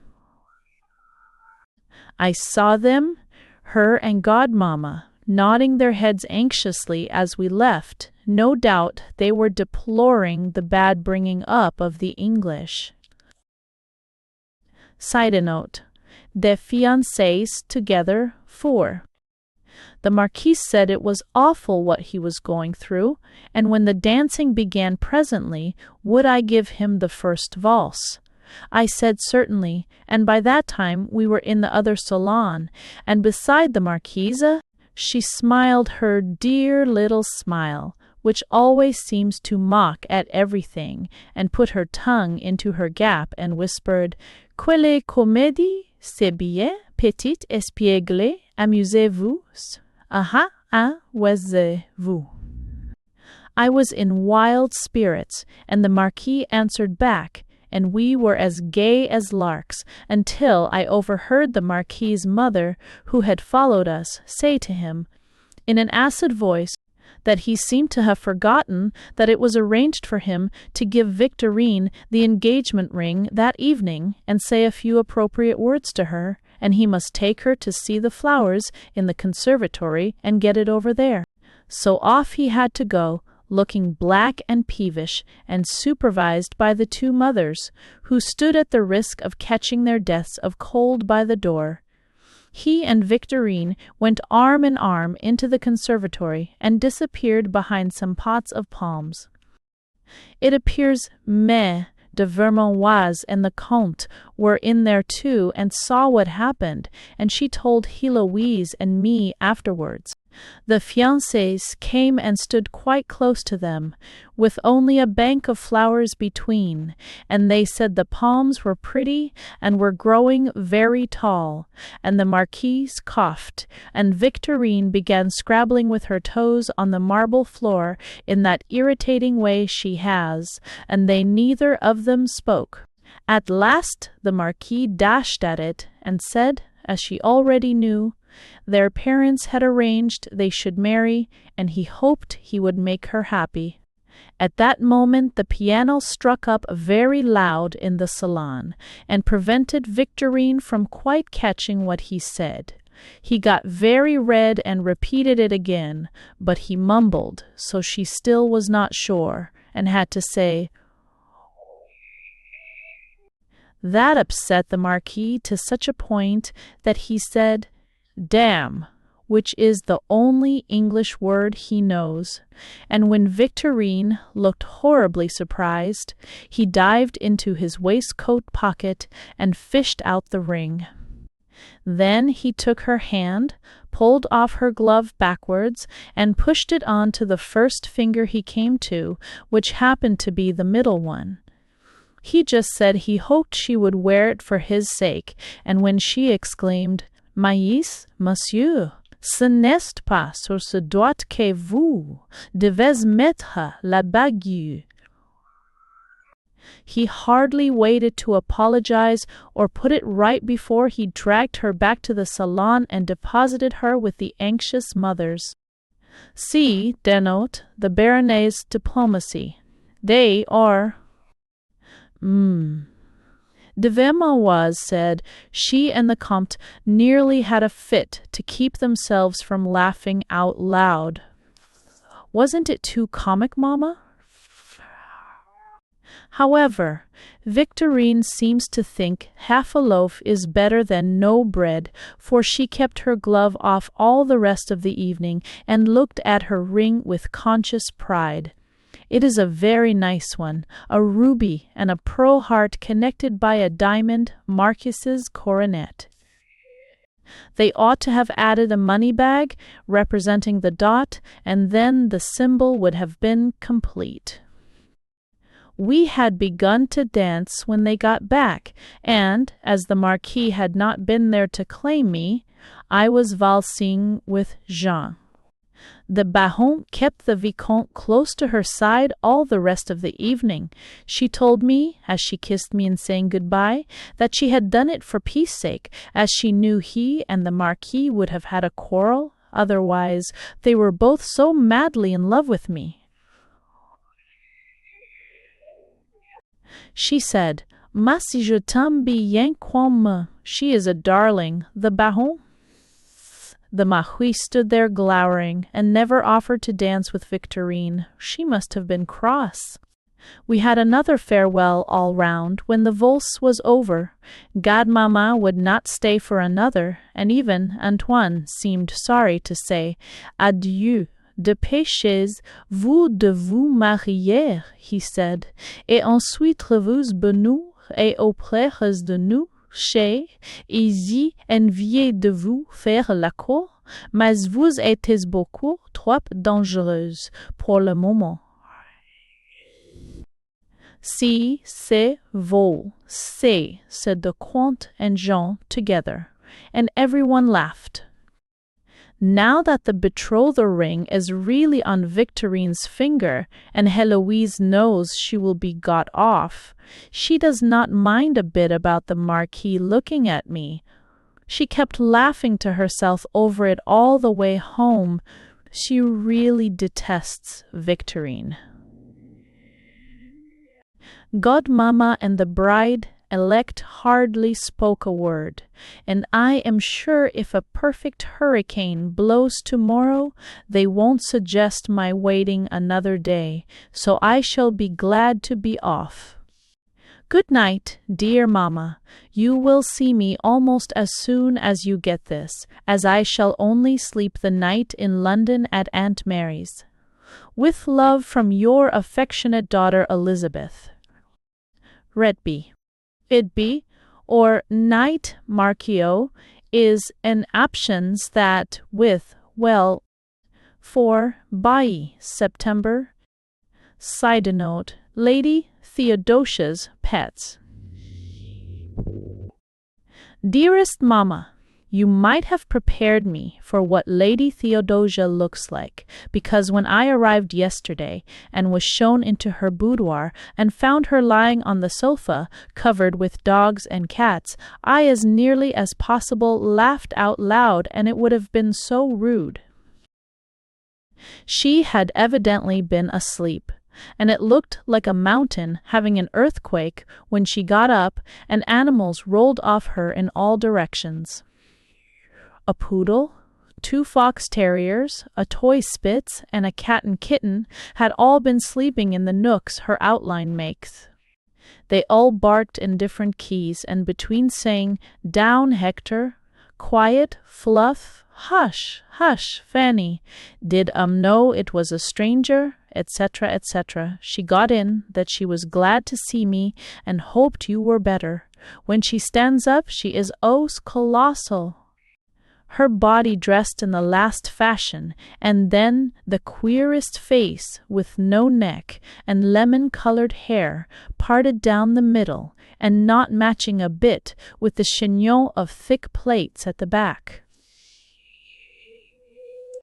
It looks as if it were strapped on with a black velvet band that comes across her forehead, like in the pictures on the nursery screen at home that the great-aunts made when they were children. She seems as kind as possible, and has the fattest wheezy voice. Side note, 16 OT, Keeper 4-4. Her room is appalling. It is full of early Victorian furniture and horrid alabaster statuette things under glass cases, and then a few modern armchairs covered in gorgeous brocade, but it is all clawed by the cats and soiled by the dog's muddy feet, and you are unable to make up your mind where it will be safe to sit. When tea came in, which it did immediately, you can't think what it was like. A Saint fun, a Saint Funt. Bernard and another poodle joined the party, and while we were trying to get something to eat and drink, they all begged or barked or pushed their noses under the muffin dish lid or took cakes from the side table, and Lady Theodosia kept saying, "Clever darlings, see, they know where their favorite bits are." It is impossible to have a connected conversation with her, because between every few words she puts in ejaculations about the dogs. I was obliged to simply bolt my crumpet like a Frenchman to keep it from being snatched from me. Just as we were finishing tea, Mr. Doran and 3 men came in. He is a teeny-weeny man with a big head and rather weak eyes, and he and she do look odd together. What could it have been like when they trotted down the aisle after getting married? It is a mercy Lady Theodosia is only your second cousin, and that her shape has not descended to our branch of the family. All the children, as she calls the animals, barked again when the men came in. Doran ventured to say the dogs had made things rather messy. Lady Theodosia annihilated him. It was as if he had insulted her nearest and dearest. But one of the men got quietly to the bell, and when the footmen came, they grasped the situation and brought some clean things, so tea finished better than it had begun. Just before they went to dress, Lady Theodosia remembered to introduce them. The only young one is Mr. Roper, the great shot, and the other 2 are Sir Augustus Grant and Captain Fielden. They are oldish. When they had gone, Lady Theodosia said to me that men were a great nuisance as a rule, but that she had a pet friend, a dear docile creature, so useful with the dogs, and he was coming back by the 6th. A fair humble thing, with a squeaky voice and obsequious manners. He had been up to town to get the dogs new muzzles, as the muzzling order has just been put in force in this county. It appears Lady Theodosia has him always here, and he attends to the dogs for a home, but I would rather be a stable. His name is Frederick Harrington, and Lady Theodosia calls him Frederick when she is pleased, and Harrington if anything puts her out. And as she says it, Harrington sounds the fattest word you ever heard. I was glad to get to my room. Most of the house that I have yet seen, which was not refurnished when she married in 1870, is really fine, with beautiful old furniture and china, only everything within reach is scratched and spoilt by the children.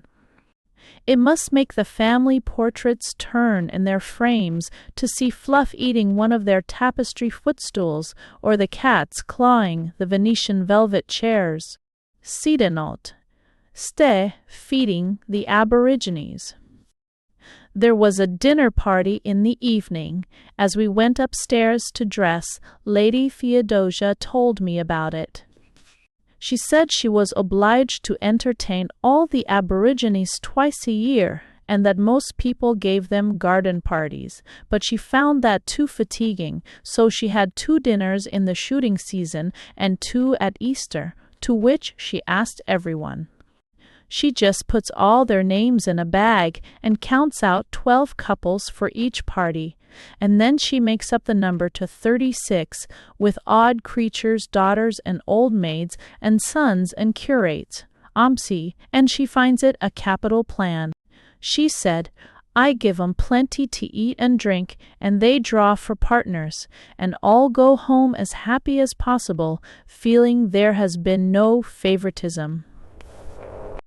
She explained that the lawyers and doctors enjoyed having their food with the earls and baronets much more than just prancing about lawns.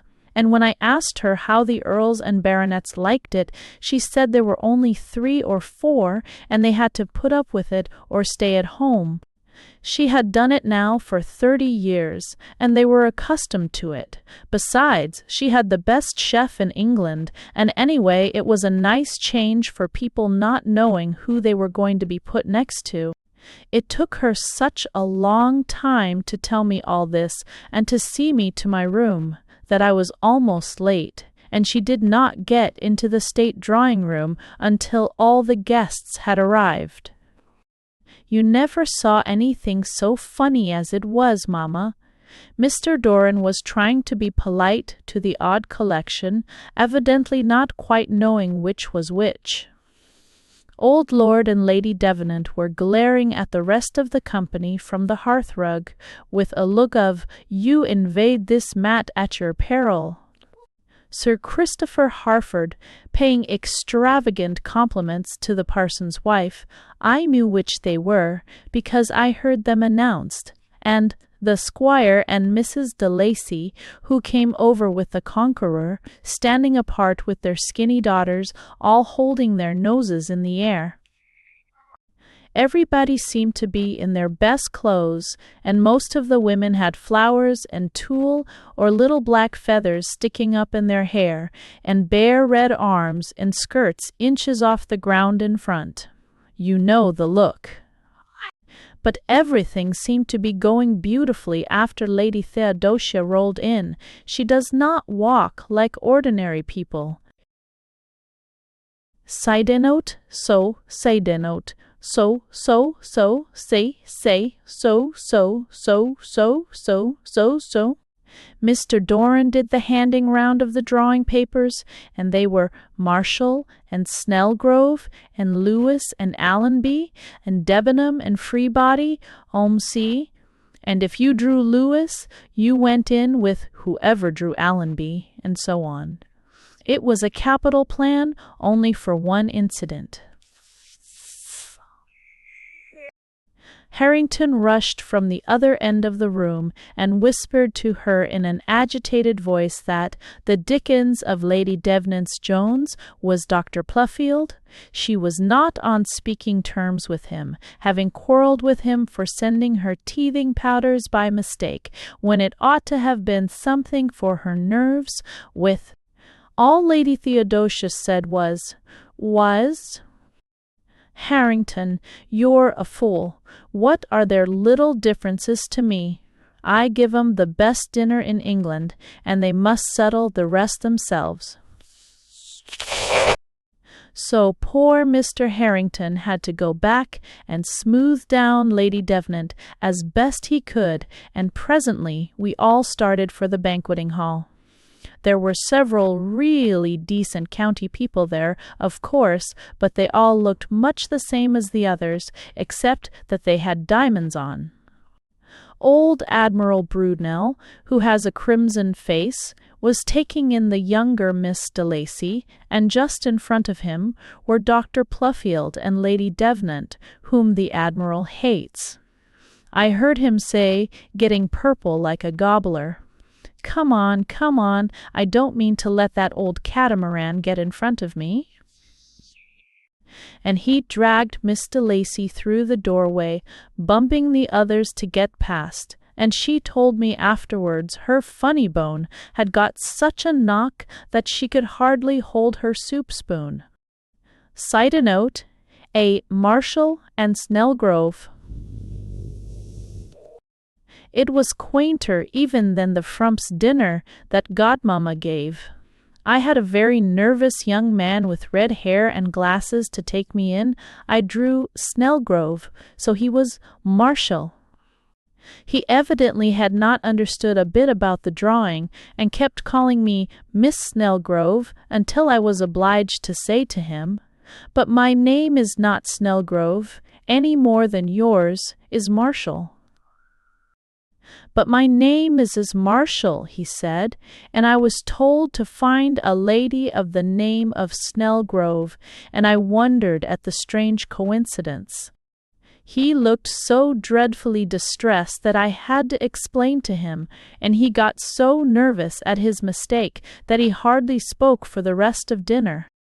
The dishes were exquisite, and Lady Theodosia enjoyed them all, in spite of Fanny, that is the Spitz, constantly falling off her lap and having to be fished for by her own footman, who always stands behind her chair, ready for these emergencies. I call it very plucky of the dog to go on trying, for what lap Lady Theodosia has is so steep it must be like trying to sleep on the dome of St. Paul's. Mr. Roper sat at my other side, and after a while he talked to me. He said he came every year to shoot partridges, and it was always the same. On the night he arrived, there was always this dinner party, and some years the most absurd things had happened. But Lady Theodosia did not care a button. He thought there were a good many advantages in being a duke's daughter. They don't dare to offend her, he said, although they are ready to tear one another's eyes out when they are put with the wrong people.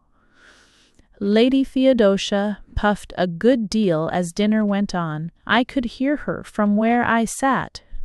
She is in slight mourning, so below her diamond necklace, which is magnificent but has not been cleaned for years, she had a set of 5 lockets on a chain all made of bog oak, and afterwards I found each locket had a portrait of some pet animal who is dead in it, and a piece of its hair. You would never guess that she is Lady Cecilia's sister, except for the bulgy eyes.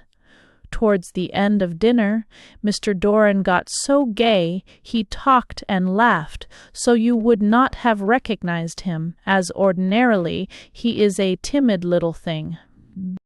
Side note, after dinner, hi, bo, and it also. When we returned to the great drawing-room, it was really comic. Lady Theodosia did not make any pretense of talking to the people. Her whole attention was with the children, who had just been let loose from her boudoir, where her maid had been keeping them company while we dined. They were as jealous as possible of Fanny, who never leaves any part of Lady Theodosia she can stick on to. She is so small that she gets lots of nice rides asleep on the folds of her velvet train. Most of the company were terrified at this avalanche of dogs, and kept saying, when they came and sniffed and barked at them, "Poor doggy, nice doggy, good doggy," etc., in different keys of nervousness. She highly disapproves of this place. As well spend the time in the Jardin des Plantes with the cage doors undone, she says. Now and then, when Lady Theodosia could bring herself to remember she had a party, she would make a dash at someone, and as likely as not call them by a wrong name. De Lacy and the few more county people made a little ring with her by themselves, and gradually the doctors and parsons and lawyers' families got together, and so things settled down, and we were getting on quite nicely when the men came in. It did all seem queer after the extreme ceremony and politeness in France. When she had fed them, Lady Theodosia seemed to think her duty to her guests had ended. Mr. Doran was still as gay as possible, and insisted upon Mrs. Pluffield singing. It was a love and tombstone kind of song, and sounded so silly and old-fashioned. And after that, lots of people had to sing, and I felt so sorry for them, but soon their carriages came, and they were able to go home, if I were. They nothing would induce me to come again. I got up early to write this as the post goes at an unearthly hour, so now I must go down to breakfast. Goodbye, dear mamma, your affectionate daughter Elizabeth. Redby, September 22nd. See the note. Settling down, showy. Settling down, showy. Dearest Mamma, I was surprised yesterday when I got down to breakfast to find Lady Theodosia already there. She is awfully active and puffs about everywhere like a steam engine. She will pour out the tea and coffee herself, and there is just the one long table, not a lot of little ones like at Naseby, but our party is quite small. The 4 other guns were to come from the neighborhood. Lady Theodosia asks you if you take sugar and cream, and then perhaps a dog takes off her attention, and as likely as not, when she remembers the pouring out, you get just what you have said you don't take. I wonder she does not leave it to the servants. Mr. Doran was as quiet as a mouse and said he had a bad headache. The 3 other men had enormous breakfasts and did not speak much, except that Captain Fielden asked if we were not coming out to lunch. And Lady Theodosia said, of course we were.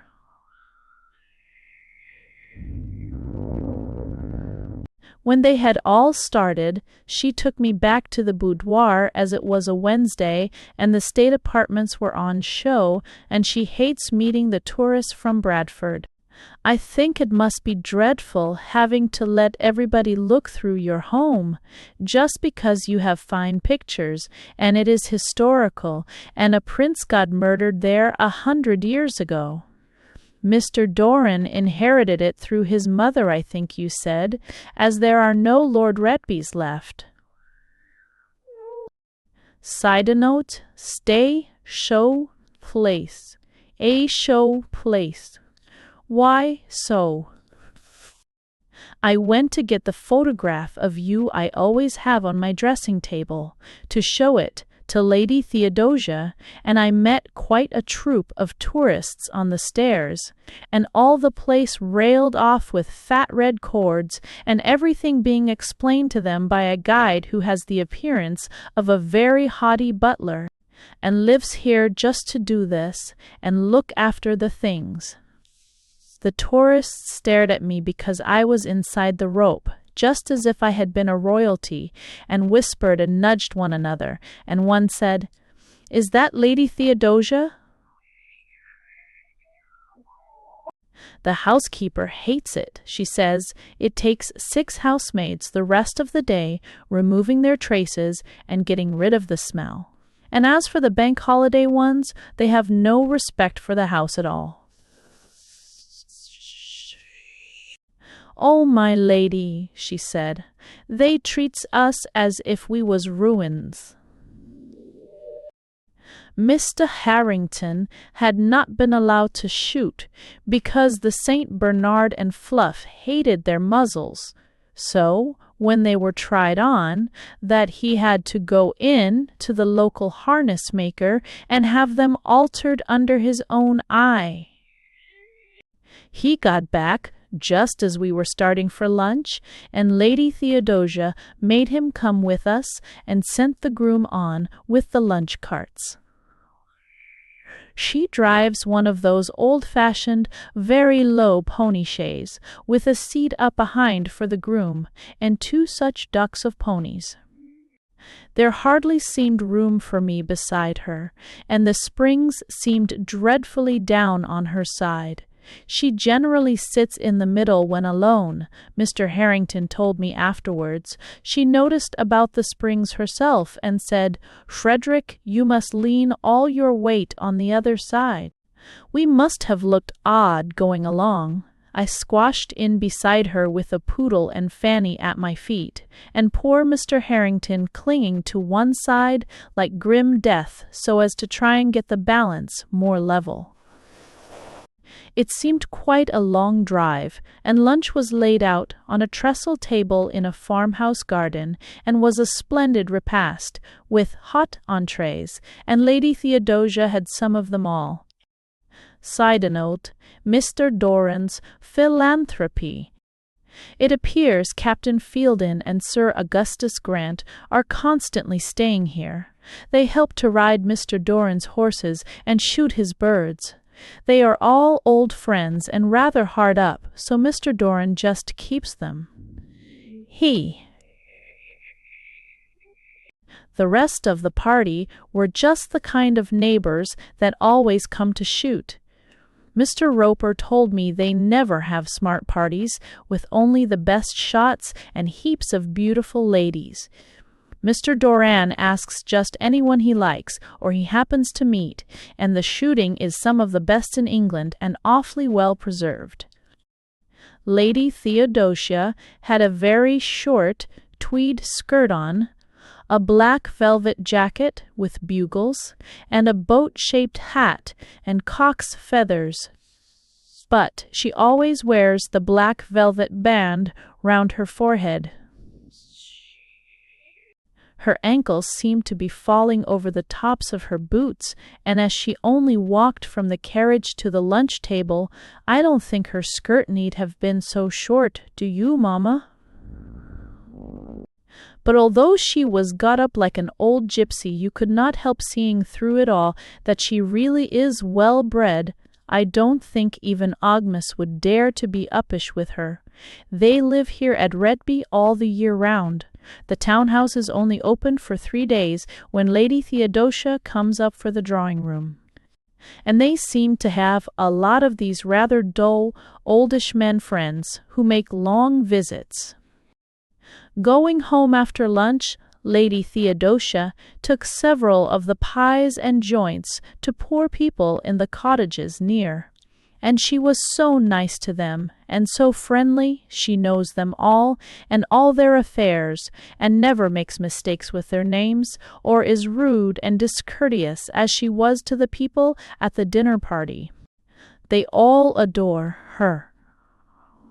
She hates the middle classes, she says.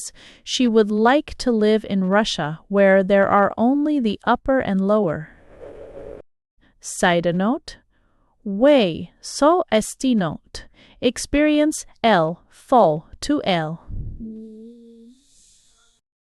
When we got back, Lord and Lady Tyneville had arrived with their 2 daughters. They are about my age, and quite nice and pretty, but their mother dresses them so queerly they look rather guys. I am glad, Mamma, that you have none of those silly ideas, and that I have not got to have my hair in a large bun with ribbons twisted in it for dinner. They seem quite accustomed to stay here, and know all the dogs and their ways. We had an early tea in the hall, and after tea we played croquet until it got dark, though one could not get on very well, as the dogs constantly carried off the balls in their mouths, and one had to guess where to put them back. And in that way, Lady Theodosia, who was my partner, managed to get through 3 hoops she wouldn't have otherwise. It isn't much fun playing so late in the year, as it gets so cold. I think the elder Miss Everleigh is in love with Mr. Roper, because she blushed, just as they do in books, when he came in, and from being quiet and nice got rather gigglish. I hope I shan't do that when I am in love. We had quite a gay dinner. Lady Tyneville talks all the time, and says such funny things. I am really enjoying myself very much, in spite of there being no excitements, like the Marquis and the Vicomte. Today we are going to make an excursion into Hernminster to see the cathedral, and tomorrow they shoot again. Good-bye, dear Mamma, with love from your affectionate daughter, Elizabeth. Retby, Thursday. Thursday. Dearest Mamma, I don't think I care about looking at churches much. See, accord, fi, way. They don't smell here as they do in France, but on the other hand, they look deserted, and as if no one cared a pin, and there are generally repairs going on, or monuments piled up at the side waiting to be put back, or something that doesn't look tidy. In the big ones, I mean like York and Herminster, that we saw yesterday. Mr. Doran drove us in on the coach, and Lady Theodosia sat on the box beside him. It was too wonderful to see her climbing up, and from the near side she completely hid Mr. Doran. Miss Everleigh and Mr. Roper and I and Sir Augustus sat in the seat behind the box seat, and the other Everleigh sat with her father in the back, while Mr. Harrington had to go inside with Lady Tyneville, as she was afraid of the cold wind. They must have had a nice time, for both poodles were in there too, and one terrier, and we could hear them barking constantly. Fanny, who has a wonderful sense of balance, was poised somewhere on Lady Theodosia. Side note, an agreeable driver, or Sir Augustus doesn't seem so old when he is sitting by you. He said a lot of nice things to me. We went straight to the Red Lion and had lunch, and it was a horrid meal, everything over or underdone, and messy and nasty. The dinner at a teeny place like Caudebec in France was delicious. I wonder why food at country hotels in England is so bad. At Retby, Lady Theodosia won't touch anything unless it is absolutely perfect. She sent a dish away yesterday just because a whiff of some flavoring she does not like came to her, but at the Red Lion she did not grumble at all. It must be for the same reason that wetting their feet doesn't give French people cold if it is at a national sport. That made her put up with the lunch, because it was English and had always been the same. I was glad to have a nice piece of cheese. All the time I was with Godmamma, I was not allowed to, as it isn't considered proper for girls there, and when I asked Victorine why one day, she told me it gave ideas and was too exciting, whatever that could mean. So at the Red Lion, I just had 2 helpings to see, as this is the first chance I have had, as you don't care for cheese at home. But nothing happened. I did not feel at all excited, so it must be because they are French, mustn't it? Side note, see a notey, country shopping WM. First, we went to a curiosity shop before going to the cathedral, and there was such an odd man owned it.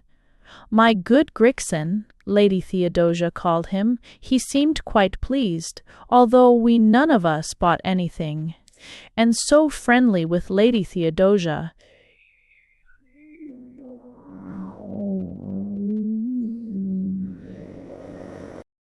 When we had finished trotting about looking at the old streets and the cathedral, we went to buy some mauve silk to line a cushion that Lady Tyneville has embroidered as a present to Lady Theodosia. It is so funny in these country shops, they always bring you what you don't want. Lady Tyneville said she wanted mauve, and showed her pattern, and after some time the girl who served her came back and said, "Oh, we are out of mauve, but green is being very much worn."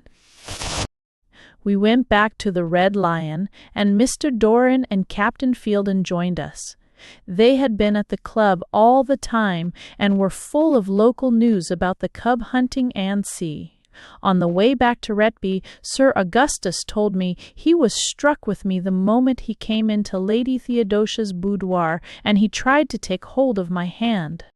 I call it very queer, don't you? I suppose it is because they think I am young and want encouraging, but I simply detest it, and I told him so. I said, "Why should you want to hold my hand?" And when he looked foolish and mumbled some answer, I just said, "Because if you are afraid of falling and it is to hold on, there is the outside rail of the coach for you. I hate being pawed."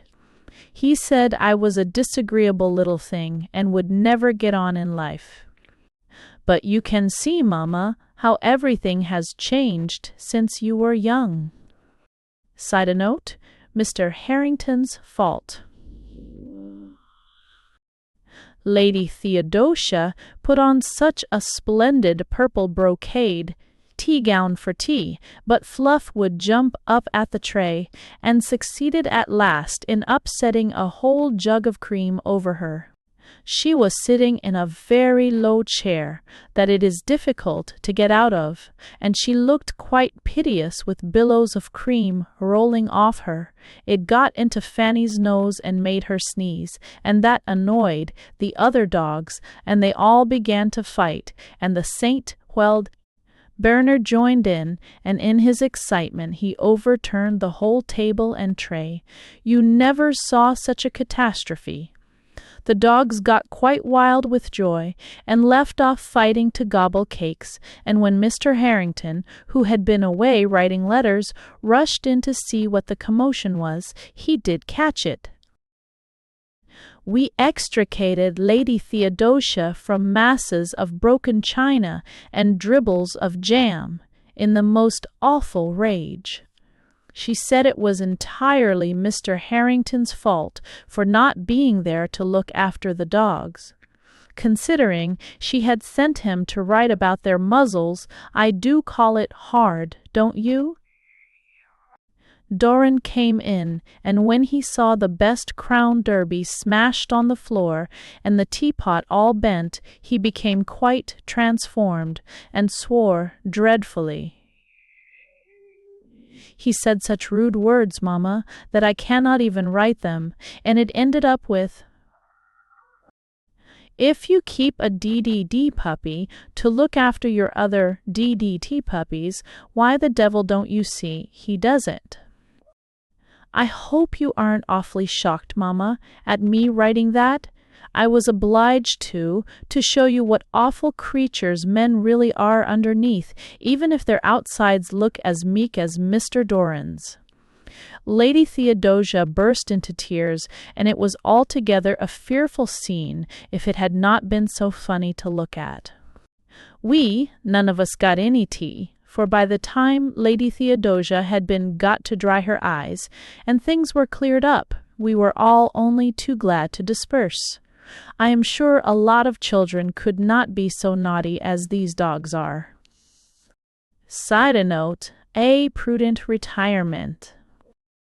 Dinner began by being rather strained, but gradually got quite gay. Mr. Doran would have up 3 different brands of champagne for everyone to try, and the men seemed to like them very much. Doran singing "The Hounds of the Meynell" with one foot on the table as gay as a lark. But wasn't it tiresome, Mamma?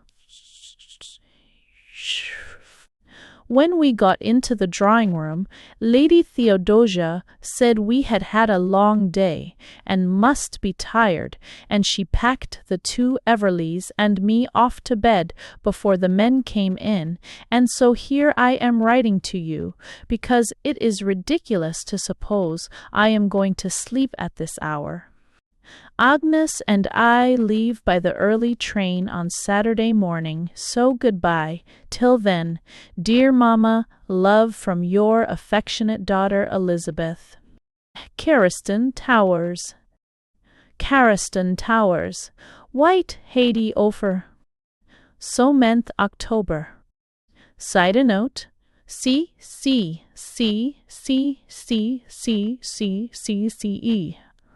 Tau. Dearest Mamma, I shall never again arrive at a place at 3 o'clock in the afternoon. It is perfectly ghastly. As we drove up to the door, it was pouring with rain. I felt that I should not like anything here. It does look such a large grey pile, and how cold and draughty that immense stone hall must be in winter. There were no nice big sofas about, or palms, or lots of papers and books. Nothing but suits of armor and great marble tables, looking like monuments. I was taken down endless passages to the library, and there left such a long time that I had got down an old punch, and was looking at it and trying to warm my feet, when Lady Carriston came in with Adeline. I remember how I hated playing with her years ago. She always patronized me, being 3 years older, and she is just the same now, only both their backs have got longer, and their noses more arched, and they are the image of each other. Adeline seems very suppressed. Lady Carriston does not. Her face is carved out of stone. They look very well bred and respectable, and badly dressed. Nothing rustled nicely when they walked, and they had not their nails polished or scent on or anything like that, but Lady Carriston had a splendid row of pearls round her throat, on the top of her rough tweed dress and linen collar. They pronounce their words very distinctly, in an elevated kind of way, and you feel as if icicles were trickling down your back, and you can't think of a thing to say.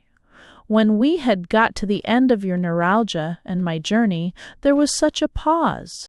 And I suppose they thought I was an idiot and were only too glad to get me off to my room, where Adeline took me and left me, hoping I had everything I wanted, and saying tea was at 5 in the blue drawing-room.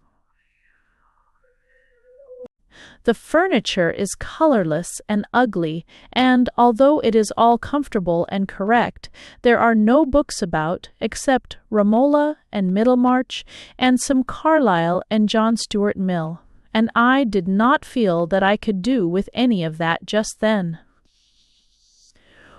So there I sat, twiddling my thumbs for more than an hour, and Agnes did make such a noise, opening and shutting drawers, but at last I remembered a box of caramels in my dressing bag, and it was better after that. Side note, dull hour. Agnes had put out my white cashmere for tea, and at 5 I started to find my way to the blue drawing-room. The banisters are so broad and slippery, the very things for sliding on. I feel as if I should start down them one day, just to astonish Adeline, only I promised you I would be good. Well, when I got to the drawing-room, the party, about 12, had assembled. The old Earl had been wheeled in from his rooms. He wears a black velvet skull-cap and a stock, but he has a splendid and distinguished old face. If I were he, I would not have such a dull daughter-in-law to live with me as Lady Carriston is, even if my son was dead. The boy, Charlie Carriston, was there too. He does look a goose. He is like those pictures in the bio punch that I was looking at, where the family is so old that their chins and foreheads have gone. He is awfully afraid of his mother. There were 2 or 3 elderly pepper and salt men, and that Trench cousin, who is a very high church curate, you know. Aunt Mary told us about him. And there are a Sir Samuel and Lady Garnons, with an old maid daughter, and Adeline's German governess, who has stayed on as companion and helped to pour out the tea. I denote a modern grandison tea. We car over as ze brocaste. The conversation was subdued about politics and cabinet ministers and pheasants and foxes and things of that kind, and no one said anything that meant anything else, as they did at Naseby, or were witty like they were at Turnell, and the German governess said "och" to everything, harsh. And Lady Garnons and Miss Garnons knitted all the time, which gave their voices the sound of 1, 2, 3 when they spoke, although they did not really count. No one had on tea gowns, just a Sunday sort of clothes. I don't know how we should have got through tea if the coffee cream cakes had not been so good. The old Earl called me to him when he had finished, and talked so beautifully to me. He paid me some such grand old-fashioned compliments, and his voice sounds as if he had learnt elocution in his youth. There is not a word of slang or anything modern. One quite understands how he was able to wake up the House of Lords before his legs gave way. It seems sad that such a ninny as Charlie should succeed him. I feel proud of being related to him, but I shall never think of Lady Carriston except as a distant cousin. Both Charlie and Adeline are so afraid of her that they hardly speak.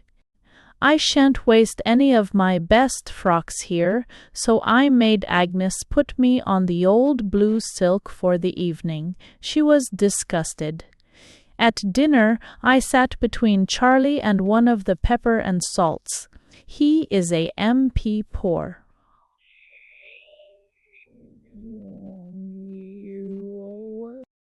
They are going to shoot partridges tomorrow, and I don't know what we shall do, as there has been no suggestion of our going out to lunch. After dinner we sat in the yellow drawing-room.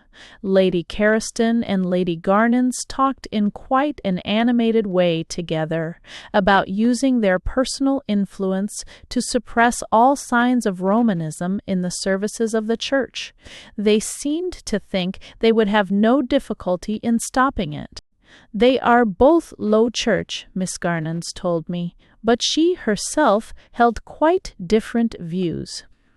Then she asked me if I did not think the Reverend Ernest Trench had a soulful face, so pure and abstracted that merely looking at him gave thoughts of a higher life.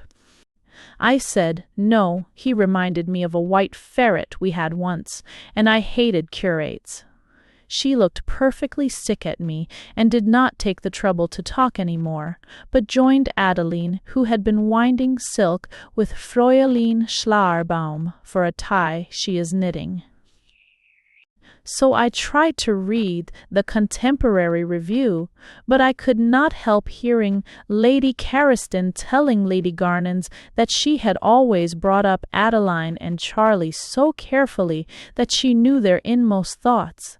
She did not mention Cyril, who was still at Eton. Yes, I assure you, Georgina, she said, my dear children have never had a secret from me in their innocent lives. See, note, the Duke's shirt. Here. When the men came in from the dining-room, one of the old fellows came and talked to me, and I discovered he is the Duke of Lancashire. He is ordinary-looking, and his shirts fit so badly, that nasty sticking-out look at the sides and not enough starch. I would not have shirts that did not fit if I were a duke, would you? They are all staying here for the Conservative meeting tomorrow evening at Barchurch. These 3 pepper and salts are shining lights in this county, I have gathered. Lady Carriston seems very well informed on every subject. It does not matter if she is talking to Mr. Hazelton or Sir Andrew Merton, the 2 MP. S, or the Duke, who is the MFH, or the curate, she seems to know much more about politics and hunting and religion than they do. It is no wonder she can see her children's thoughts.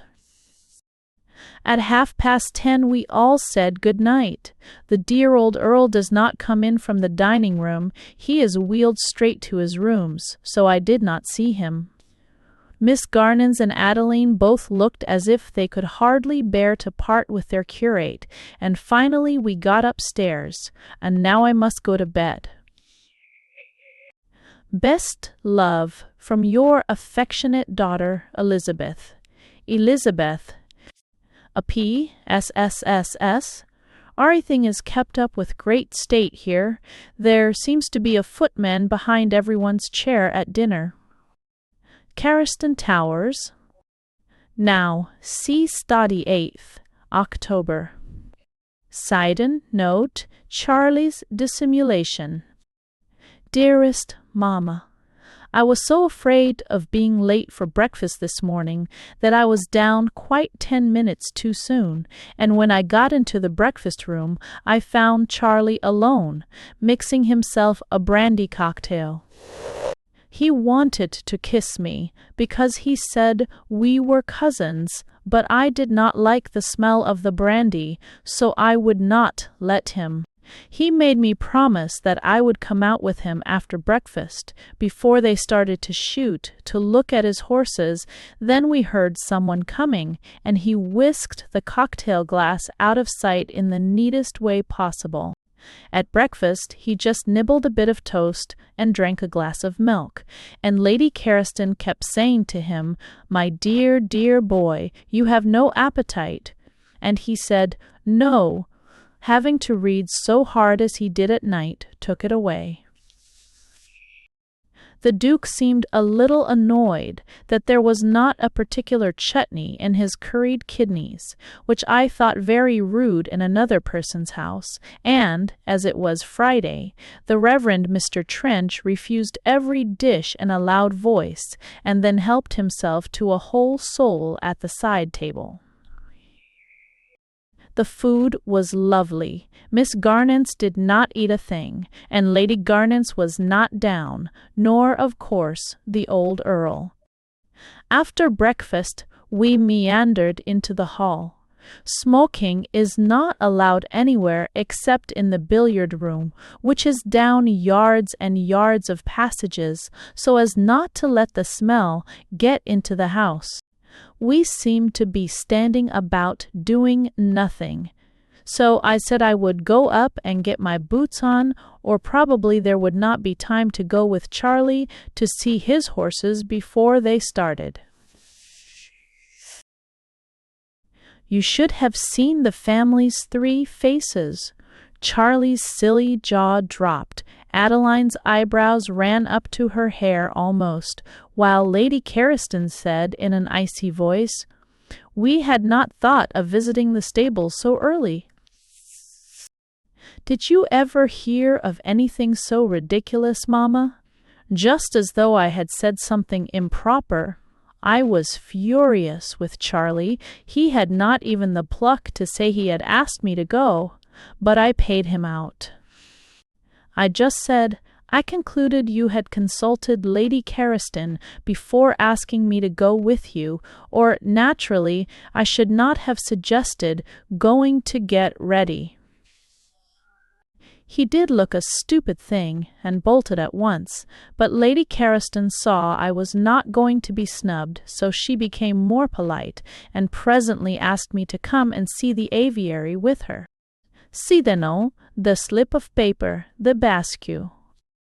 As we walked down the armor gallery, she met a servant with a telegram, and while she stopped to read it, I looked out of one of the windows.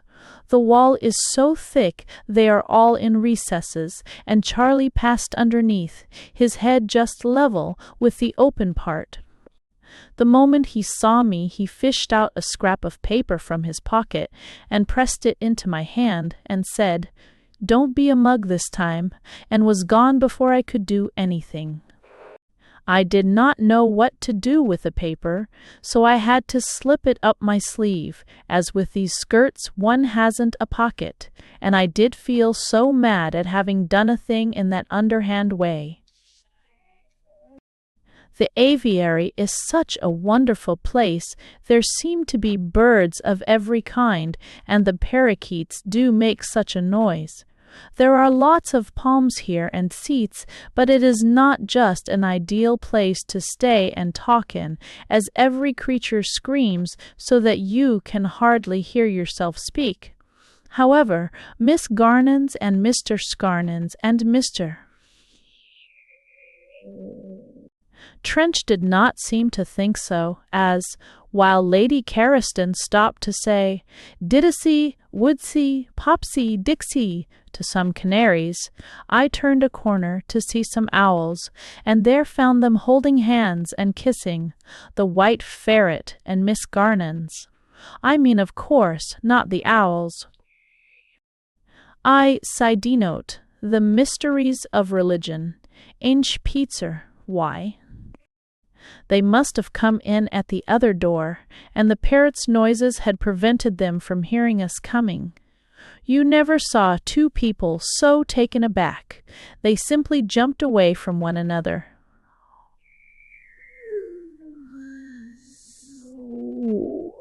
Trench got crimson up to his white eyelashes and coughed in a nervous way, while poor Miss Garnons at once talked 19 to the dozen about the darling little owlies, and never let go my arm until she had got me aside, when she at once began explaining that she hoped I would not misinterpret anything I had seen, that of course it might look odd to one who did not understand the higher life, but there were mysteries connected with her religion, and she hoped I would say nothing about it.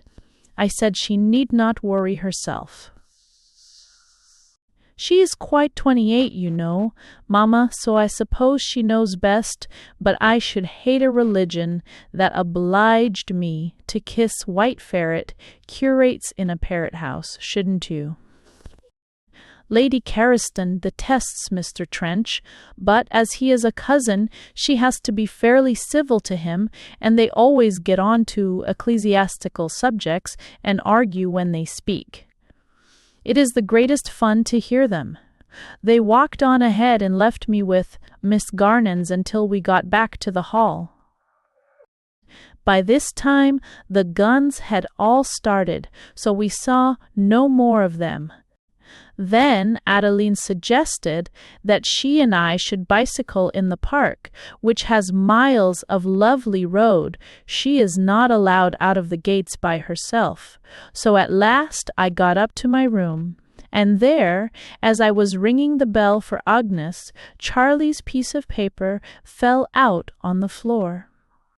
Wasn't it a mercy it did not drop while I was with Lady Carriston? This was all it was. Come down to tea half an hour earlier. Shall sham a hurt wrist to be back from shooting in time. I could not help laughing, although I was cross at his impertinence, in taking for granted that I would be quite ready to do whatever he wished. I threw it in the fire, and, of course, I shan't go down a moment before 5. Goodbye, dear Mamma. Love from your affectionate daughter, Elizabeth. Carriston Towers. Weaston Towers. You. Saturday. Stun from high to from thence. Side note, an anchor in life. Dear Mamma, oh, what a long day this has been.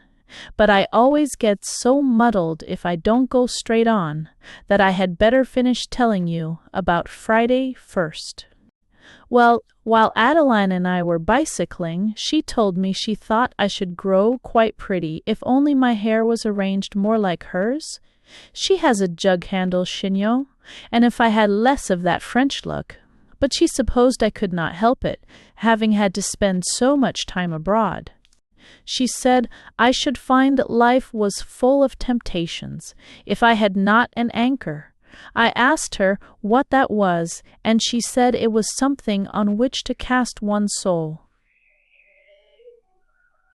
However, she assured me that it was, so I asked her if she had one herself, and she said she had, and it was her great reverence for Mr. Trench, and they were secretly engaged, and she hoped I would not mention it to anybody, and presently when he joined us, would I mind riding on, as she had so few chances to talk to him?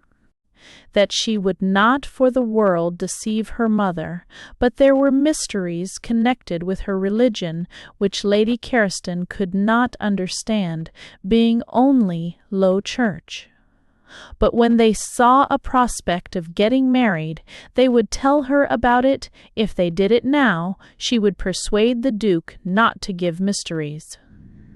Trench the Bellistoke living, which he has half promised him, and so make it impossible for them to marry. I asked her if Mr. Trench was Miss Garnon's anchor too, and she seemed quite annoyed, so I suppose their religion has heaps of different mysteries, but I don't see what all that has got to do with telling her mother, do you? And I should rather turn Low Church than have to kiss Mr. Trench anyway. He came from a side path and joined us, and as soon as I could I left them, but they picked me up again by the inner gate just as I was going in to lunch after having had a beautiful ride. Side note, putting on the clock. He N.A. Stapu. At lunch I sat by the old Earl. He said my hair was a sunbeam's home, and that my nose was fit for a cameo. He is perfectly charming. Afterwards we went en bloc to the library. Nobody says a word about clothes. They talked about the Girls' Friendly Society and the Idiot Asylum and the Flannel Union and higher education, and whenever Lady Garnons mentions anyone that Lady Carriston does not know all about, she always says, "Oh, and who was she?" And then, after thoroughly sifting it, if she finds that the person in question does not belong to any of the branches of the family that she is acquainted with, she says, "Society is getting very mixed now." All the new lot were affected by it, just as I was. There were endless pauses. I would much rather scream at Aunt Maria for a whole afternoon than have to spend it with Lady Carriston. I am sure she and Godmamma would be the greatest friends if they could meet.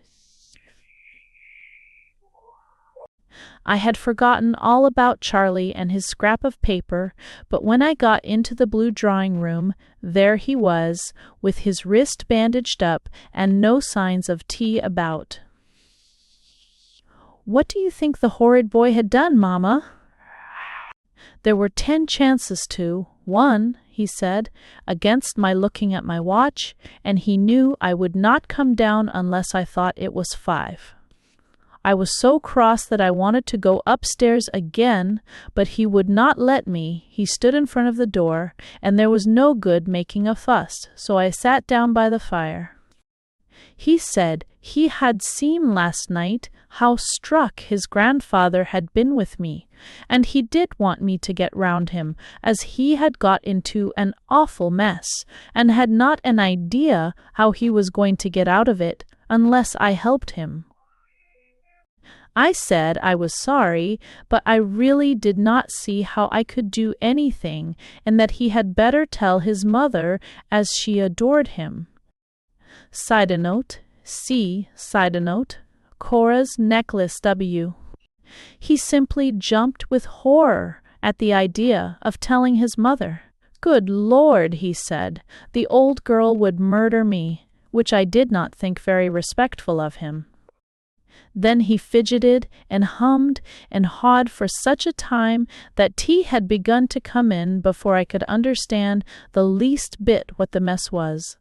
But it was something about a Cora de la Haye, who dances at the Empire, and a diamond necklace, and how he was madly in love with her, and intended to marry her.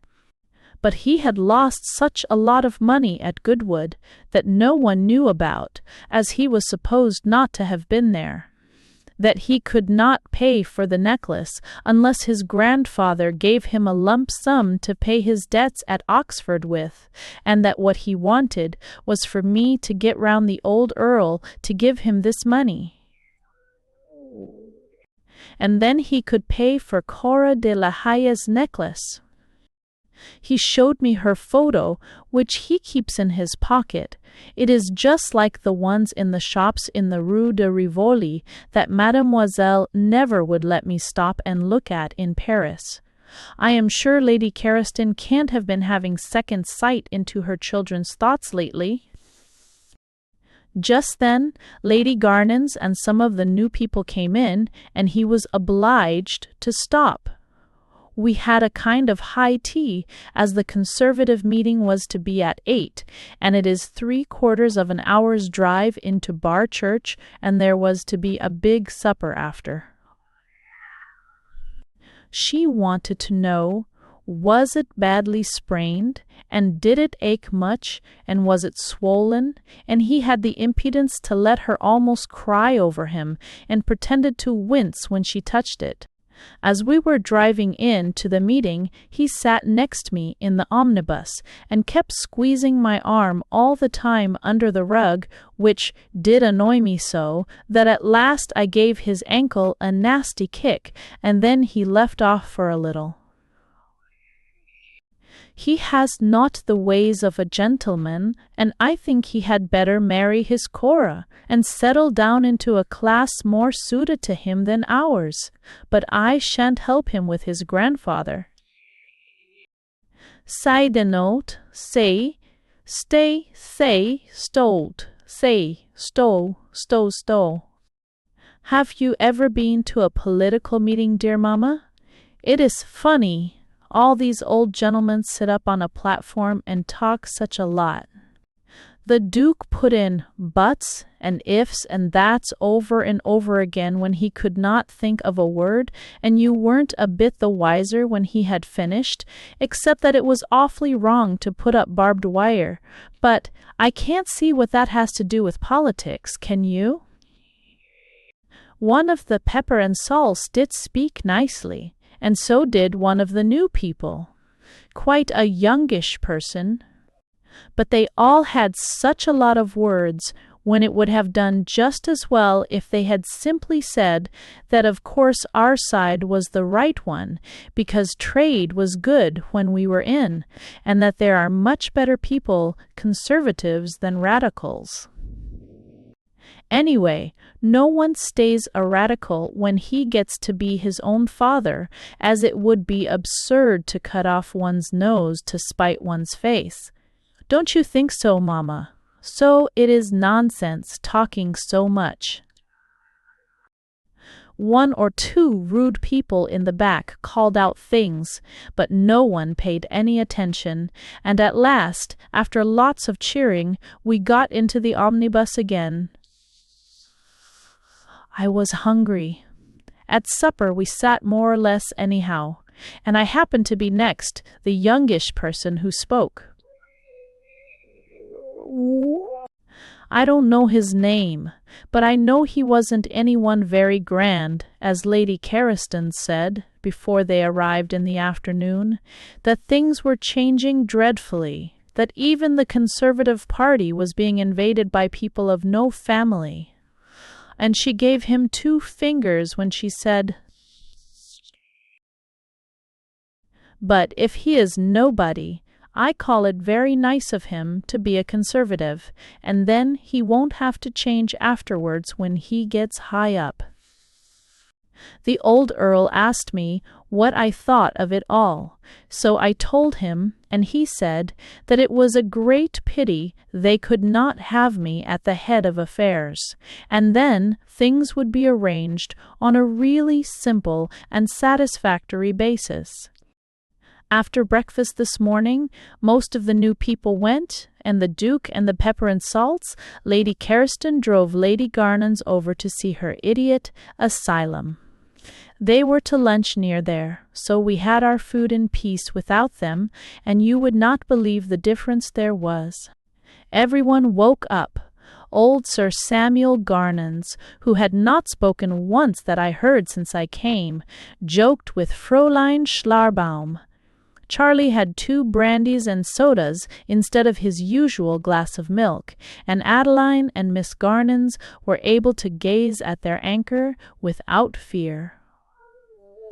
This afternoon I have been for a ride with Charlie, and do you know, Mamma, I believe he is trying to make love to me, but it is all in such horrid slang that I am not quite sure. I must stop now. With love, from your affectionate daughter, Elizabeth. Sedenote, a good Protestant. See, who, su, su, su, su, su, su. What you see oh hi, so, su, fo.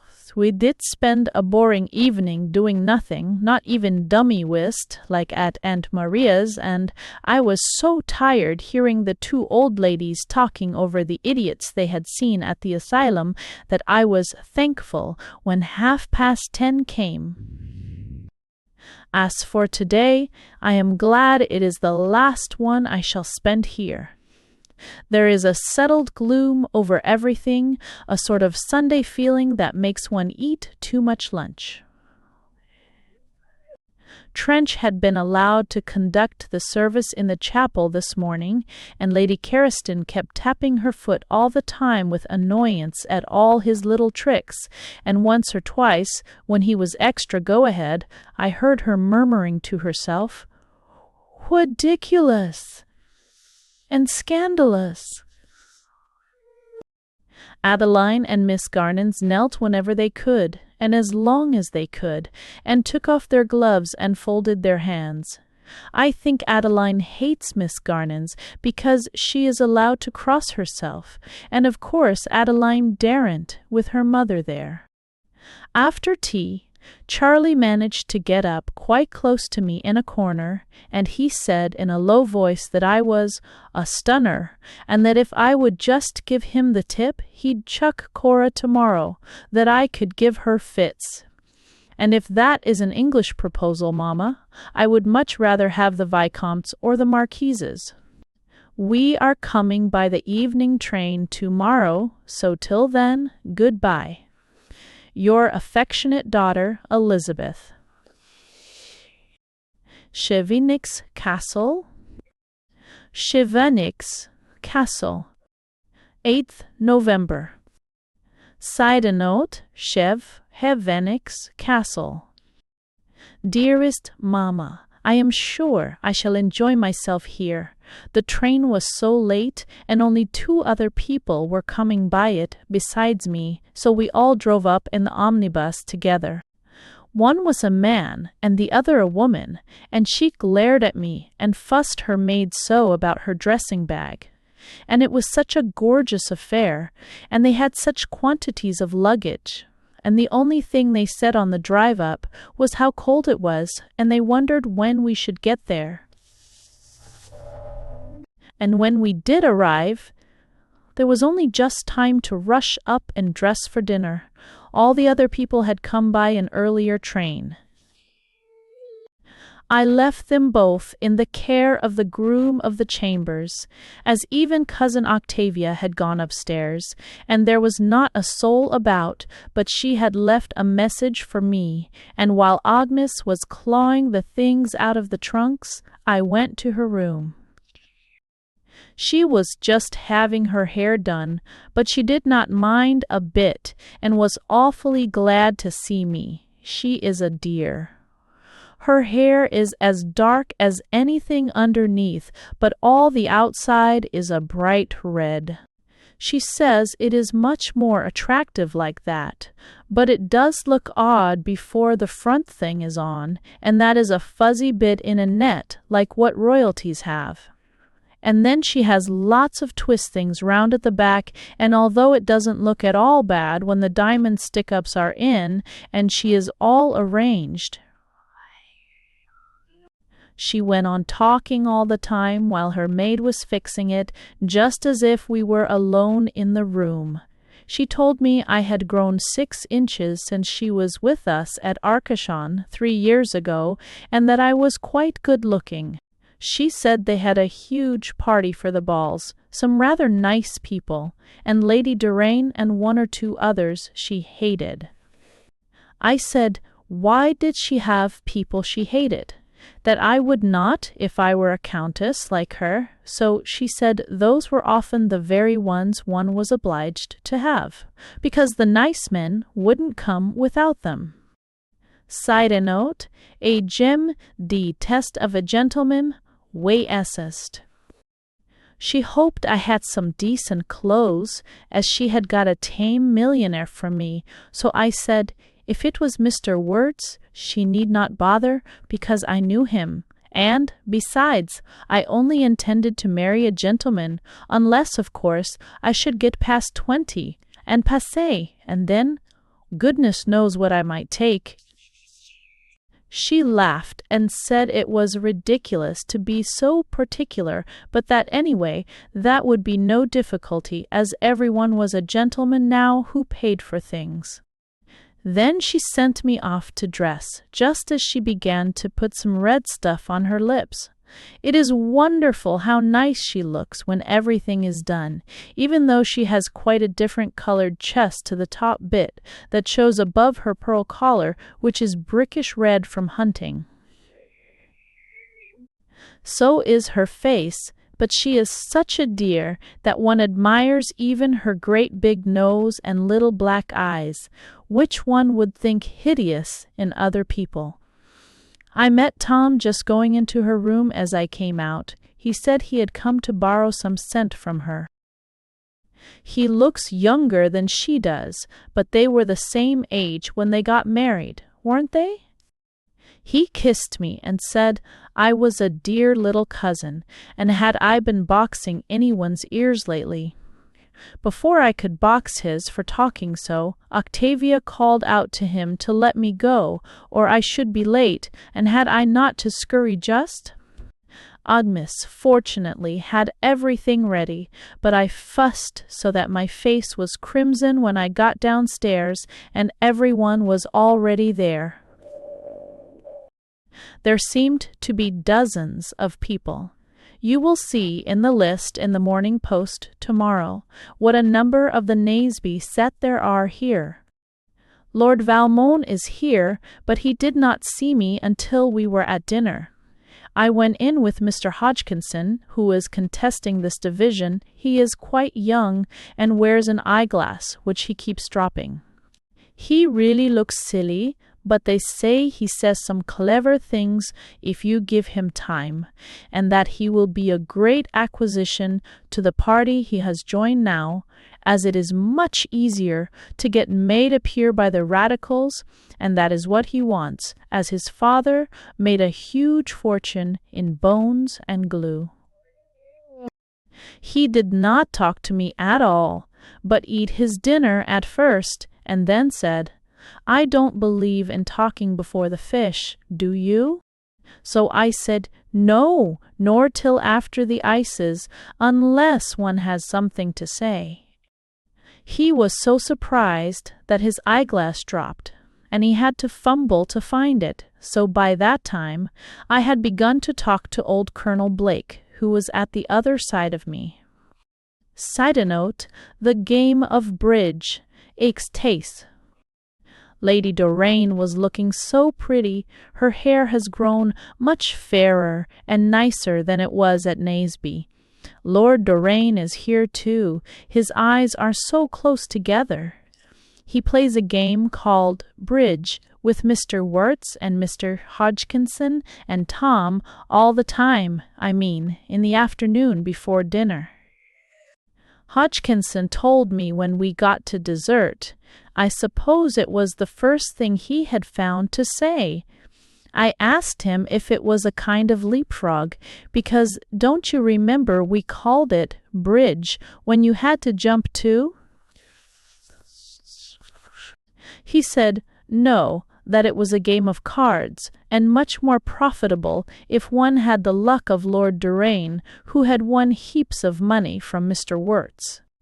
Afterwards, in the drawing-room, Lady Doraine came up to me and asked me where I had been hiding since the Naseby visit, and when she heard I had been in France, she talked a lot about the fashions. She has such a splendid new rope of pearls and such lovely clothes. The Rousses are here too, and Jane has a cold in her head. She says she heard by this evening's post that Miss Latouche is going to be married to old Lord Kidminster, and that he is too deaf to have heard everything, so it is just as well. I can't see why, as Miss Latouche is so nice and never talks rubbish, so I think it a pity he can't hear all she says, don't you? Lady Doraine calls Octavia darling. She stood fiddling with her diamond chain and purring over her frock, so I suppose she is fond of her in spite of Octavia hating her. Sidenote, an Englishman's views. Ship. After dinner, Lord Valmont came up to me at once. I felt in such a good temper it was hard to be very stiff. He seemed so awfully glad to see me. He said I might have let him know what day it was that I crossed over to France after leaving Hazelden Court. He would have taken such care of me. I said I was quite able to take care of myself. Then he asked me if the people were nice in France, and when I said perfectly charming, he said some French women weren't bad, but the men were monkeys. I said it showed how little he knew about them. I had found them delightful, always polite and respectful and amusing, quite a contrast to some English people one was obliged to meet. His eyes blazed like two bits of blue fire, and when he looked like that, it made my heart beat. Mamma, I don't know why. He is so nice looking. Of course no Frenchman could compare to him, but I was obliged to go on praising them, because it annoyed him so. He said I must have stayed there ages. He had been wondering and wondering when he was to see me again. He said Mr. Hodgkinson was an ass, and he had been watching us at dinner. Then Lord Doraine came up, and Lady Doraine introduced him to me, and he said a number of nice things, and he has a charming voice, and Mr. Scorfey, well, sore. Wirtz came up too, and spoke to me, and then Lady Doraine called Lord Valmond to come and sit on the little sofa by her, and she looked at him so fondly that I thought perhaps Lord Doraine might not like it. He tried not to see, but Mr. Show. Wirtz did, and I think he must have a kind heart, because he fidgeted so, and almost at once went and joined them to break up the rate, so that Lord Doraine might not be teased any more, I suppose. And everyone went to bed rather early because of the ball and shoot tomorrow, and I must jump in too, as I am sleepy. So good night, dearest Mamma. Your affectionate daughter, Elizabeth. Chevenique Castle. See mine and November. Side in note. The Peer's sad case. Dearest Mamma, such a lot to tell you, and no time, as I must go down to tea. We passed rather a boring morning after the men had started for their shoot. Only a few people were down for breakfast, and none of the men who weren't guns. I suppose they were asleep. But Lady Grace Fenton was as cross as a bear because she wanted to go and shoot too. She is just like a man, and does look so odd and almost improper in the evening in female dress, and Tom won't have women out shooting except for lunch. Lady Doraine and Lady Greswold talked by the fire while they smoked, and Lady Greswold said she really did not know where the peers were to turn to now to make an honest penny, their names being no more good in the city, and that it was abominably hard that now, she had heard, they would have to understand business and work just like ordinary stock exchange people if they wanted to get on, and she did not know what things were coming to. At lunch, in the chalet in the wood, it was rather fun. Mr. Hodgkinson and Lord Doraine sat on either side of me. Lord Valmond came up with the last guns, rather late, and he looked round the table and frowned. Mr. Verts was so beautifully turned out in the newest clothes and the loveliest stockings, and he had 2 loaders and 3 guns, and Lord Doraine told me that he had killed 3 pheasants, but the ground was knee-deep in cartridges round him, and Tom was furious, as he likes an enormous bag. So I asked why, if Mr. Sherius Wertz was not a sportsman, had he taken the huge Quickham shoot in Norfolk? Then Mr. Hodgkinson chimed in, "Oh, to entertain royalty and the husbands of his charming lady friends." After lunch, the men had to start quickly, as we had dawdled so, and so we turned to go back to the house. Octavia put her arm through mine, and we were walking on when Lady Doraine joined us, with the woman who had glared at me in the omnibus. She looked as if she hated walking. She is not actually stout, but everything is as tight as possible, and it does make her puff. She was awfully smart, and had the thinnest boots on. Lady Doraine was being so lovely to her, and Octavia was in one of her moods when she talks over people's heads, so we had not a very pleasant walk until we came to the stable gate, when Octavia and I went that way to see her new hunters. We had hardly got out of hearing when she said, "Really, Elizabeth, how I dislike women." Side note, the millionaires to be, the millionaires as be. Shh. So I asked her who the puffing lady was, and she said a Mrs. Pike, the new colonial millionairess. Horrid creature, as unnecessary as can be.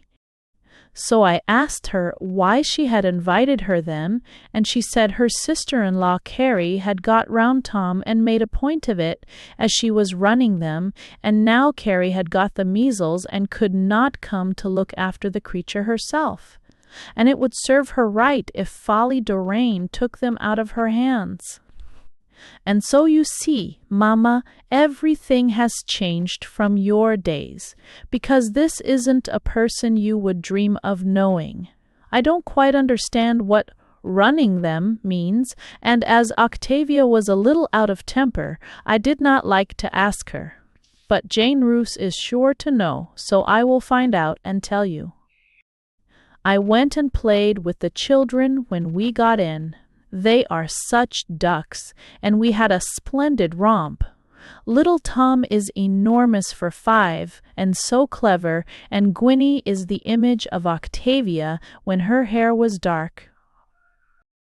Side note, D.C. 4 spar st. 4 7:30. I was so late. Everyone was there. When I got down in such gorgeous tea gowns, I wore my white mousseline delaine frock. The Rooses have the look of using out their summer best dresses. Jane's cold is worse. The guns had got back and came straggling in one by one as they dressed quickly or slowly, and Lord Doraine had such a lovely velvet suit on, and he said such nice things to me, and Lord Valmond sat at the other side and seemed more ill-tempered than ever. I can't think what is the matter with him. At last he asked me to play patience with him, so I said that was a game one played by oneself, and he said he knew quite a new one which he was sure I would like to learn, but I did not particularly want to just then. Lady Doraine was showing Mr. Wertz her new one at the other side of the hall. There are some cozy little tables arranged for playing cards, with nice screens near, so that the other people's counting, may not put one out. Mrs. Pike was too splendid for words in petunia satin and sable and quantities of pearl chains, and Tom was trying to talk to her. Nobody worries about Mr. Pike much, but Lord Doraine took him off to the billiard room after collecting Mr. Frentz Wertz to play bridge. Everybody plays bridge, I find. And then Lady Doraine came and joined Lord Valmond and me on the big sofa. Lord Valmond hardly spoke after that, and she teased him and said, "Harry, what a child you are!" And she looked as sweetly malicious as the tortoise-shell cat at home does when it is going to scratch while it is purring. And presently Dolly Tenterdown came over to us. He is in Cousin Jack's battalion of the Coldstreams, and he looks about 15, but he behaves very grown up, and he asked Lady Doraine to come and teach him her new patience. And they went to one of the screen tables, and Lord Valmond said he was a charming fellow, but I thought he looked silly, and I do wonder what she found to say to him. She must be quite 10 years older than he is, and Jane Roose says it is an awful sign of age when people play with boys. Lord Valmond asked me to keep him some dances tonight, but I said I really did not know what I should do until it began, as I had never been at a ball before. I haven't forgiven him a bit, so he need not think I have. Your affectionate daughter, Elizabeth. C.P. I asked Jane Roose what running them means, and it's being put on to things in the city, and having all your bills paid if you introduce them to people, only you sometimes have to write their letters for them to prevent them putting the whole grand address, N.C. That is in the peerage, and she says it is quite a profession now, and done by the best people, which of course must be true, as Carrie is Tom's sister. Chauvenesse Castle, 19th November. Side note, a modern industry. What's dat? Dearest Mamma, oh, it was too lovely last night. I am having my breakfast in bed today, just like the other grown-up people, and it really feels so grand to be writing to you between sips of tea and nibbles of toast and strawberry jam. Well, to tell you about the ball.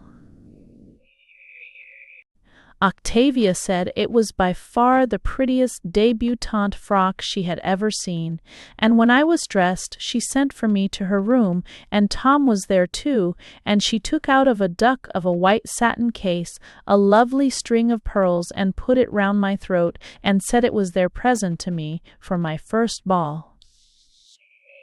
Wasn't it angelic of them? I hugged and kissed 'em both, and almost squashed Tom's buttonhole into his pink coat. I was so pleased, but he said he didn't mind, and then we all went down together, and no one else was ready, so we looked through the rooms.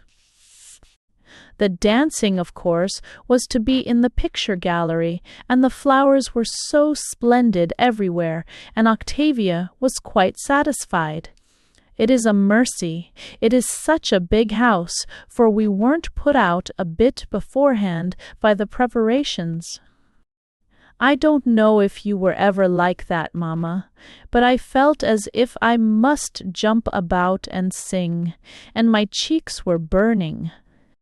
Octavia sat down and played a valse, and Tom and I opened the ball by ourselves in the empty room, and it was fun. And then we saw Lord Valmond peeping in at the door, and he came up and said Tom was not to be greedy, and so I danced the 2 last rounds with him, and he had such a strange look in his eyes. A little bit like Sean when he had the fit, and he never said one word until we stopped. Side note, forgiveness. Number forgiveness. Then Octavia went out of the other door, and I don't know where Tom went, but we were alone, and so he said, would I forgive him for everything and be friends? That he had never been so sorry for anything in his life as having offended me.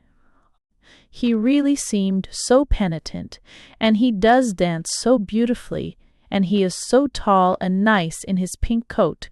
And, besides, I remembered his dinner with Aunt Maria, and how nasty I had been to him at Hazelden. So I said, all right, I would try, if he would promise never to be horrid again, and he said he wouldn't.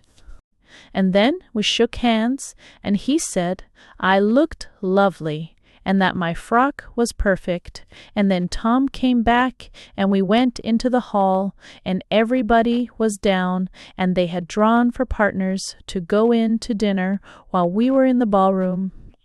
Tom had made Octavia arrange that we should draw, as he said he could not stand Lady Greswold 2 nights running. Octavia said she had drawn for Lord Valmond because he wasn't there, and that his slip of paper was me, and he said on our way into the dining room that Octavia was a brick. We had such fun at dinner. Now that I have forgiven him and have not to be thinking all the time of how nasty I can be, we get on splendidly. Side note, the ball. 1T, the ball. Mr. Verts was at the other side of me with Mrs. Pike, but as he isn't running them, he had not to bother to talk to her, and he is really very intelligent, and we 3 had such an amusing time. Lord Valmond was in a lovely temper. Jane Roose said afterwards in the drawing-room that it was because Mrs. Eyre. Smith was coming with the Corseys to the ball. Lady Doraine had drawn Mr. Pike, who is melancholy-looking with a long Jew nose, but she woke him up and got him quite animated by dessert, and Mrs. Pike did not like it one bit. I overheard her speaking to him about it afterwards, and he said so roughly, "You mind your own climbing, Mary? You ought to be glad as it's a titled lady." Well then, by the time we were all assembled in the hall, everyone began to arrive. Oh, it was so lovely. Everyone looked at me as I stood beside Octavia at first, because they all knew the ball was given for me, and then for the first dance I danced with Tom, and after that I had heaps of partners, and I can't tell you about each dance, but it was all heavenly. I tried to remember what you said and not dance more than 3 times with the same person, but somehow Lord Valmond got 4, and another, but that was an extra. Mrs. Smith did come with the Corseys, and she was looking so smart with a beautiful gown on, and Jane Roose said it was a mercy Valmond was so rich, but I don't see what that had to do with it. I saw him dancing with her once, but he looked as cross as 2 sticks, perhaps because she was rather late. Do you know, Mamma, a lot of the beauties we are always reading about in the papers as having walked in the park looking perfectly lovely were there, and some of them are quite old. Much older than you. And one has a grown-up son and daughter, and she danced all the time with Dolly Tenterdown, who was her son's fag at Eton, Lord Doraine told me. Isn't it odd? And another was the lady that Sir Charles Helmsford was with on the promenade at Nice, when you would not let me bow to him. Do you remember? And she is as old as the other. Lord Doraine was rather a bother. He wanted to dance with me so often, so at last I said to Octavia, I really was not at my first ball to dance with old men. He is quite 40, and what was I to do? And she was so cross with him, and I could see her talking to him about it when she danced with him herself.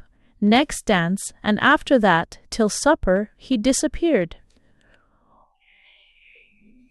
Into the smoking room, I suppose, to play bridge. See the note, a supper s. I went in to supper first with the Duke of Meath. He had just finished taking in Octavia. He is such a nice boy. And then, as we were coming out, we went down a corridor, and there in a window seat were Lord Valmond and Mrs. the Beltes in thus. Smith? And he was still gloomy, and she had the same green rhubarb juice look she had the last night at Naseby. He jumped up at once and said to me, he hoped I had not forgotten. I had promised to go in to supper with him, so I said I had just come from supper, and while we were speaking Mrs. Darrow, Smith had got the Duke to sit down beside her, and so I had to go off with Lord Valmond, and he seemed so odd and nervous, and as if he were apologizing about something, but I don't know what it could have been, as he had not asked me before to go in to supper with him.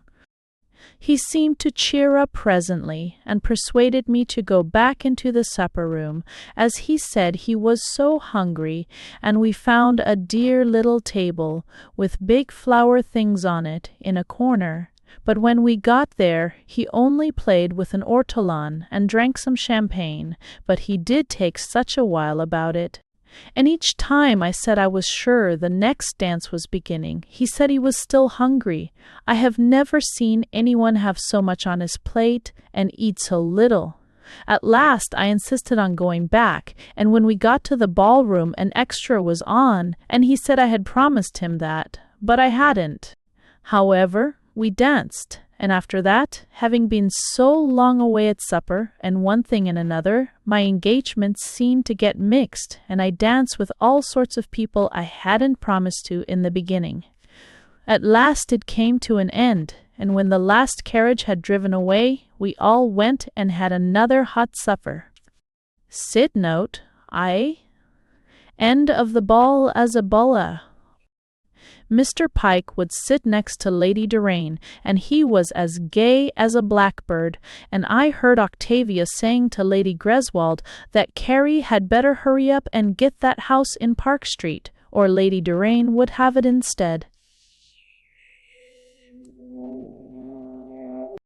Then we all went to bed, and Lord Valmond squeezed my hand and looked as silly as anything, and Jane Roose, who saw, said I had better be careful, as he was playing me off against Mrs. Smith. It was great impertinence of her, I think, don't you? Especially as Mrs. Smith had gone, so I can't see the point. Now I am going to get up. Your affectionate daughter, Elizabeth. Chevenix Castle. The 13th November. Side note, A. Tab. Lay. Dearest Mamma, I enjoyed myself last night quite as much as at the ball here, but first I must tell you about Thursday and yesterday. The morning after the ball here, no one came down till lunch, and in the afternoon Lady Doraine suggested we should have some tableaux in the evening, and so we were busy all the time arranging them. Mrs. Pike lent everyone her tea gowns. She has dozens, and they did splendidly for the Queen of Sheba, and Mr. Pike played Charles the First have. Having his head cut off, as Lady Doraine told him, he had just the type of lofty, melancholy face for that. I was the old woman in the shoe, with all the biggest people for children, but the best of all was Dolly Tenterdown as Bubbles. Lord Doraine and Mr. Wirtz and Tom and some others played bridge, all the time while we were arranging them, but Lord Valmond was most useful, and in such a decent temper. After they were over, we danced a little, and it was all delightful. Side note, A. A game of patience, I. Yesterday, the day of the county ball in Chevenix, they shot again, and it rained just as we all came down ready to start for the lunch, so we couldn't go, and had to lunch indoors without most of the men.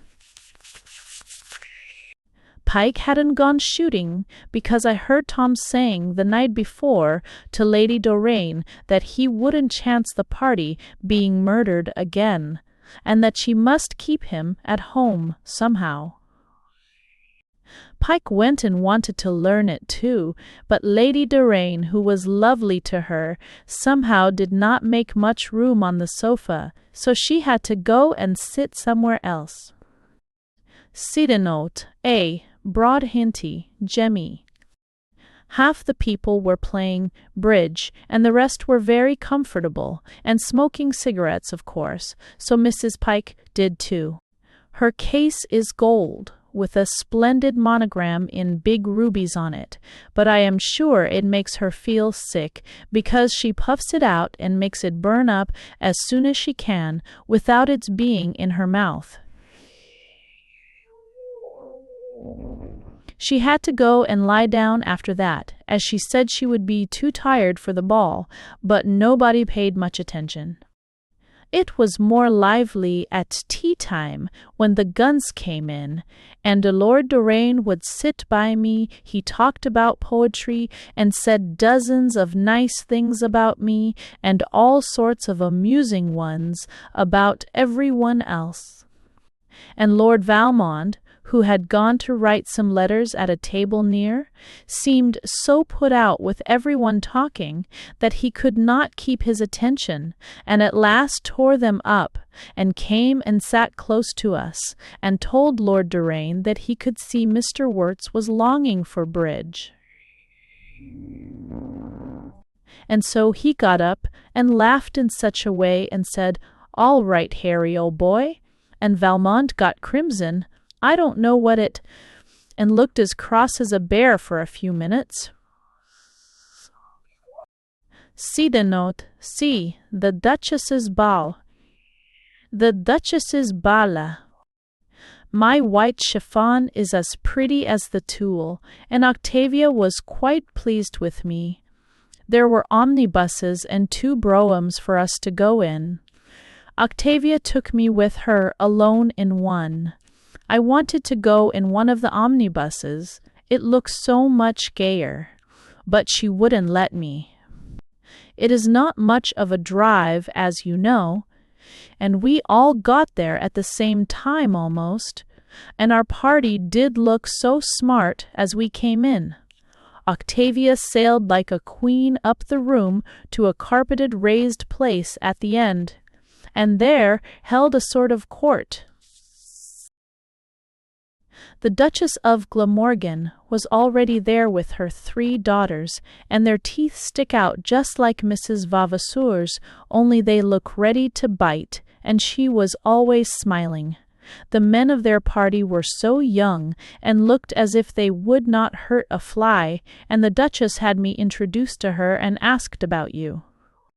And Mrs. Pike tried to join in the conversation, and the Duchess fixed on her pince-nez and looked at her for quite 10 seconds, and then said, when she had retired a little, "Who is this gorgeous person?"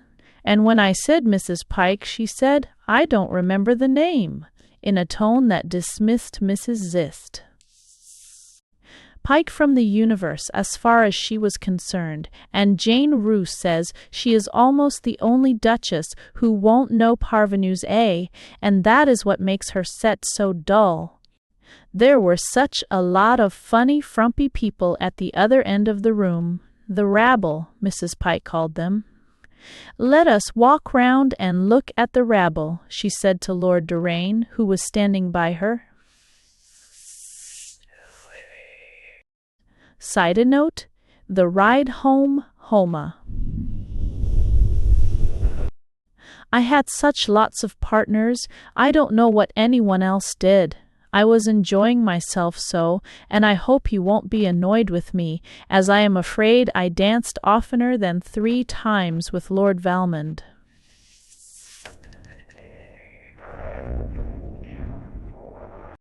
I like English balls much better than French, though, perhaps, I can't judge, as I was never at a real one there. But Englishmen are so much better looking, and everybody doesn't get so hot, and it is nice having places to sit out and talk without feeling you are doing something wrong. Coming home, Octavia made Lady Doraine and Mrs. Pike go in her brougham, and she and I went in one of the omnibuses. Lord Doraine sat between me and Octavia, and I suppose he was afraid of crushing her dress, for he positively squashed me, he sat so close.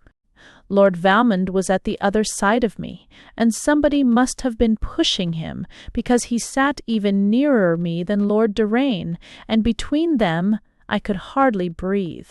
It was fortunate it was a cold night. Before we got to the park gates, somehow the light went out, and all the way up the avenue people held each of my hands.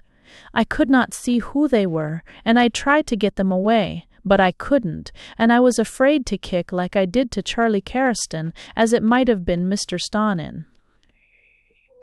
Hodgkinson, who was sitting opposite, and so there would have been no good in kicking Lord Doraine or Lord Valmond, but I just made my fingers as stiff as iron and left them alone. It is a surprise to me, Mamma, to find that gentlemen in England behave like this. I call it awfully disappointing, and I am sure they could not have done so. When you were young, it seems they are just as bad as the French.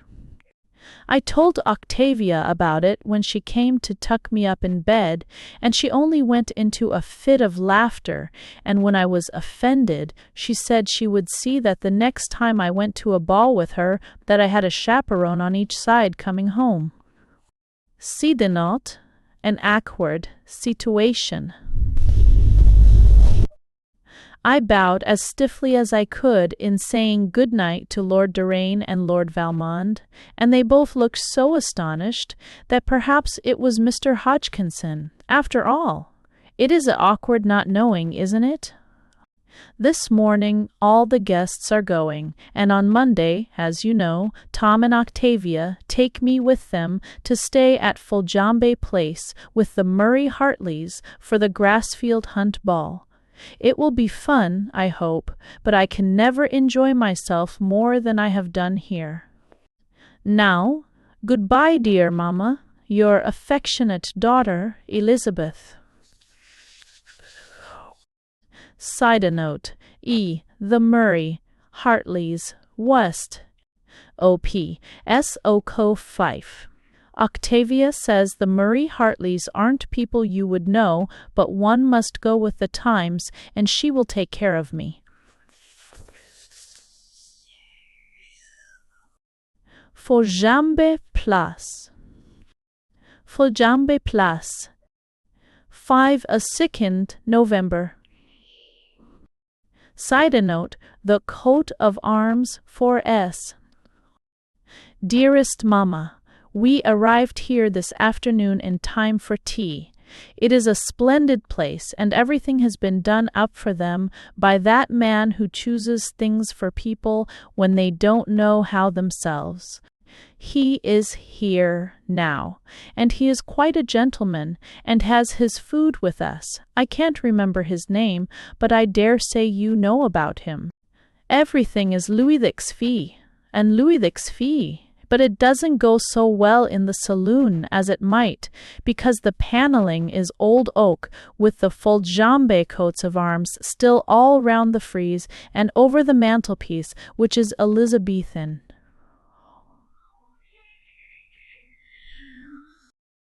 Jones, I shall have to call him, say that it jarred upon his nervous system like an intense pain, but that Mrs. Murray Hartley would keep them up, because there was a Murray coat of arms in one of the shields of the people they married, and she says it is an ancestor of hers, and that is why they bought the place.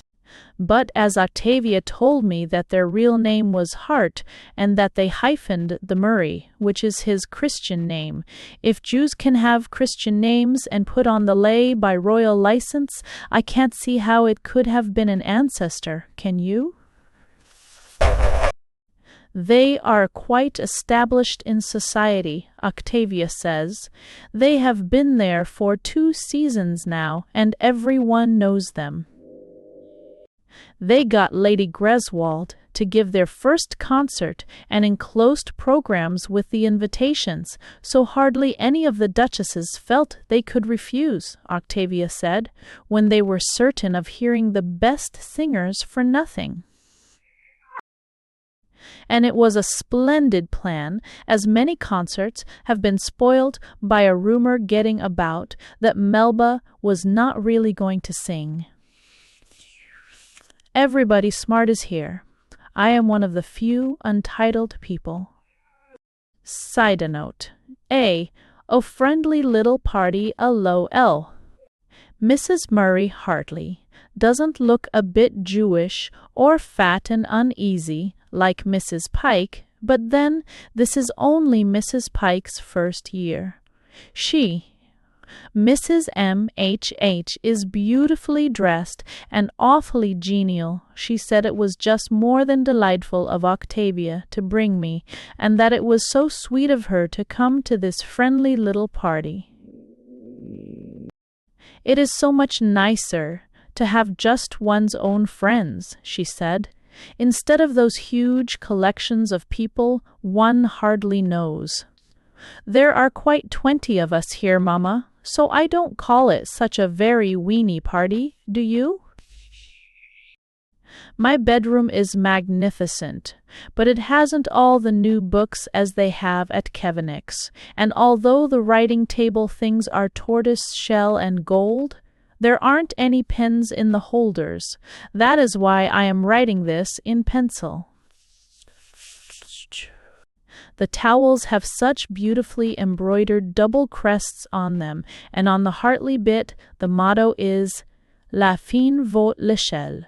Octavia, who is in the room now looking at everything, said Lady Greswold chose it for them when they wanted a crest to have on their Severus plates and things for their concert. Octavia keeps laughing to herself all the time as she looks at the things, and it puts me out writing, so I will finish this when I come to bed. Side note, A question of taste. What? 12:30. We had a regular banquet. I sat next to Lord Doraine. I did not catch the name of the man who took me in. I forgot to tell you the Doraines and Sir Trevor and Lady Cecilia and lots of others I know are here. Mrs. the Backwit? Oui.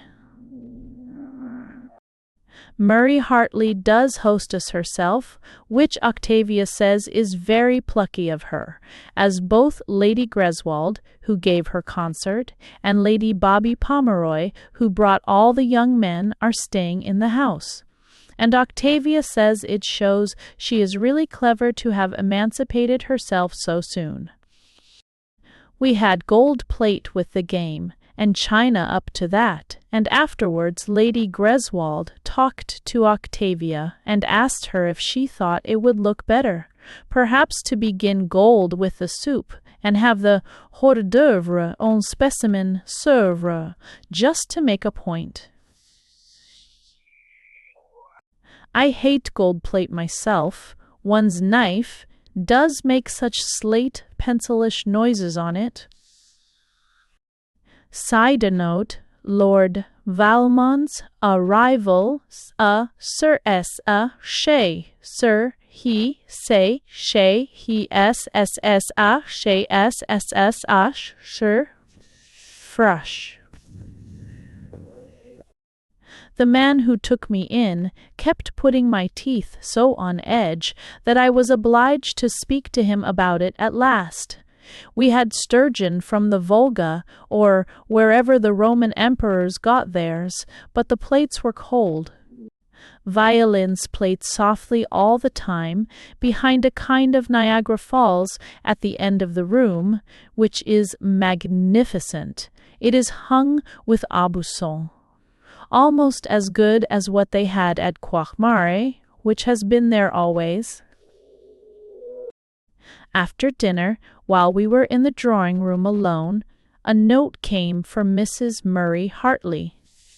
She was talking to Octavia and me, so she read it aloud.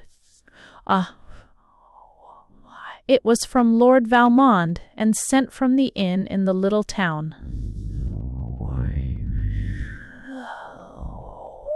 He said he had intended staying there by himself for the Hunt Ball, but that on arrival he found no fire in his room, so he was writing to ask if Mrs. Murray Hartley would put him up. She was enchanted, and at once asked Lady Greswold if it would not be better to turn Lord Oldfield out of his room, which is the best, in the bachelor's suite, as he is only a baron. But Lady Greswold said she did not think it would matter, because Lord Valmond told me when he left Chevenix on Saturday that he had to go to another party in Yorkshire, and was as cross as a bear because he would not be able to be at the Grassfield ball. He turned up beautifully dressed as usual, as quickly as it was possible for the brougham which was sent for him to get back. He could not have kept it waiting a moment, so I don't believe the story about there being no fire in his room, do you? Side note, friendly offers tea. Mrs. Murray Hartley did gush at him.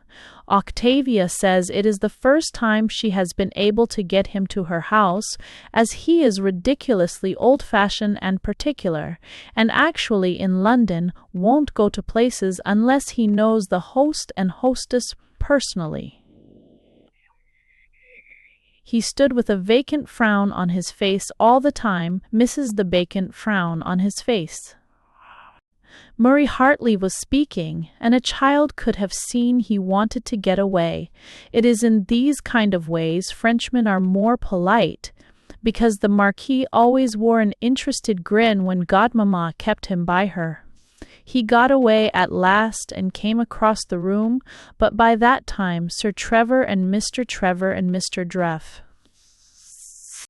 Hodgkinson were talking to me, and there was no room for him on our sofa, and he had to speak to Lady Cecilia, who was near. She was as absent as usual, and he was talking at random, so their conversation was rather funny. I heard scraps of it. Side note, a sense of honor. A sense of honor.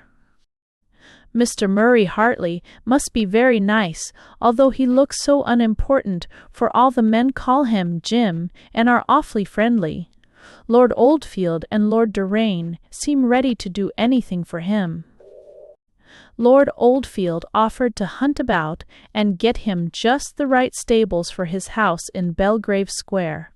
He knew of some splendid ones, he said, that were going a great bargain, on a freehold that belongs to his sister's husband, and one thing. And Lord Doraine says he will choose his horses for him at Tattersall's next week, as he wants some good hunters. He knows of the very ones for him. You leave it all to me, dear boy, he said. And at that, Sir Trevor, who was listening, they were all standing close to our sofa, went into a guffaw of laughter.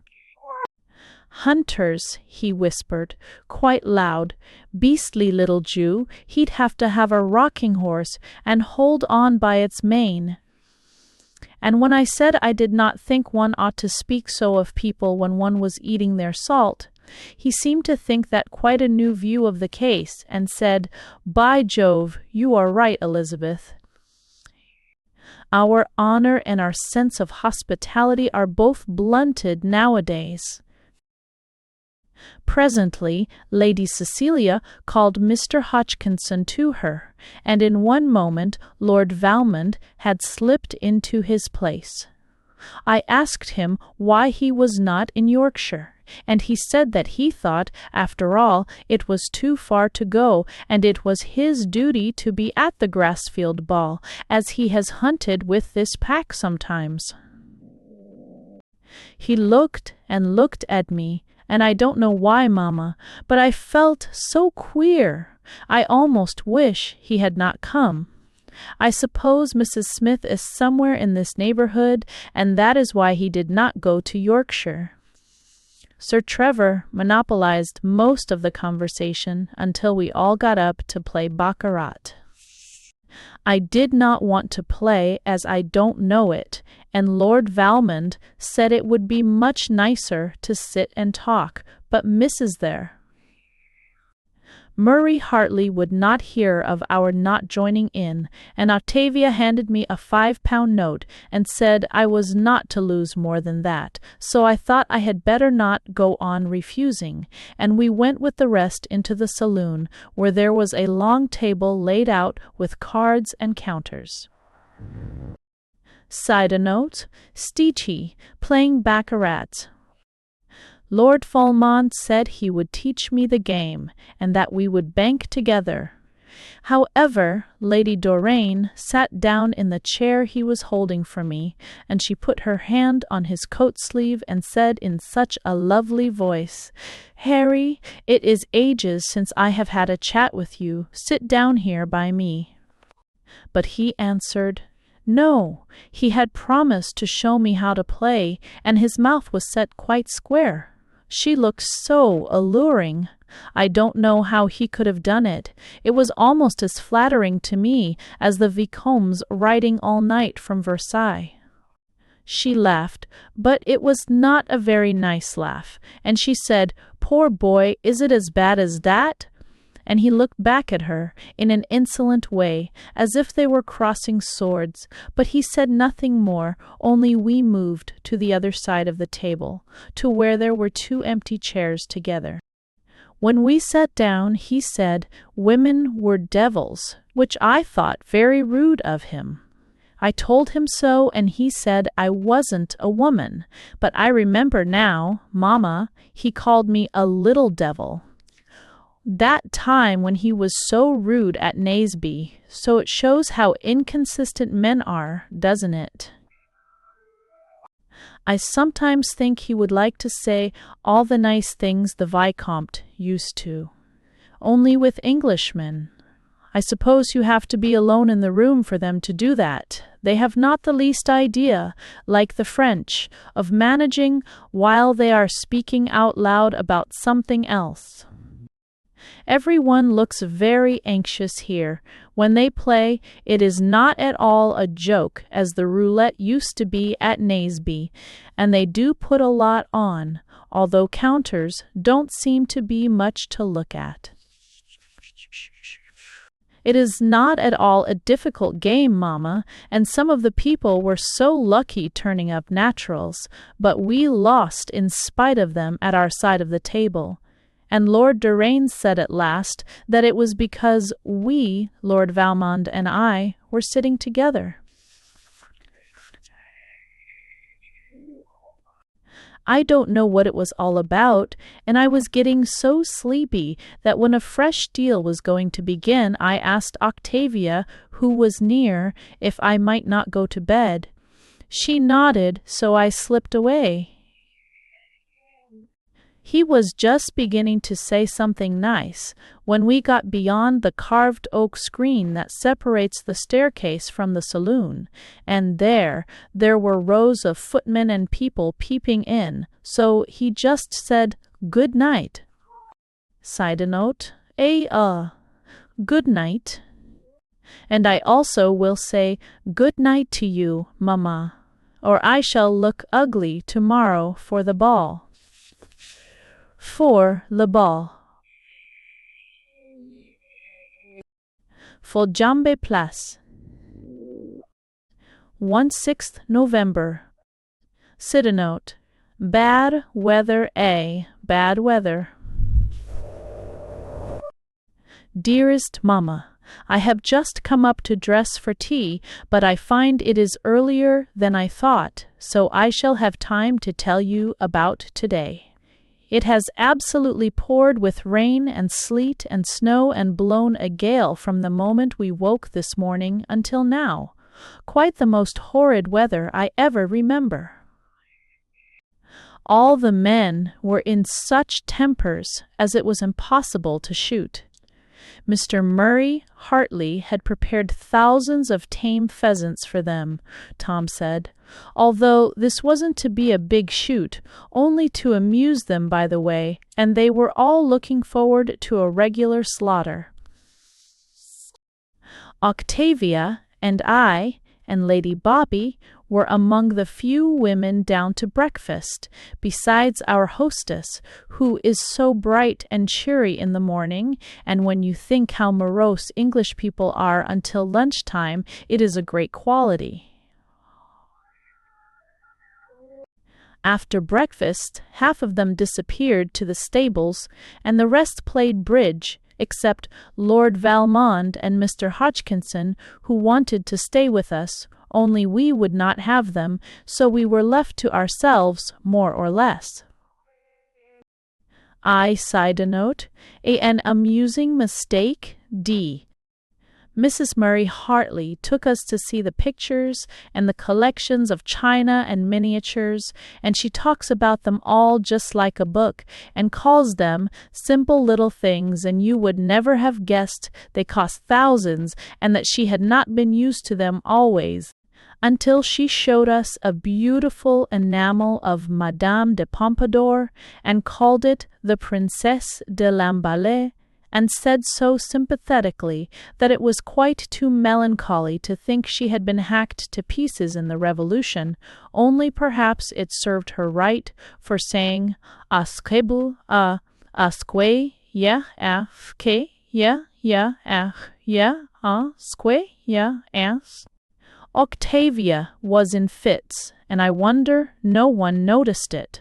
Then she said she must leave us for a little in the music room, as she always went to see her children at this hour. They live in another wing. Side note, gossip, stable he. By that time, Lady Doraine and Lady Greswold and most of the others were down, and some of them looked as if they had been up awfully late. It seems they did not finish the baccarat until 3:30, and that Lord Oldfield won more than £1,000. Murray Hartley had hardly got out of the door when Lady Doraine said what a beautiful woman she was, and Lady Greswold began, "Yes, and such tact," and Lady Bobby said, "And so charming." And Lady Cecilia, who was doing ribbon work on a small frame that sounds like a drum every time you put the needle through, looked up and drawled in her voice right up at the top, "Yes, I have noticed very rich people always are." Then they all talked at once, and by listening carefully, one made out that they were saying a nice thing about everyone, only with a different ending to it, like, "She is perfectly dévée, but what a pity she makes herself so remarkable. And darling Florrie, of course she is as straight as a die, but wearing those gowns so much too young for her, and with that very French figure, it does give people a wrong impression, and it is extraordinary luck for dear Rosie. Her husband's dying before he knew anything. I suppose it is all right, Mamma, but it sounds to me like giving backhanders. The French women never talked like this. They were witty and amusing and polite, just the same as if the men were in the room. Side note, the gossips rebuked. Octavia did not join in it, but read the papers, and when they got round to Mrs. Murray Hartley again, and this time simply clawed her to pieces, Octavia looked up and said in a downright way, "Oh, come, We need none of us have known this woman unless we liked, and we are all getting the quid pro quo out of her, so for goodness sake, let us leave her alone." That raised a perfect storm. They denied having said a word and were quite indignant at the idea of getting anything out of her. "But it's all bosh," Octavia said. "I am here because it is the nearest house to the Grassfield ball, and the whole thing amuses me, and I suppose you all have your reasons." Lady Doraine looked at her out of the corner of her eyes and said in her purry voice, "Darling Octavia, you are so original," and then she turned the conversation in the neatest way. Side note: Octavia's philosophy. Octavia said to me, as we went upstairs before lunch, that they were a set of cats and harpies, and she hated them all, only unfortunately, the others, the nice good ones, taken in bloc, made things so dull, it was better to put up with this set. Then she kissed me as I went into my room and said, "At this time of the world's day, my little Elizabeth, there is no use in fighting windmills."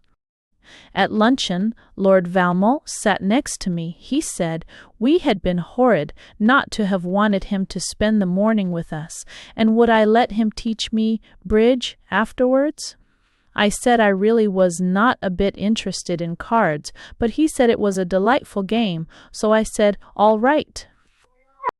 Murray Hartley said to Lady Greswold that she feared this awful weather would make her party a failure, and what was she to do to amuse them this afternoon? So, Lady Greswold said, "Leave 'em alone, with plenty of opportunities to talk to their friends, and it will be all right." And so she did. Side note: an afternoon at cards. an afternoon at cards. Lord Valmont and I found a nice little table in a corner by the fire, and we began to turn over the cards, and presently everyone disappeared, except Lady Doraine and Mr. Touraine and Mr. Touraine. Wirtz, who played Patience or something, beyond one of the Spanish leather screens, and Lady Bobby and Lord Oldfield, who were smoking cigarettes together on the big sofa. We could just hear their voices murmuring. You can't play bridge with only two people, I find, and when Lord Valmont had explained the principles to me, I was none the wiser. I suppose I was thinking of something else, and he said I was a stupid little thing, but in such a nice voice, and then we talked and did not worry about the cards. But after a while he said he thought it was draughty for me in the saloon, and it would be cozier in one of the sitting rooms. But I would not go, mamma, as I did not find it at all cold. Side note: Lord Doraine intrudes a lord. Why? Then Lord Doraine came in and went over and disturbed everybody in turn, and finally sat down by us, and Lady Bobby laughed out loud, and Lady Doraine peeped round the screen with her mischievous tortoiseshell cat expression, so I just said I would go and dress for tea. I am sure they were all trying to make me feel uncomfortable, but I didn't a bit. I heard them shrieking with laughter as I left, and I caught a glimpse of Lord Valmont's face, and it was set as hard as iron. Octavia wants me to wear my only other new ball dress tonight, the white gauze, so I suppose I must, and I do hope the rain will stop before we start. IP. SSATU. Yenis says she won't sup downstairs as there was so much champagne in the room last night that several of the valets got drunk, and she thinks it is not distingué. Foljambe Plus. A stumble was for Wednesday, say. Side note: Sir Hugh Dynacourt. Woe, dearest mamma, Octavia is writing to you, and we have such a piece of news for you. I will tell you presently. Part of the ball last night was quite delightful, and fortunately the rain had stopped before we started. In fact, I saw the stars shining when I looked out on my way down to tea. He is nice looking, though quite old, over 40, I should think. It appears he has been away from the world for more than 2 years. He has only come to this party now because Lady Bobby made him. He met her lately and is a great friend of hers. The other men, Lord Doraine and C., were chaffing him by the fireplace. No one else was down, and they did say such odd things. Tom asked him why he had disappeared for so long, and he said time was when, if one stuck to one's own class, to live and love was within the reach of any gentleman, but since the fashion of the long strings of pearls came in, it had become more expensive than the other class, and he could not compete with Jews and financiers, so he had gone to live quietly in Paris. I don't know what it meant, but it seemed to amuse them all awfully. Side note, the perfect height. Oh, sell. When they saw me sitting on the sofa, they stopped talking at once, and then began about how horrid the day had been, and Sir Hugh was introduced and asked about you. He said I was not nearly so pretty as you had been at my age, but I should do, he dared say. Then, when I stood up and he saw my height, he said that he had always thought 5'7" a perfect measure for women, so I said I did feel disappointed, as I was only 5'6¾". He laughed and whispered, "Oh, yes, I am sure you will do very well indeed." He is charming, and he says he will be an uncle to me.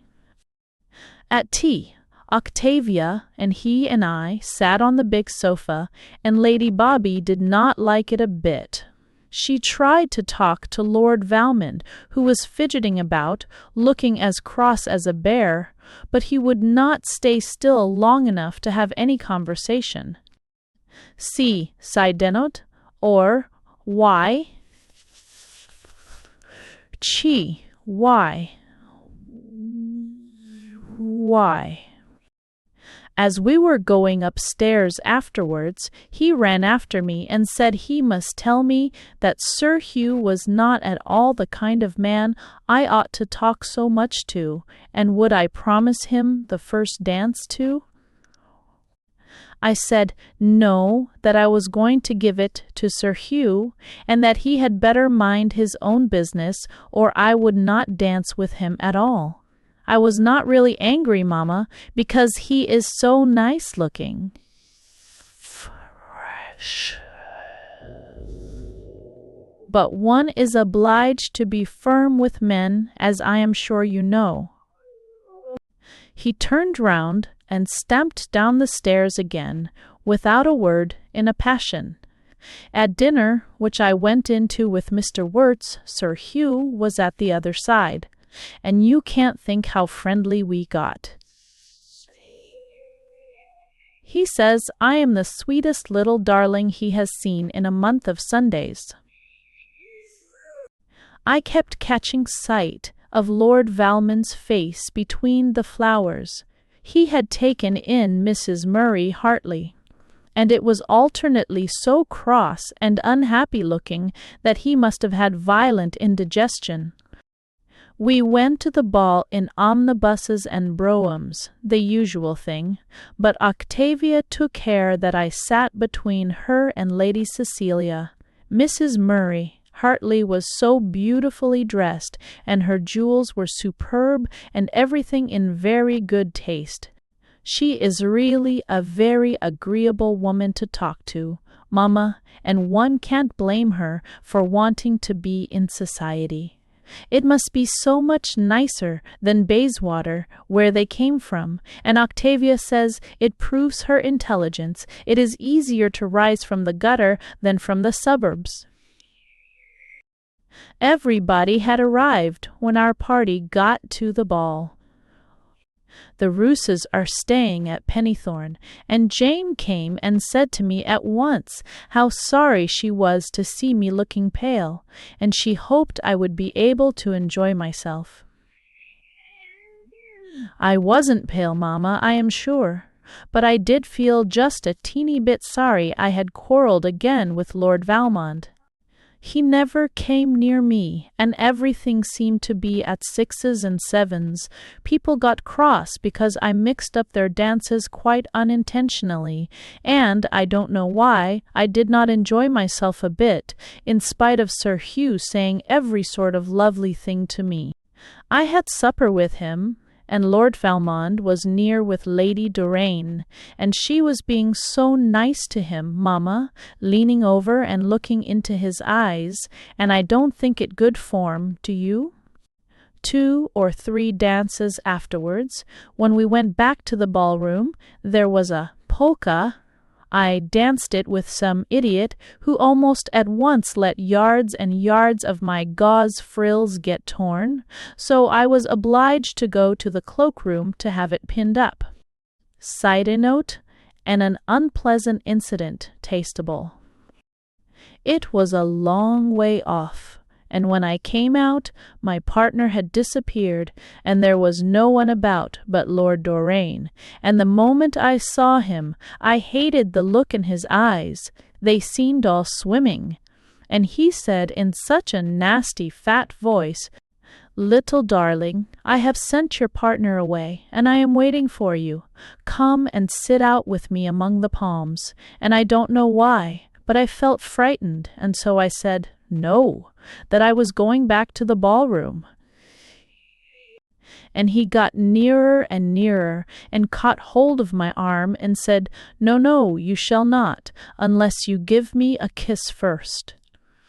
And he would not let me pass. I can't imagine why, Mamma, but I never felt so frightened in my life. And just then, walking aimlessly down the passage, came Lord Valmond. He saw us and came up quickly, and I was so glad to see someone that I ran to him. As Lord Doraine let me pass directly, he caught sight of Lord Valmond, and he was in such a rage when he saw how I was trembling, and said, "What has that brute been saying to you?" and looked as if he wanted to go back and fight him, but I was so terrified that I could only say, "Do come away." See the note, the engagement. The engagement, We went and sat in the palm place, and there was not a soul there, as everyone was dancing, and I really don't know how it happened. I was so upset about that horrid Lord Doraine that Harry tried to comfort me, and we made up our quarrel, and he kissed me again. And I hope you won't be very cross, Mamma. But somehow I did not feel at all angry this time, and I thought he was fond of Mrs. Smith. But it isn't, it's me, and we are engaged, and Octavia is writing to you. See, I shall get married before the drawing-room in February, because then I can wear a tiara. Sidenote, Victorine is outdone. Me be, again. Of course, an English marquis is higher than a French one, so I shall walk in front of Victorine anywhere, shan't I? Thanks for listening to The Visits of Elizabeth by Elinor Glyn.